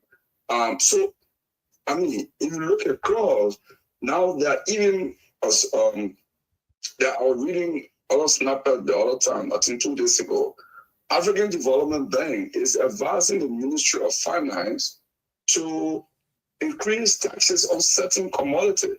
If they do that, increase hardship in the country. Because they're looking at the LRA cannot fill this gap. Even if they lift the freeze on the aid, it will never be the same. President Trump's argument is based on solid or cogent argument. His argument is that this USAID spent all these billions of dollars in Africa. Africa trade more with China than the United States. The United States, the trade of Africa is huge. African countries are not trading with the US. They're going to China with it. Even if the business incubator, which is funded by USAID grants in Liberia, when the children get in business, what do they go to import their consumer? China. They don't come to the US. So US helps to build skill for your entrepreneur, but the people they trade with is not in the United States, they trade with Chinese business people.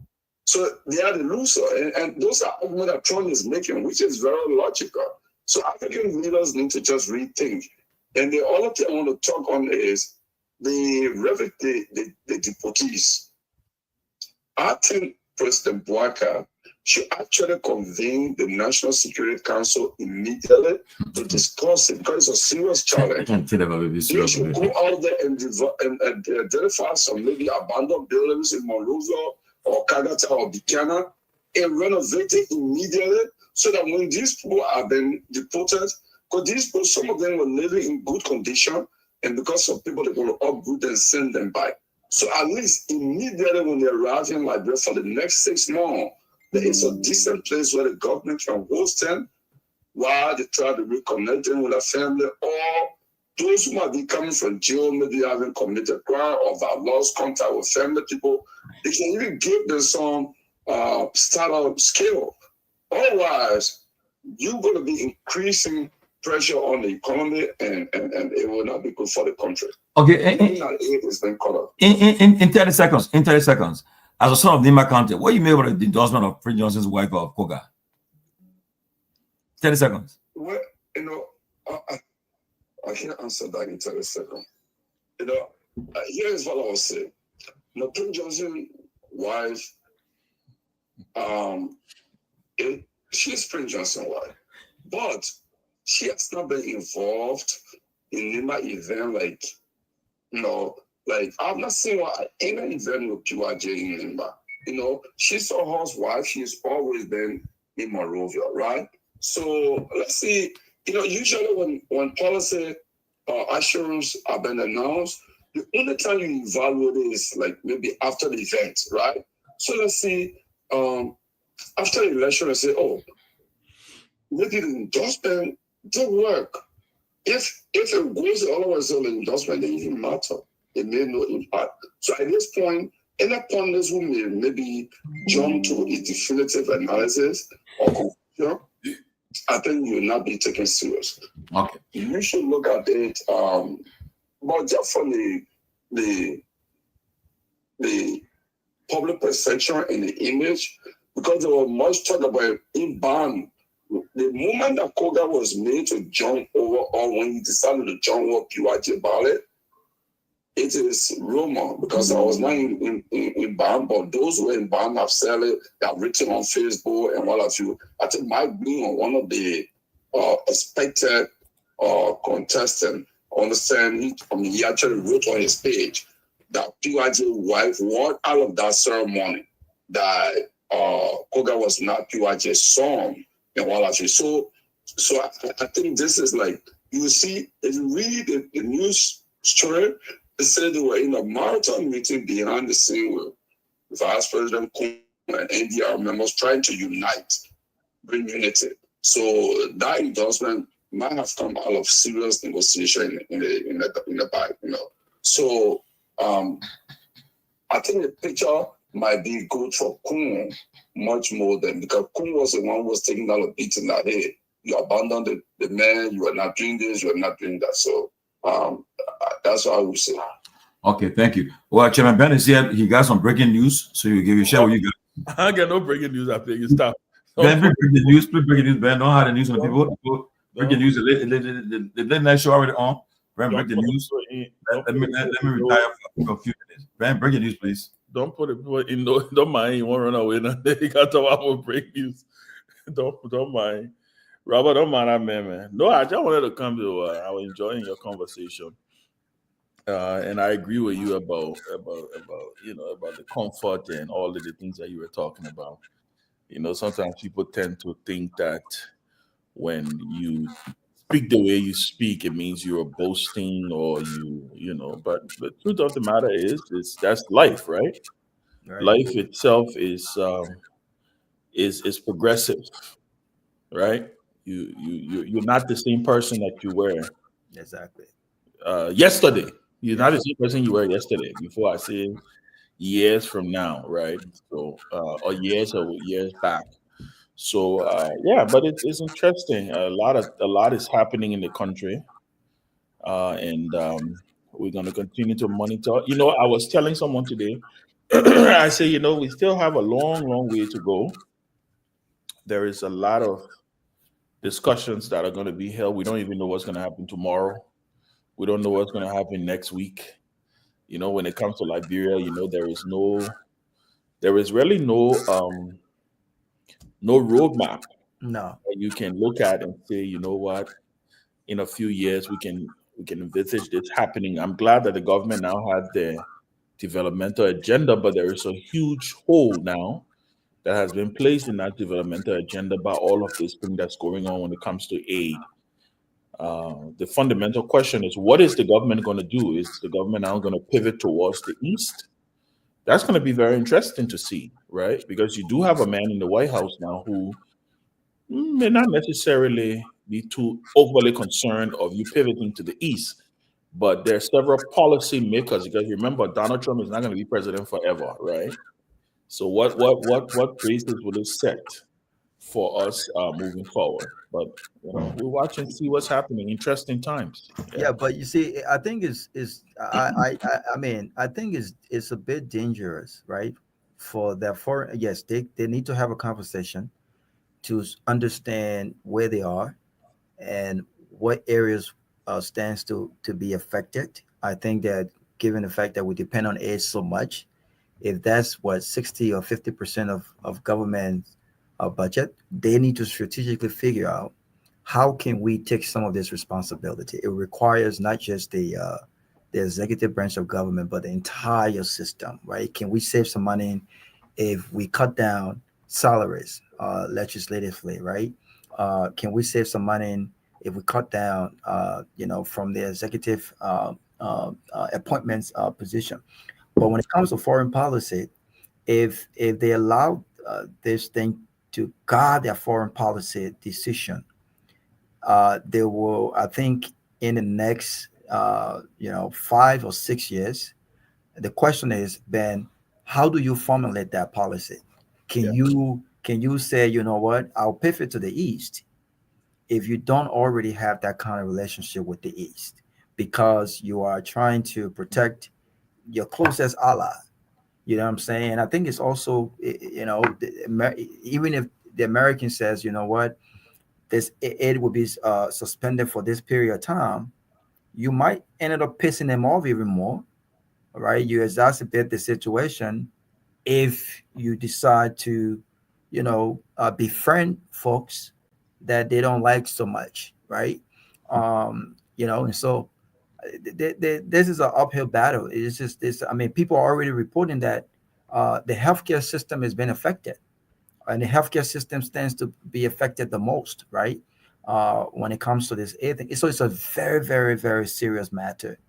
And this is where Joseph Boakar's experience, will come in place. I think the best thing the government can do right now, Ben, is to call Ellen Johnson Sirleaf, because I don't think they have the kind of connection in DC. The foreign minister is still trying to connect to speak with the Secretary of State. But you have resources in Liberia. You may not like her, but Ellen Johnson Sirleaf could make a call and make that happen. I think there needs to be a sit down to understand where they are and how much of an impact this might have on the Liberian government. I don't think if that conversation is not held, it presents this confusion with regards to, even if they were to pivot to the East, how do they go about doing that? No, you're right. You're absolutely right. I think there is. Look, I think there's an opportunity here. I don't know why I'm not hearing feedback. Is it me or?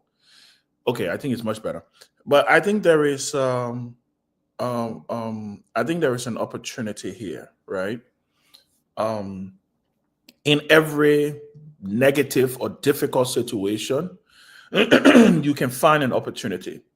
This could be an opportunity to redefine our relationship with the United States. We have been crying for a redefined relationship with the United States, right? You cannot, no one, absolutely no one, will discount the level of connection that we have with the United States. It's not going anywhere. It's sure not going to go away in the next 4 years, right?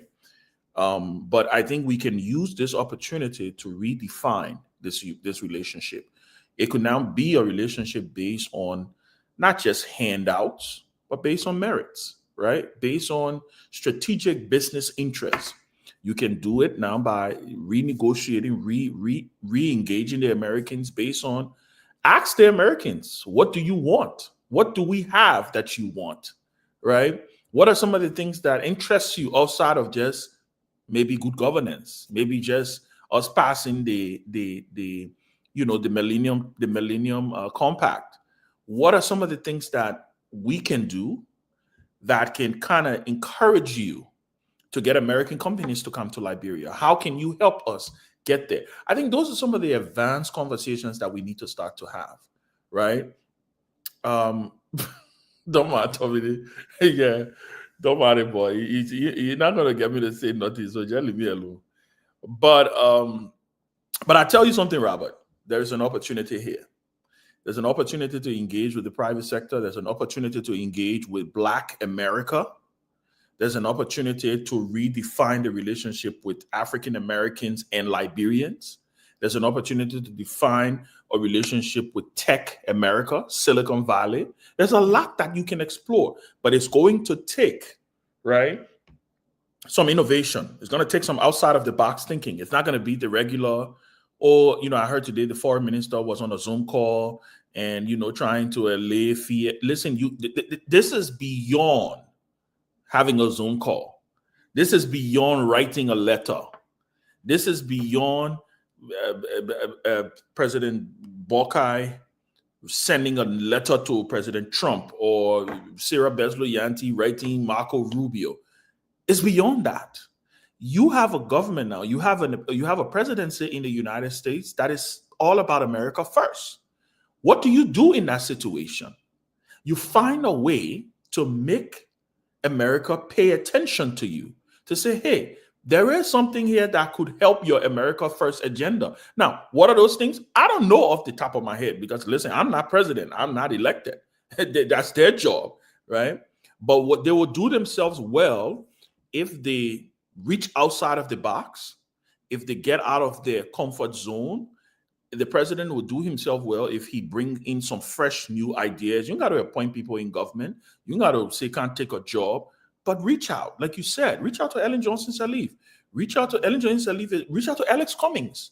Alex Cummings' strength is in private equity in this country. Alex Cummings know people in this country or know corporation. He sits on the board of corporations that, with a stroke of a pen, can do substantial things in Liberia. But you also, it's not going to happen in abstract. You also got to do those things. You can't be removing speaker unconstitutionally. You can't be detecting to the Supreme Court, or your attorney general cannot be reinterpreting the Supreme Court's opinion, because what the message is sends is that if we were to go to the Supreme Court and the attorney general writes an opinion that is supposed to suit whoever it is and go against us, boom, there go our investment. So there have to be deliberate steps that will be taken. But I really do clearly see an opportunity here. I think this is, like Kehleboe said, I think this is a watershed moment where real thinkers need to step up. Thinkers who understand, who have walked the walk. Look, what will it take for the president of Liberia to pick up the phone and call Richelieu Dennis? What would it take? Richelieu Dennis is not going to refuse a call from the president of Liberia and say, Mr. Dennis, I'm asking you as your president, because he's still a Liberian, right? Liberian by birth, right? Once a Liberian, always a Liberian, Robert. What would it take if he were to just pick up the phone and say, hey, Richelieu, I need you to come to Liberia. I want to have a conversation with you. And when Richelieu is leaving this country, you appoint Richelieu as a goodwill ambassador for investment. I'm charging you to go and rebrand Liberia. I'm charging you to go and start to have serious conversations about this country. I'm charging you, Alex, Ellen, all of you, George Weah, the former president. He's a celebrity. His son plays for the U.S. national team. Put all that politics things aside and say, listen, we are charging you now. We are at a watershed moment in our country's history, and I am about legacy at this point. I'm not worried about the next election. I think he said that in his State of the Nation address, right? He said, I'm worried about the next generation. Decisions that I want to make. It's not about the next election. That's what's going to move the needle.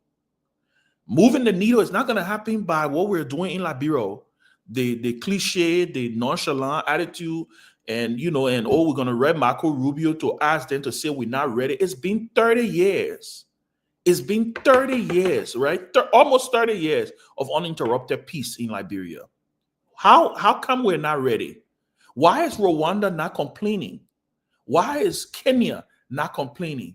Why are all these countries making plans to incorporate their people? I was listening to Tinubu, and Tinubu said, this could be a good thing for us. He said, this could be a good thing for us. You know why? Because capacity is coming back home. I'm interested in knowing what their capacity is. There may be some doctors who ain't got their paper straight that they're coming to send back to Nigeria. I'm just saying that, right? Because at the end of the day, Robert, I think thinking outside the box is what's going to help this country. And this notion that we're going to stay in this one-dimensional thinking, we're going to be having this conversation in the next couple of years, and nothing is going to change. Yeah, I mean, it's interesting that you said, engaging Black America, right? And have we done a great job? It's great Sylvester is on when it comes to really connecting with Black America, right? Given our history with this country, right, where we have free slaves, right, free Black slaves, who settled back in Liberia and became an integral part of our culture and our governance structure and system. Have we done a good job, re-engaging with them, telling them about the Liberia culture and the history? Do you know how many Black Americans in this country that are looking for their African connection, right? Or their heritage, like, where am I from? Where am I connected? And all that stuff. They are going to countries that, have opened their arms to them. They are going to countries that have done a better job with regards to, engaging them internationally. Countries like Nigeria. I know like Nigeria is a bigger country than us, but, the government, they're not perfect, but they've done a good job with selling Nigeria, right? There are lots of negative things that have happened in Nigeria. Lots of negative things that this whole bring our girls back, the adoption of those girls. I mean, it went as far as the office of the first lady at the time, Michelle Obama. People were afraid to go to Nigeria, but that did not stop Black Americans from going to Nigeria, opening building homes in Nigeria. Same can be said about Ghana. You know what the Ghanaians are doing? The Ghanaians are offering citizenship to Black celebrities.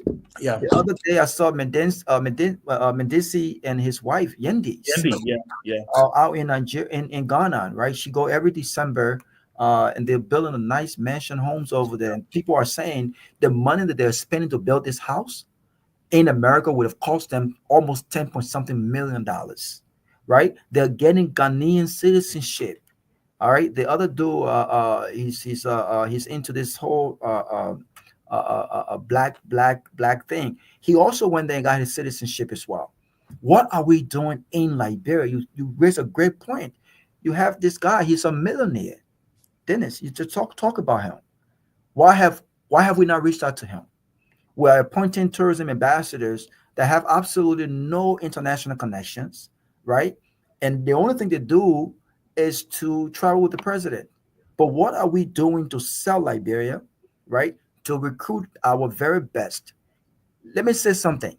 For our country to move forward in that country, we have got to put politics aside after campaigns. This is not personal. After campaign, doesn't matter who didn't believe. By the way, this is the reason I love this part of the show. This is quiet. Doesn't matter who believe in your leadership. Doesn't matter who criticize you. If that person has what it takes to help not just your government, but the people of Liberia progress, if that person has what it takes to help your government, help your agenda, put aside all of that and reach out to them. you made a great point with Alice Cummings. Do you know how many business tycoon Alice Cummings can just pick up the phone and call? Why are we not reaching out to Alice Cummings? He lives in Liberia. He's a multi-millionaire. He's humbled himself and he lives right there. People still laugh at the man. How can you laugh at someone who is a multi-millionaire? Someone who can. People still laugh at the man when they see him on the street. Oh, look at the man. 1%. 1%. Alex, the last time he was Spoon was trying to do an interview with them. You call Mr. You call him a multi-millionaire, you said? Yeah, he's a multi-millionaire. Of course he is. I didn't know this. Oh, you didn't know that? No, I didn't know. Let me tell you. I'm not that. Do you know Alice Cummings' income? No, I didn't know. Is he right? Is he not? No. I'm just telling you. I'm telling you. Yeah. In 2006, with his benefits and stocks, it was reported in the major news when you go to Alice Cummings Coca-Cola that he earned close to $6.5 million. In 2006. In 2006. This is 2006. But people, you don't know Alex is a millionaire? It's not joking. You don't know Alex is a multi-millionaire? No, I don't know. And listen. You can just Google it. Google it. Right? Google it, Sylvester. We tend to elevate, and that's part of the thing we do in our country. We don't know about people. We just hear this thing in an imaginary contest. We blow it out in the weird manner. Now, the reason why I was a little concerned just now, and I hope the AAC folks don't come, and I don't mean to be somehow, if you will, but I'm being honest here. I mean, I think you're asking. I believe I don't think you're to really go after the facts and know them. Because when I heard I was saying here, a multi-millionaire, but I need to be educated today on that. The difference between a millionaire and a multi-millionaire. A multi-millionaire is close to a billionaire. No. Right? No. Anybody that have anything between maybe 3 to 7 million, it's considered a multi-millionaire. Yeah, who's a millionaire? Huh? A millionaire is somebody who got 1 million. Over $1 million. Over 1 million. Over $1 million. Once you hit 1 million in assets and like millionaire, everything, you are a millionaire. So 1 second. Multi-millionaire. Yes, 1 second. Ben, Sylvester, 1 second. Multi-millionaire is. No, I'm not in Liberia, so no. Sylvester, let me help you. 1 second. Let me just put some context to this. Yes. When you go to stock story, it's important that I mention stock story. Okay, STOCK story. When you go to stock story and all of the major thing in Atlanta, right? In 2016, this was before the 2017 election. This is no joke. I was surprised until I did my research. He's a multi-millionaire. Alice Cummings estimated net wealth, and it says Coca-Cola net worth 2024 was sitting at $28.5 million as of March 4th, 2016. And you know how much stock he shares with the Coca-Cola? Yeah. It's a lot. He is a multi-millionaire. It's a lot. He's a multi-millionaire. He's just a humble dude. Yeah. He's just a humble dude. But I want to say something. But Ben, quickly before you say something, Ben, I was listening to you earlier, Ben. Yeah. Look, it is good for people. Look, I would love to see the president pick up the phone and call these people. But the problem, Ben, is that when you or I know to go and put your name for something, your reputation is at stake. If Rachel Dennis or coming somebody going out to go be ambassador for Liberia to bring investors, they will ask them. They will have questions to ask. And don't mind the age of information age now, where things are all on the internet. People turning their phone and looking at Liberia when they Google Liberia, they're seeing these issues happening at the House of Representatives recently, where people at a hotel long because they're spending millions of dollars there just to move a speaker. All the things that people see, then they see that the Supreme Court was they even afraid to even be straightforward to issue an opinion. Ben alluded to that. Because that's the barrier of democracy, our judiciary system. And if people see that, I'm not going to go put my name for instance. Somebody say, "Oh, we're going to recommend Ben." Okay, I know you. I can say, "Oh, trust me, you got a good chief of staff, a good political strategy." I know you, Ben. I put my name, I put my neck for you there. But I go do it for somebody else who I don't know. I can't do it. Yeah. I mean, I love the country, but I see that too. You got the rule of law is not respected in the country. The judiciary is compromised. And nothing. I mean, our institutions, integrity institutions are all compromised. So you're not gonna put your name there and go promote Liberia, and then they come reflect on you back.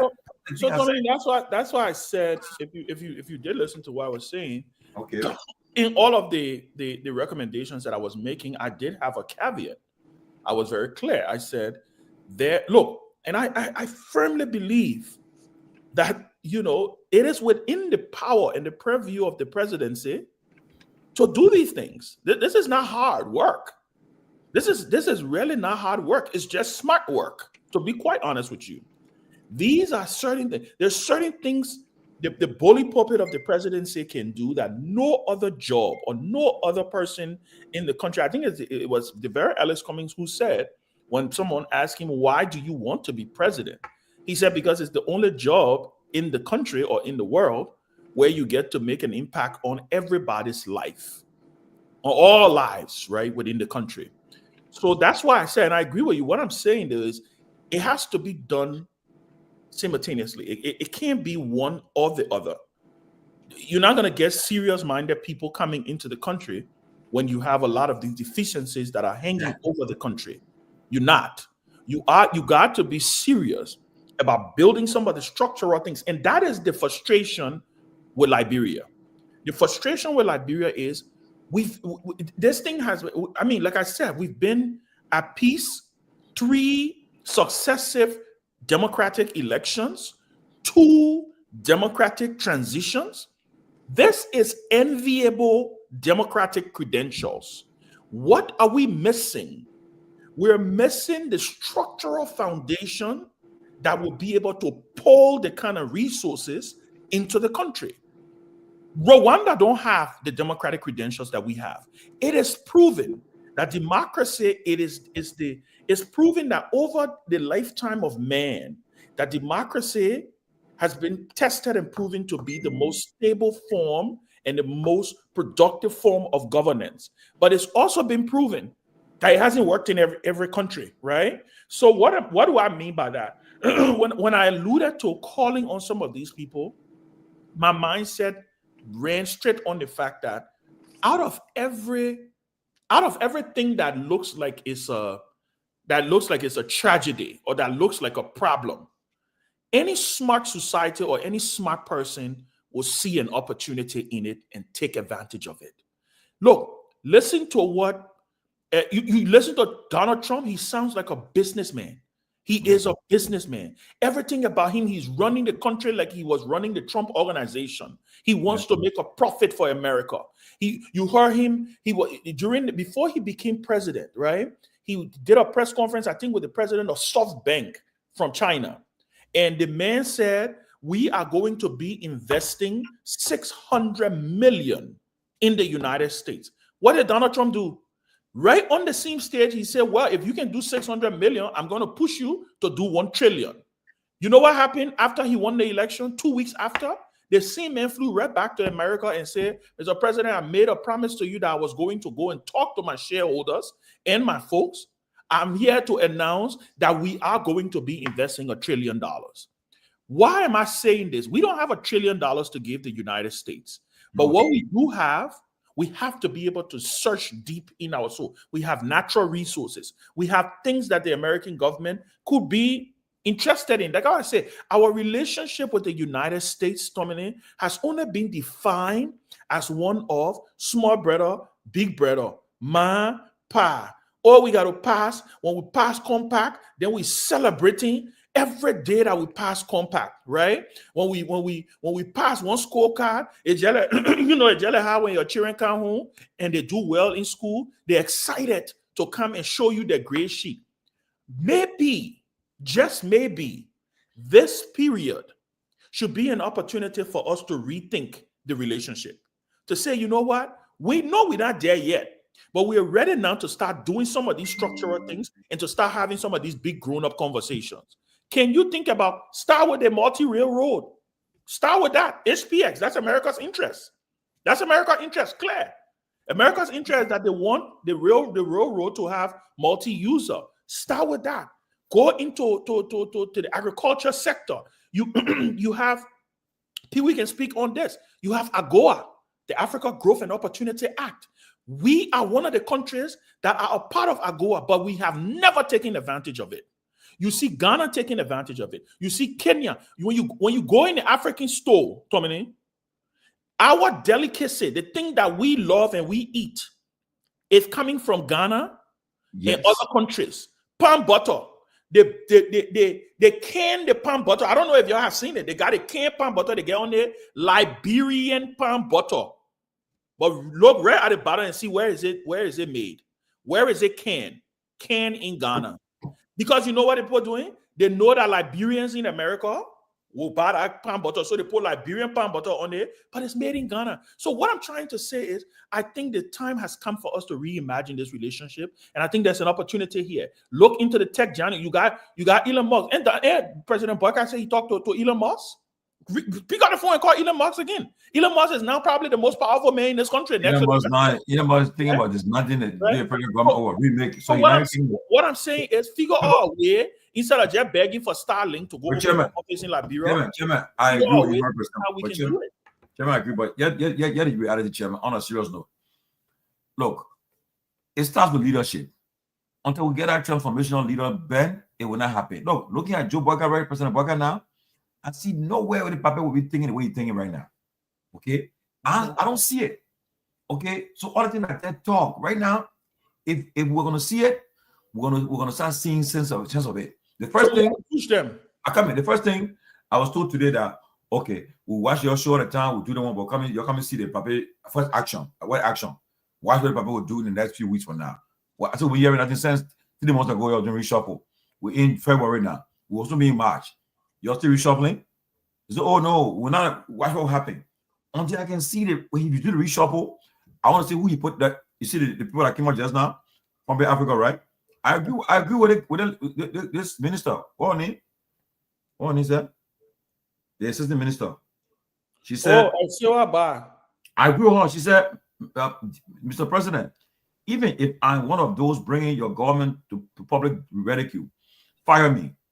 No one person should seek his or her own interests over what the government promised to deliver. I agree. She said that if I'm one of those who are obstructing your government or hindering your government progress, fire me. I agree. Let the public have the political will. Now you got, on a serious note now, you got 3 corruption hanging right now. 4, I think. You got the NOCA, Fire Service, Transport Ministry, and another place again. They are all corruption with evidence being brought forward.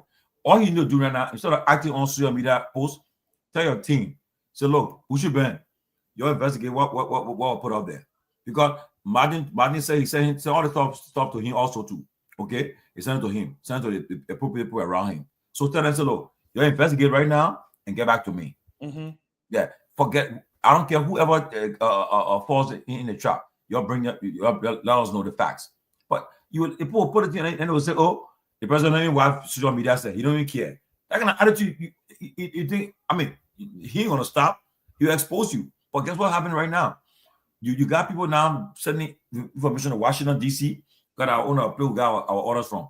All over the place, the European Union, telling them, say, look, the money you're sending Liberia, they were being spent. And that one will soon have a problem. So if we're serious, it will start from the president. But right now, he has not given me reason to say, the president, are you making some effort? How you know? This morning about I did think about the assistant minister Siwa post. It's in the front page Africa now. Yeah, it's a headline actually. It's a headline story. I think people wanted to say something, right? But who done it? I just seen her before. You don't know her? I know Siwa about her. Yeah. She's a journalist. Where were LBS? Where were 2FM before LBS? Yeah. She's a very sharp young lady. What she said, one of the very good journalists in the country. Yeah. It's impressive. What you said is impressive. I'm not joking. It might let her in trouble. Yeah, they could probably fire her. It may let her in trouble. She shouldn't have done that. No, they say government the bureaucracy is very tight. You have to respect the space. But Liberia, it may let her in problem. Maybe. Yeah, but the way she said it, let me. Why I don't think it will. The way she said it, guys, right? She said, even if I am, right? She said, even if I am obstructing the rescue agenda, we got look and say what you want to say about the Unity Party folks. That's one thing that I do kind of admire about them a little bit, right? That some of them do have the gall to be able to, be within and still say what some of the things that they say publicly. I mean, they don't do it to the extent where it's enormous, but yeah. She's not also happy. You see her boss did not catching it well, as the assistant minister of public affairs in the ministry, she and the foreign minister are not getting along well, and that's what I'm hearing from the grapevine. Yeah, and there was a time when the foreign minister even came, foreign minister brought media consulting. Imagine you have the assistant minister for public affairs, and she brought media consulting, all those things. Yeah. And the rest of, but the statement, I didn't know that. I saw the statement today. That's not good, man. Yeah, Sylvester, she could get in trouble based. Yeah, that's what I said May, and I didn't say she would. But again, there may be a little bit. The president just be barred to take action on the ground because she's saying something realistic. But then I carry on front page on a headline or newspaper. They have all the it won't easily. She's except it's determined they cannot say the fact. Some people are underperforming. So that's it. She's saying something. Fire me if I'm one of those who are struggling your agenda. Fire me. Then the big why to say it though? Is it from this Noka case? She's talking about this. Well, but she spoke in generality though. She did not pinpoint any particular person. She spoke in general. Yeah. Said we should not encourage, right? Almost like we shouldn't encourage people on the team who pulling the team back. Mr. President, even if one of your ministers is pulling the team back, fire me. Right? Yeah. So even if my I do agree with you that it's also her calling out the president. Yeah. Right? She's calling out the president to say muster the political will to cut some of these people, to cut some of this dead weight. Yeah. Even if my boss, the foreign minister, is not performing, get her out. So it's a serious message, right? So she was speaking in code. Yeah, code. But we can decode it. Yeah, but so what I see here is you guys really alluded some great stuff about what the government can do, but the government don't look like folks that are really open to exploring the kind of opportunity. I mean, exploring what Liberia will need right now. The government don't look like that. President, I mean, look, I'm not being sarcastic here. I'm really not. I mean, but think about when you were 20 years old, how much energy you had. I mean, how you were sharp, you could explore things, you can remember, you can come outside and be hands-on. I just feel the president is out of touch when it comes to his government. He's not in the knowing of what is taking place. It's just like few people come sit by him and tell you, you're going to do the one. Papa, do the one. Papa, let me make sure you do the one tomorrow. We'll write it other and announce it. Without him actually sitting down as the 45-year experience, somebody who will sit there and say, you know what? Let me think about this myself. Let me go in, think about this policy, think about how we can get on there, think of how we can do it. I don't think that's happening. They probably just tell him, he'll tell them, go ahead and do it. I don't think the government is really open. And I don't know how we'll survive 1 month without usage. I don't know how we can survive.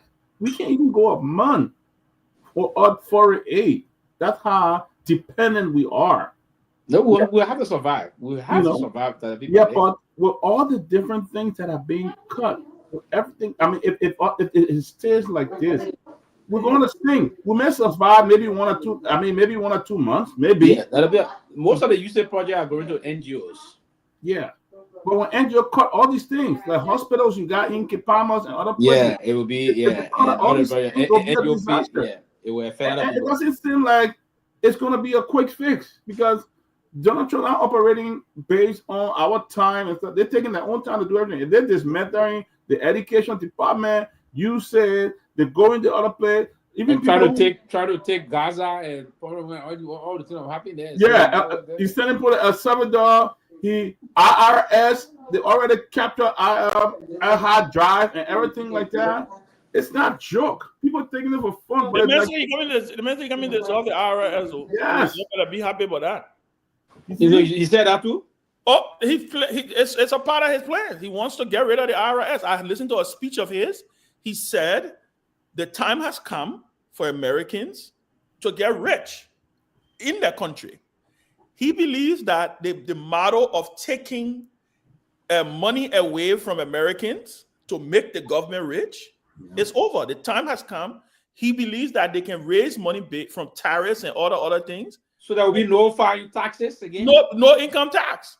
No income tax. His point is no income tax. So America generate money now. To keep money in the people's pocket. How America generate money? Oh, there's many ways people can generate money. You know how many other countries that don't have income tax? You got to understand the way the people system is built, Tomalin. Tomalin, you know America is the #1 producer of oil. You know that, right? Yeah. America has, you know, the trade. Natural gas. Natural gas. You go to Middle Eastern countries, there's no income tax. Middle Eastern countries, they actually pay their people. They will introduce welfare. I see that the idea of introducing welfare fund, right? Because that's a thought process. Yeah. So no, I don't think it's welfare. I think it's more of, you know, Donald Trump, like I say, and I don't know, I hate to sound like I'm defending him, but the thing about me, no, he got some good thought process. Yeah, the thing about me, I like to peel the onion, right? I like to peel. The thing about me, I like to peel the onion. I know a lot of people are upset with him because of some of the crazy stuff that he said, but I like to go beyond some of the things that he's talking about. Like I said on the show yesterday, right? It's clearly shown Trump diplomacy clearly is working. He got up, mounted a bully pulpit, threatened Canada, threatened Mexico, right? And said, I'm going to put tariffs on you. 6 hours later, he was on the phone with the presidents of this country and the prime minister of Canada. And before he got on the phone, then the two leaders also came inside bluffing. They're too fire, right? Yeah, They're too fire, right? Yeah. They're too say we'll put tariffs. So guess what? They came to our understanding. Guess what? He said, okay, you know what? We'll pause the tariffs, but here's what you're gonna do. You have to send troops to your border. You have to do this. You have to do that. We're gonna make a deal, right? There's a method to his madness. So the intent is business. He don't want to put a tariff. No, he want to use the madness theory. Yes. Like what he's doing, like what he says about NATO, right? His argument is we spend billions, hundreds of billions of he said when he threatened NATO to start paying their dues. Yeah, but by the time the man threatened, he said, I will cut it off. All of them started paying.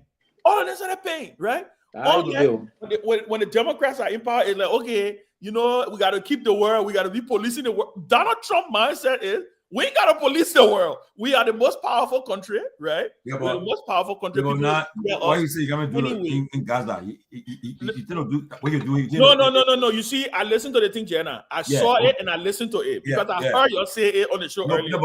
When you listen to the full statement he made, what he's saying? This is where he's coming from.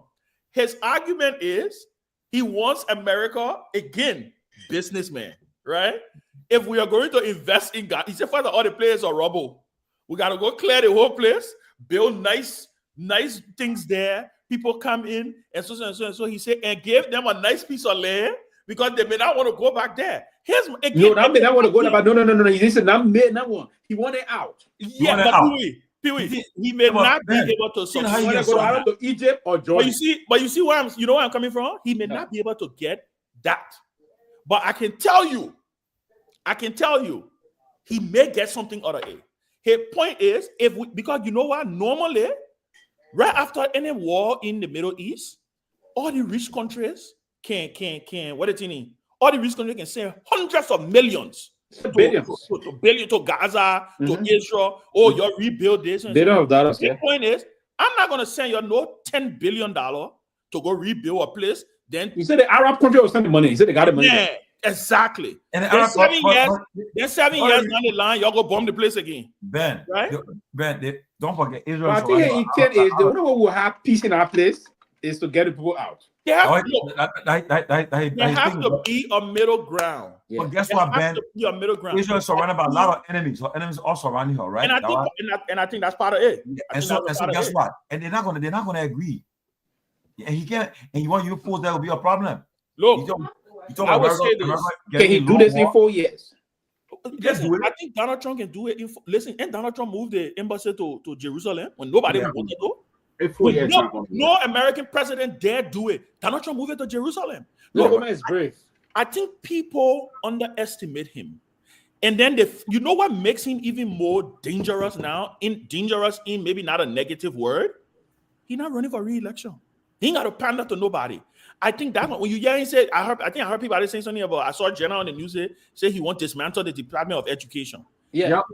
18 he said education will be the state. They will go to the states effectively. He said, "I'm gonna go to the states," and I think that makes sense. But the truth is, you can also make the argument, right, that a lot of the government bureaucracy in this country don't do anything.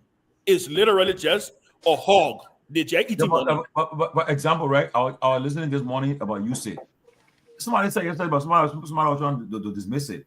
He said USAID help with intelligence, American intelligence, because they know exactly what people are doing. USAID, yeah, but they need USAID for intelligence. No, but I mean, it's an addition. I think they need USAID for intelligence. We got plenty of other institutions. We got plenty of institutions for doing intelligence. But what I'm trying to say is, he put in that. The thing about Trump. They put in there now. They close to all the dictators then. So who will manage dissolve the Department of Education now? He gave it to the states. Who will manage the $1.6 trillion that is going to student loan? No, but you got to understand something, Pewee. There are state departments of education in every state in this country. Also, you just share the money in every state. You just share the money. You give power to the states. It's the federal system. His argument is there should be no reason why. Like I said, I've been doing a lot of reading about this guy. There should be no reason why some office in Washington D.C. should be doing. You know the other thing they say I just saw on CNN, 20,000 federal employees have accepted his offer. You know the offer he gave, right? But I just up to September, we take pay for another September. But that's not even 5% of the federal employees. No, and then he also threatened that whether they take it or not, you will still lay them up. So what I see here is he's coming back. This is retribution. Like what he's doing. What he's doing, the FBI, those are retribution. All the part of get here and put that man. You are in our shoe. You are in our shoe. I'm part of that federal. So you will take the offer? I will take the offer. You know why I will take the offer? Why? Let me tell you why I would take the offer. I would take the offer and look in the private sector. Because you know, many private sector companies look to hire people from the government sector because they understand the governance of the country. Trust me. Yeah, but I said though, one U.S. Congress member warned that it's not what they really say. If you resign your job, you may not even get that incentive at the same. Secondly, somebody said that they resigned and they have tried to reach the system. It has crashed. They're not even getting anything back. So get rid of them, man. They have won the U.S. But the other side to that is that most of them they said I know the thing happened to Obamacare. And when the first because there's a rush, there's an interest, and there are just 20,000 right now. The offer is still there. I think the offer up to the. They're not even 5% of the federal employees. But you know how much money you can save the government? If 20,000 people get off of the government payroll, that they don't know how much is doing. The government got 2.7 million employees. You're not taking 20,000. They're not even a fraction. No, but Peabody, if you know how much one employee costs the government when you think about the healthcare, you know all government employees got the same healthcare. The same healthcare the president got. The same healthcare what do you need? Congress people got. So it's pretty decent. That's why many people work for government, right? Many people work for government because of the benefits. The pay may not be hundreds and hundreds of thousands, but the benefits, your pension, all of those things. You're not losing your pension. Can you imagine you taking pay for 7 months? You come in chill for the next 7 months. You be looking for a job. Listen, people are taking it because, and I don't think they're taking it because they think it's going to crumble. The same thing happened with Obamacare. When they first instituted Obamacare, the website crashed. So it shows the amount of interest. I just think there's a long way ahead. No, I don't disagree with you. Trump is only coming. With a Democratic president or do most of those things? No, yeah, they can do it. Well, it would be difficult in certain cases if he dissolves. Let's just say he dissolves the Department of Education. And they can't say important, they can reinstate it. Of course. You can reinstate it, but guess what's going to happen? you can reinstate it, but you can only reinstate it if what he plans don't work. It's the same thing with Obamacare. You remember the Republicans will always kind of say we'll repeal Obamacare. The reason they can't repeal Obamacare is because it's working. They got no, yeah. No, they can't. The reason they can't repeal it, even though it's working, but they did not have to vote to repeal it. They did not have to vote to do it. Yeah, I can Yeah, remember. but it also because they got what 30-something million people on healthcare. On it, but when they went to vote, 2017, I can remember. I was in Arizona. The old man flew. I think he was sick with brain cancer. John McCain. He flew. He got on the plane. He came to death. Nothing yet. What kind of money did I do? What I'm saying here is, and he did. I didn't take notes that he died. Yeah.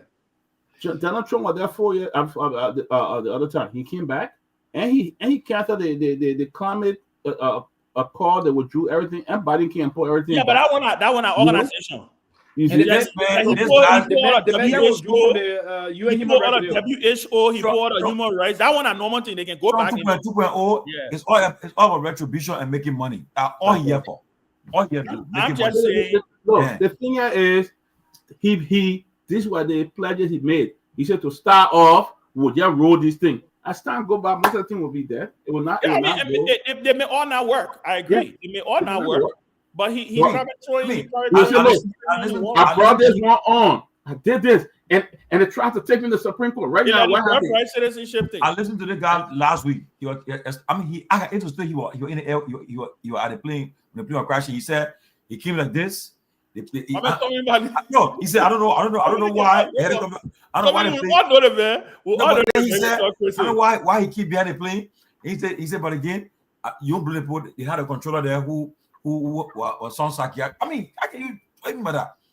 The reason why because somebody was psychiatric problem. Again, I think Donald Trump says what a lot of people be thinking and don't want to say. But Ben, don't get me wrong now. Some things you can say, that's what I'm saying. Yeah, but most of it, the retribution on the after. And you saw Justin Trudeau announced that he appointing a fentanyl czar. First time in the history of Canada. You can't be America. One can be fighting the entry of fentanyl, and then you're sitting down. They put there doing anything. I agree. What the lady is saying. Mark what she's saying today. November that's always the case. They will lose both houses. But that's always the case. That's why, and a new president comes, they try, if they get control of both houses, they try to ramp as many things as possible. True. Yeah, because that's always the case. But Biden survived. Biden only lost one. But Biden never had a Democratic House. He never did. All right. The only thing that happened, is. But guess what? But Biden was forced to govern from the middle because he never had a Democratic House. That infrastructure bill. That's what I'm saying. He had to govern from the middle. Yeah, and he did it. That bill, which president tried and never succeeded, he did it. And today, most of the people they benefited from it because he had to govern from the middle. He had no choice but to make amends, but to give the Republicans some. He takes some because if he had not done it, he was not going to get his bill because the Republican House, the Republicans have control. Get it more positive. Yeah. So for me, I think it's going to be interesting. Let's watch and see what they're going to do. But I think there's a method to his madness. When it comes to Liberia, I think Liberia needs to figure out, rather than crying and sitting down mad. I see this. Sarah Bezel says she's writing Marco Rubio and Guar is going to write. Nothing I'm going to do anyway. Why you say thing like you're not even a priority for those people. Yeah. I don't think when last I saw a Liberian foreign minister meeting with the Canada of America. I don't think when last. Yeah. I do anytime. Well, anytime, yeah. Yeah, but if I do anytime I say I used to meet with her. No, but Hillary went there. And no, I'm saying Ellen was her own foreign minister to a certain extent. Church Ellen, that woman. That's what I said earlier. Call on Ellen. Ellen is still moving. Ellen can still. I saw Ellen picture the other day. She with Angela Merkel. Ellen can still come to this country. If Ellen comes to this country tomorrow, Ellen will get to the White House before. But you saw Ellen chilling with Biden. And the only thing that blessed President Weah was the World Cup thing with Timothy and all those things, right?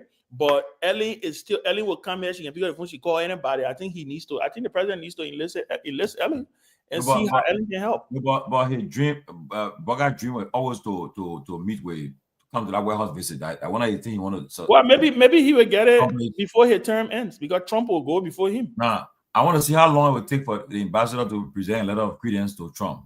But I want to stand nothing. They will do it. Oh no, Ben! I want to see you. They will do it. I want to stand time. It took some time. It may take some time, but he will have to do it. Yeah, I'm being Washington here with all accreditation. And where he need to submit that he need to Trump that time. Who? What the man need? Where he needs Solonta? I think Solonta, yeah, Solonta or somebody. I forgot who it was. Yeah, but that day is it translate? You say I'm supposed to be there. He said, "You gotta stand there." I beg you, remember. I feel say, I say, he said, "I gotta be there." He said, "Liberia." Well, he said, "Liberia." He said, "I gotta be there." He said, "Yeah, Jack can stand there." Yeah. He just killed him for a few seconds, and he just said, "Yeah." What happened that day? But yeah, it was a great discussion, man. It was a great. So, Chairman, tell us now about that U.S. that thing the U.S. government saying. No. I think that from what we are getting, you were right. From what you say, your sources told you. I think we are getting information that the U.S. the embassy has made some representation to the government that they want a logical conclusion to this legislative impasse. Because the fact of the matter remains that there's still an impasse, right? They're threatening to kick out Kofa things out of the office. Kofa is saying he's not resigning. So what I've been told is that there's a roadmap that has been developed with the knowledge of the Americans, and they are in touch with both sides. From what I've been told, they've had series of meetings with both sides, and they believe that these things should be resolved through the rule of law, and it is a fact that it has the potential to affect. That is, if there is anything called MCC, if Trump really decided that he will abolish the MCC. No, I mean, on a serious note, Ben, I mean, I talked to some lawmakers. I said, but the thing is simple. Okay, Kofa is saying now, okay, Kofa said, look, it's not about me. Okay, I don't have to be speaker. The issue now, the issue is Richard Cohn. But they're afraid because, I mean, they're not sure that Richard Cohn, if they were to call a snap election, he can win. He cannot win. Yes. You not win. Yeah. They're not sure if Richard Cohn can win. So that's one of the challenges they are having. And from what I've also been told is that there are some disgruntled members of the majority bloc who are not happy with the way they are going about appointing their committees and doing different things. So let's wait and see what happens. But I understand the Americans are involved. They are talking to both sides, and let's see where it will lead. You know, America, I mean, we can only move when America does. So yeah, but they gotta find it. I mean, it can't be like this, man, because I mean, now Richard Cook cannot count America represent Liberia as a speaker. Yeah. First thing. Oh, go to Google and Google Speaker of the House of Representatives of Liberia and see who knew what Papa. Yeah, because the people not moving from there because they have the impasse. Yeah, and I think the thing that the dangerous and difficult thing is they're acting like everything is okay. Everything's okay. Yeah, they're going on like, okay, Richard Cohn speaker, whether you're like it or not, you're being, we'll just continue doing what we got to do. You know, they passed a budget that is quote unquote technically illegal, right? The Supreme Court made it worse when none of them showed up at the SONA, because that was, again, I told somebody, I said, the Supreme Court heard the Bill of Information on that day. Yeah. They probably don't have to even hear it again. They heard it. They were very clear in their position by not showing up. I mean, it was a striking picture when you saw all the chairs empty. A skipping rejection. It was a striking picture. So let's wait and see There will have to be some leadership on the part of the president here. This is his government. He's the head of state. He's the head of government. Yes, there are 3 equal branches, but it's a triangle. He's on top. You know, he's on top. So we'll wait to see what happens. But yes, but there are movements, and we'll wait to get some. It's affecting the country. The country is being affected, and especially in these kind of trying times. Yeah. Okay? Right now, it's not time for that. Right now, it's not time off to do what they do right now. You cannot be playing. Say you won't be having a speaker, and you know it's not this guy. Just he's not legitimate. You know that, and so forth. I think they say he's going. I think he's going to represent Morocco. You think a pressure? It already parting pressure. The government couldn't push for Cohn to step down. I don't think it if the U.S. government is really pushing pressure, trust me, we're going to see some. Well, I think what they're doing, from all of the indication, and I've spoken with both people from both sides and also folks from within the American people, the American cycle, is that they're trying to use the carrot and stick approach at this point. They have already registered that they are concerned about what has happened and what continues to happen, right? Their concern is that you can't allow some things that do that because I think they try to stay out of it without it looking like them trying to dictate, right? But it is very clear that these guys have no intention, and then the other side is holding their ground. You saw the press statement from the Rule of Law Caucus today. They were very scathing in the. But my whole point here is that the Rule of Law Caucus, not the Rule of Law Caucus, most of those guys that are in the house, why they can't join forces. Now I agree. I don't like his approach. I said it on the show from the beginning this morning. Yeka approach, but many a time he's in limbo, right? He is. But the reason also that is, and again that is why. The thing is just disjointed, right? It's all disjointed. They can continue to do. I saw something today on the House of Representatives page that they're saying that they're going to start using their chambers, the chambers in the House, right? They're going to start using it on March 11. There's a reason why they're pushing it out. Trust me. There's a reason they could use that place next week. Why not February 11? That's what I'm saying. They could use it next week. But because, Tuesday. like I said, because these conversations are happening in the back, there's a reason why today, when they put it to a vote, a majority of the people on the floor, at least the majority of them, said they might go and forcibly take over things out of the office. But what did the voted today? And they said, but what did the chair say? The chair entertained a motion of reconsideration from Michael, what the guy name, the lawyer, Thomas, Michael Thomas, the heavyset guy. Yeah, Michael Thomas. Yeah, he had a motion of reconsideration to say that they shouldn't do that and that they should continue to have discussion. They know they know the picture and the image that is going to show. No, but they attempt to go and take the office the way they plan to take it. But Ben, so I think this government they got lobbyists in Washington, right? Mm-hmm. Okay. Yes. Now, it's almost like a setback. If it's like you're making your case, and then you're talking to somebody talking to Washington people, say, look, we need help, we need some help us, right? But as soon as you leave from there, don't forget, people come in and say, look, people didn't deserve no help. Look what they're doing right now. Look at the budget. Look how much money is going to this person. Look what happened to this country. Look at the people suffering and affecting you. You don't have a united front. Okay? Mm-hmm. So how you think you can fight too, other people fighting back too? So it's like making the lobbyists work difficult and so forth. Okay, that's what I see happening. And mind you, everybody get their own connection, get their own contact. You think but you get lobby, you pay, you think that you won't get a contact, then no. And I just heard you today that Chris Smith, then that whole thing with the walk around code was a whole thing with Alan White, his whole group, and so forth now. And saying the about joining Massacre, they pissed off with that. They didn't want to hear about Garguah government again. They pissed off. So all I think is coming to the fruition. It's not good. It's not good at all. There's going to be a lot of movement on the American front. There is a lot of movement, and we'll wait to see what it is. But I know they are engaged with both parties. Let's see what they come up with. They are speaking with both sides, and they're pushing.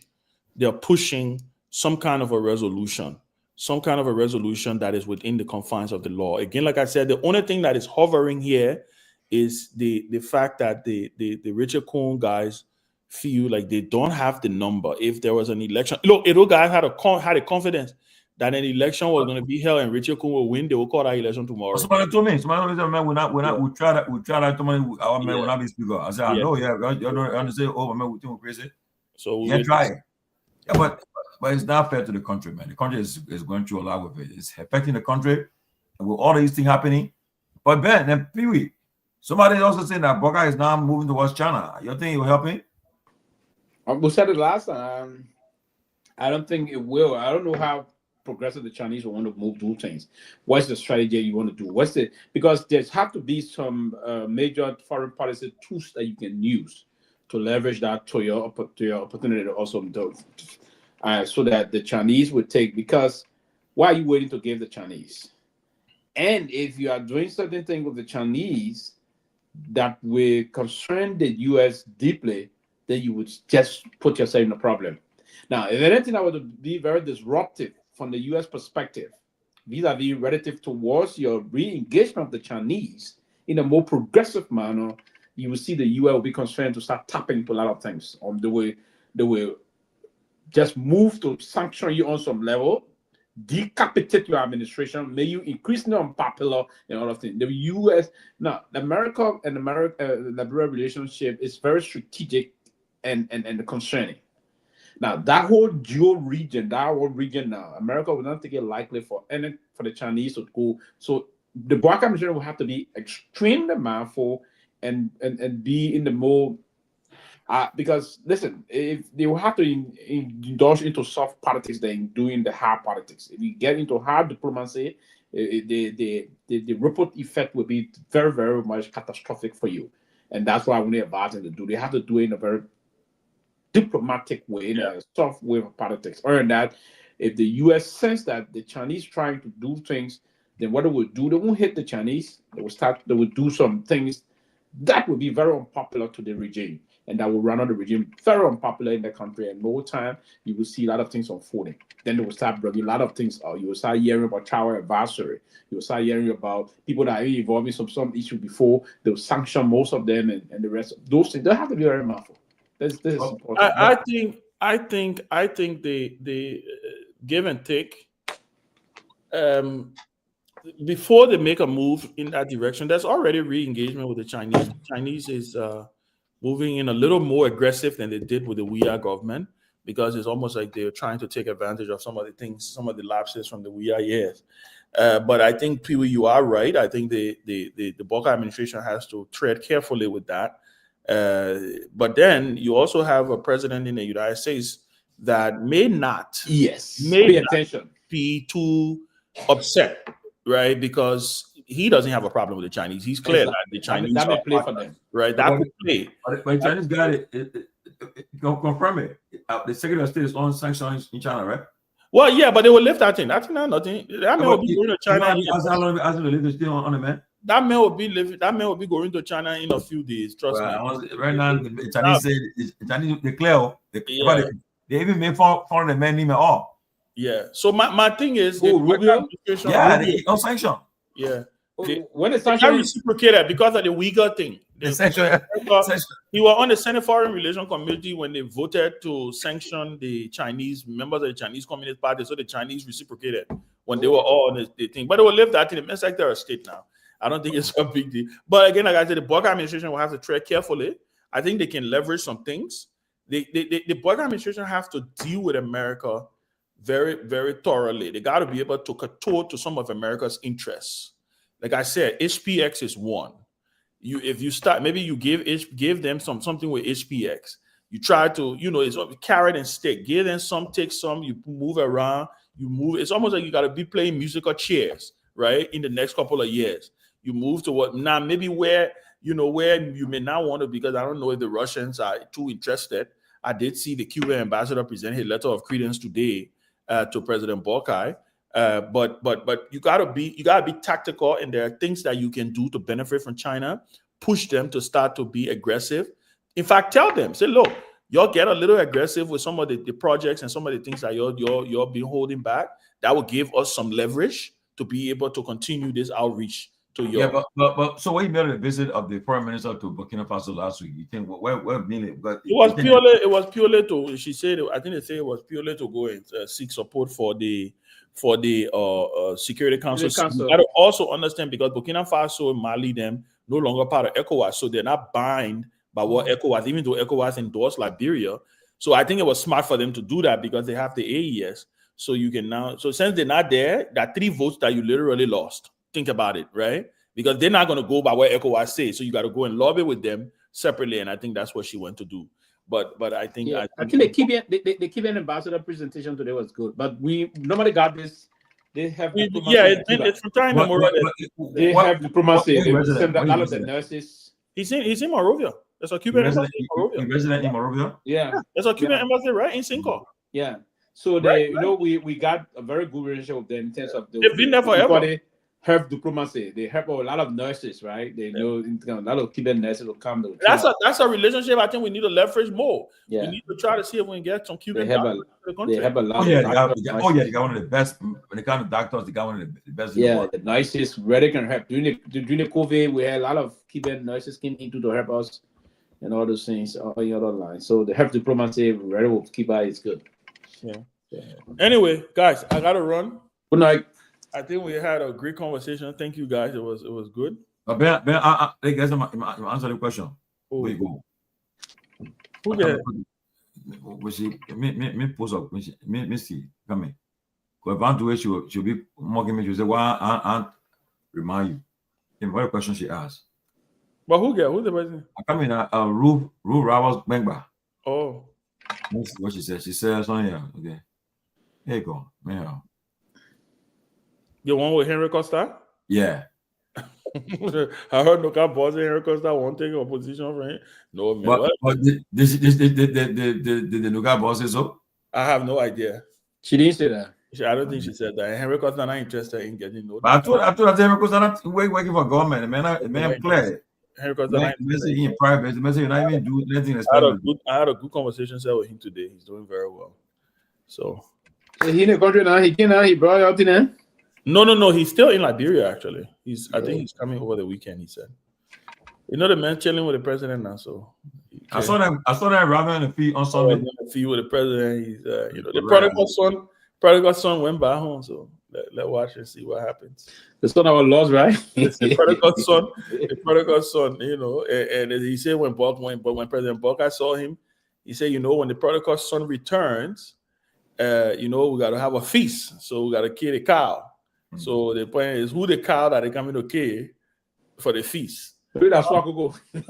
I know, right? We'll watch and see. Don't kill my sister today. No, but the way from you between myself, because you're not interested in government job. Nah, because I'm not interested in government business. Yeah. Don't say that, because I already been an ambitious person. So he but Pewee, right now, we're not job about in your government.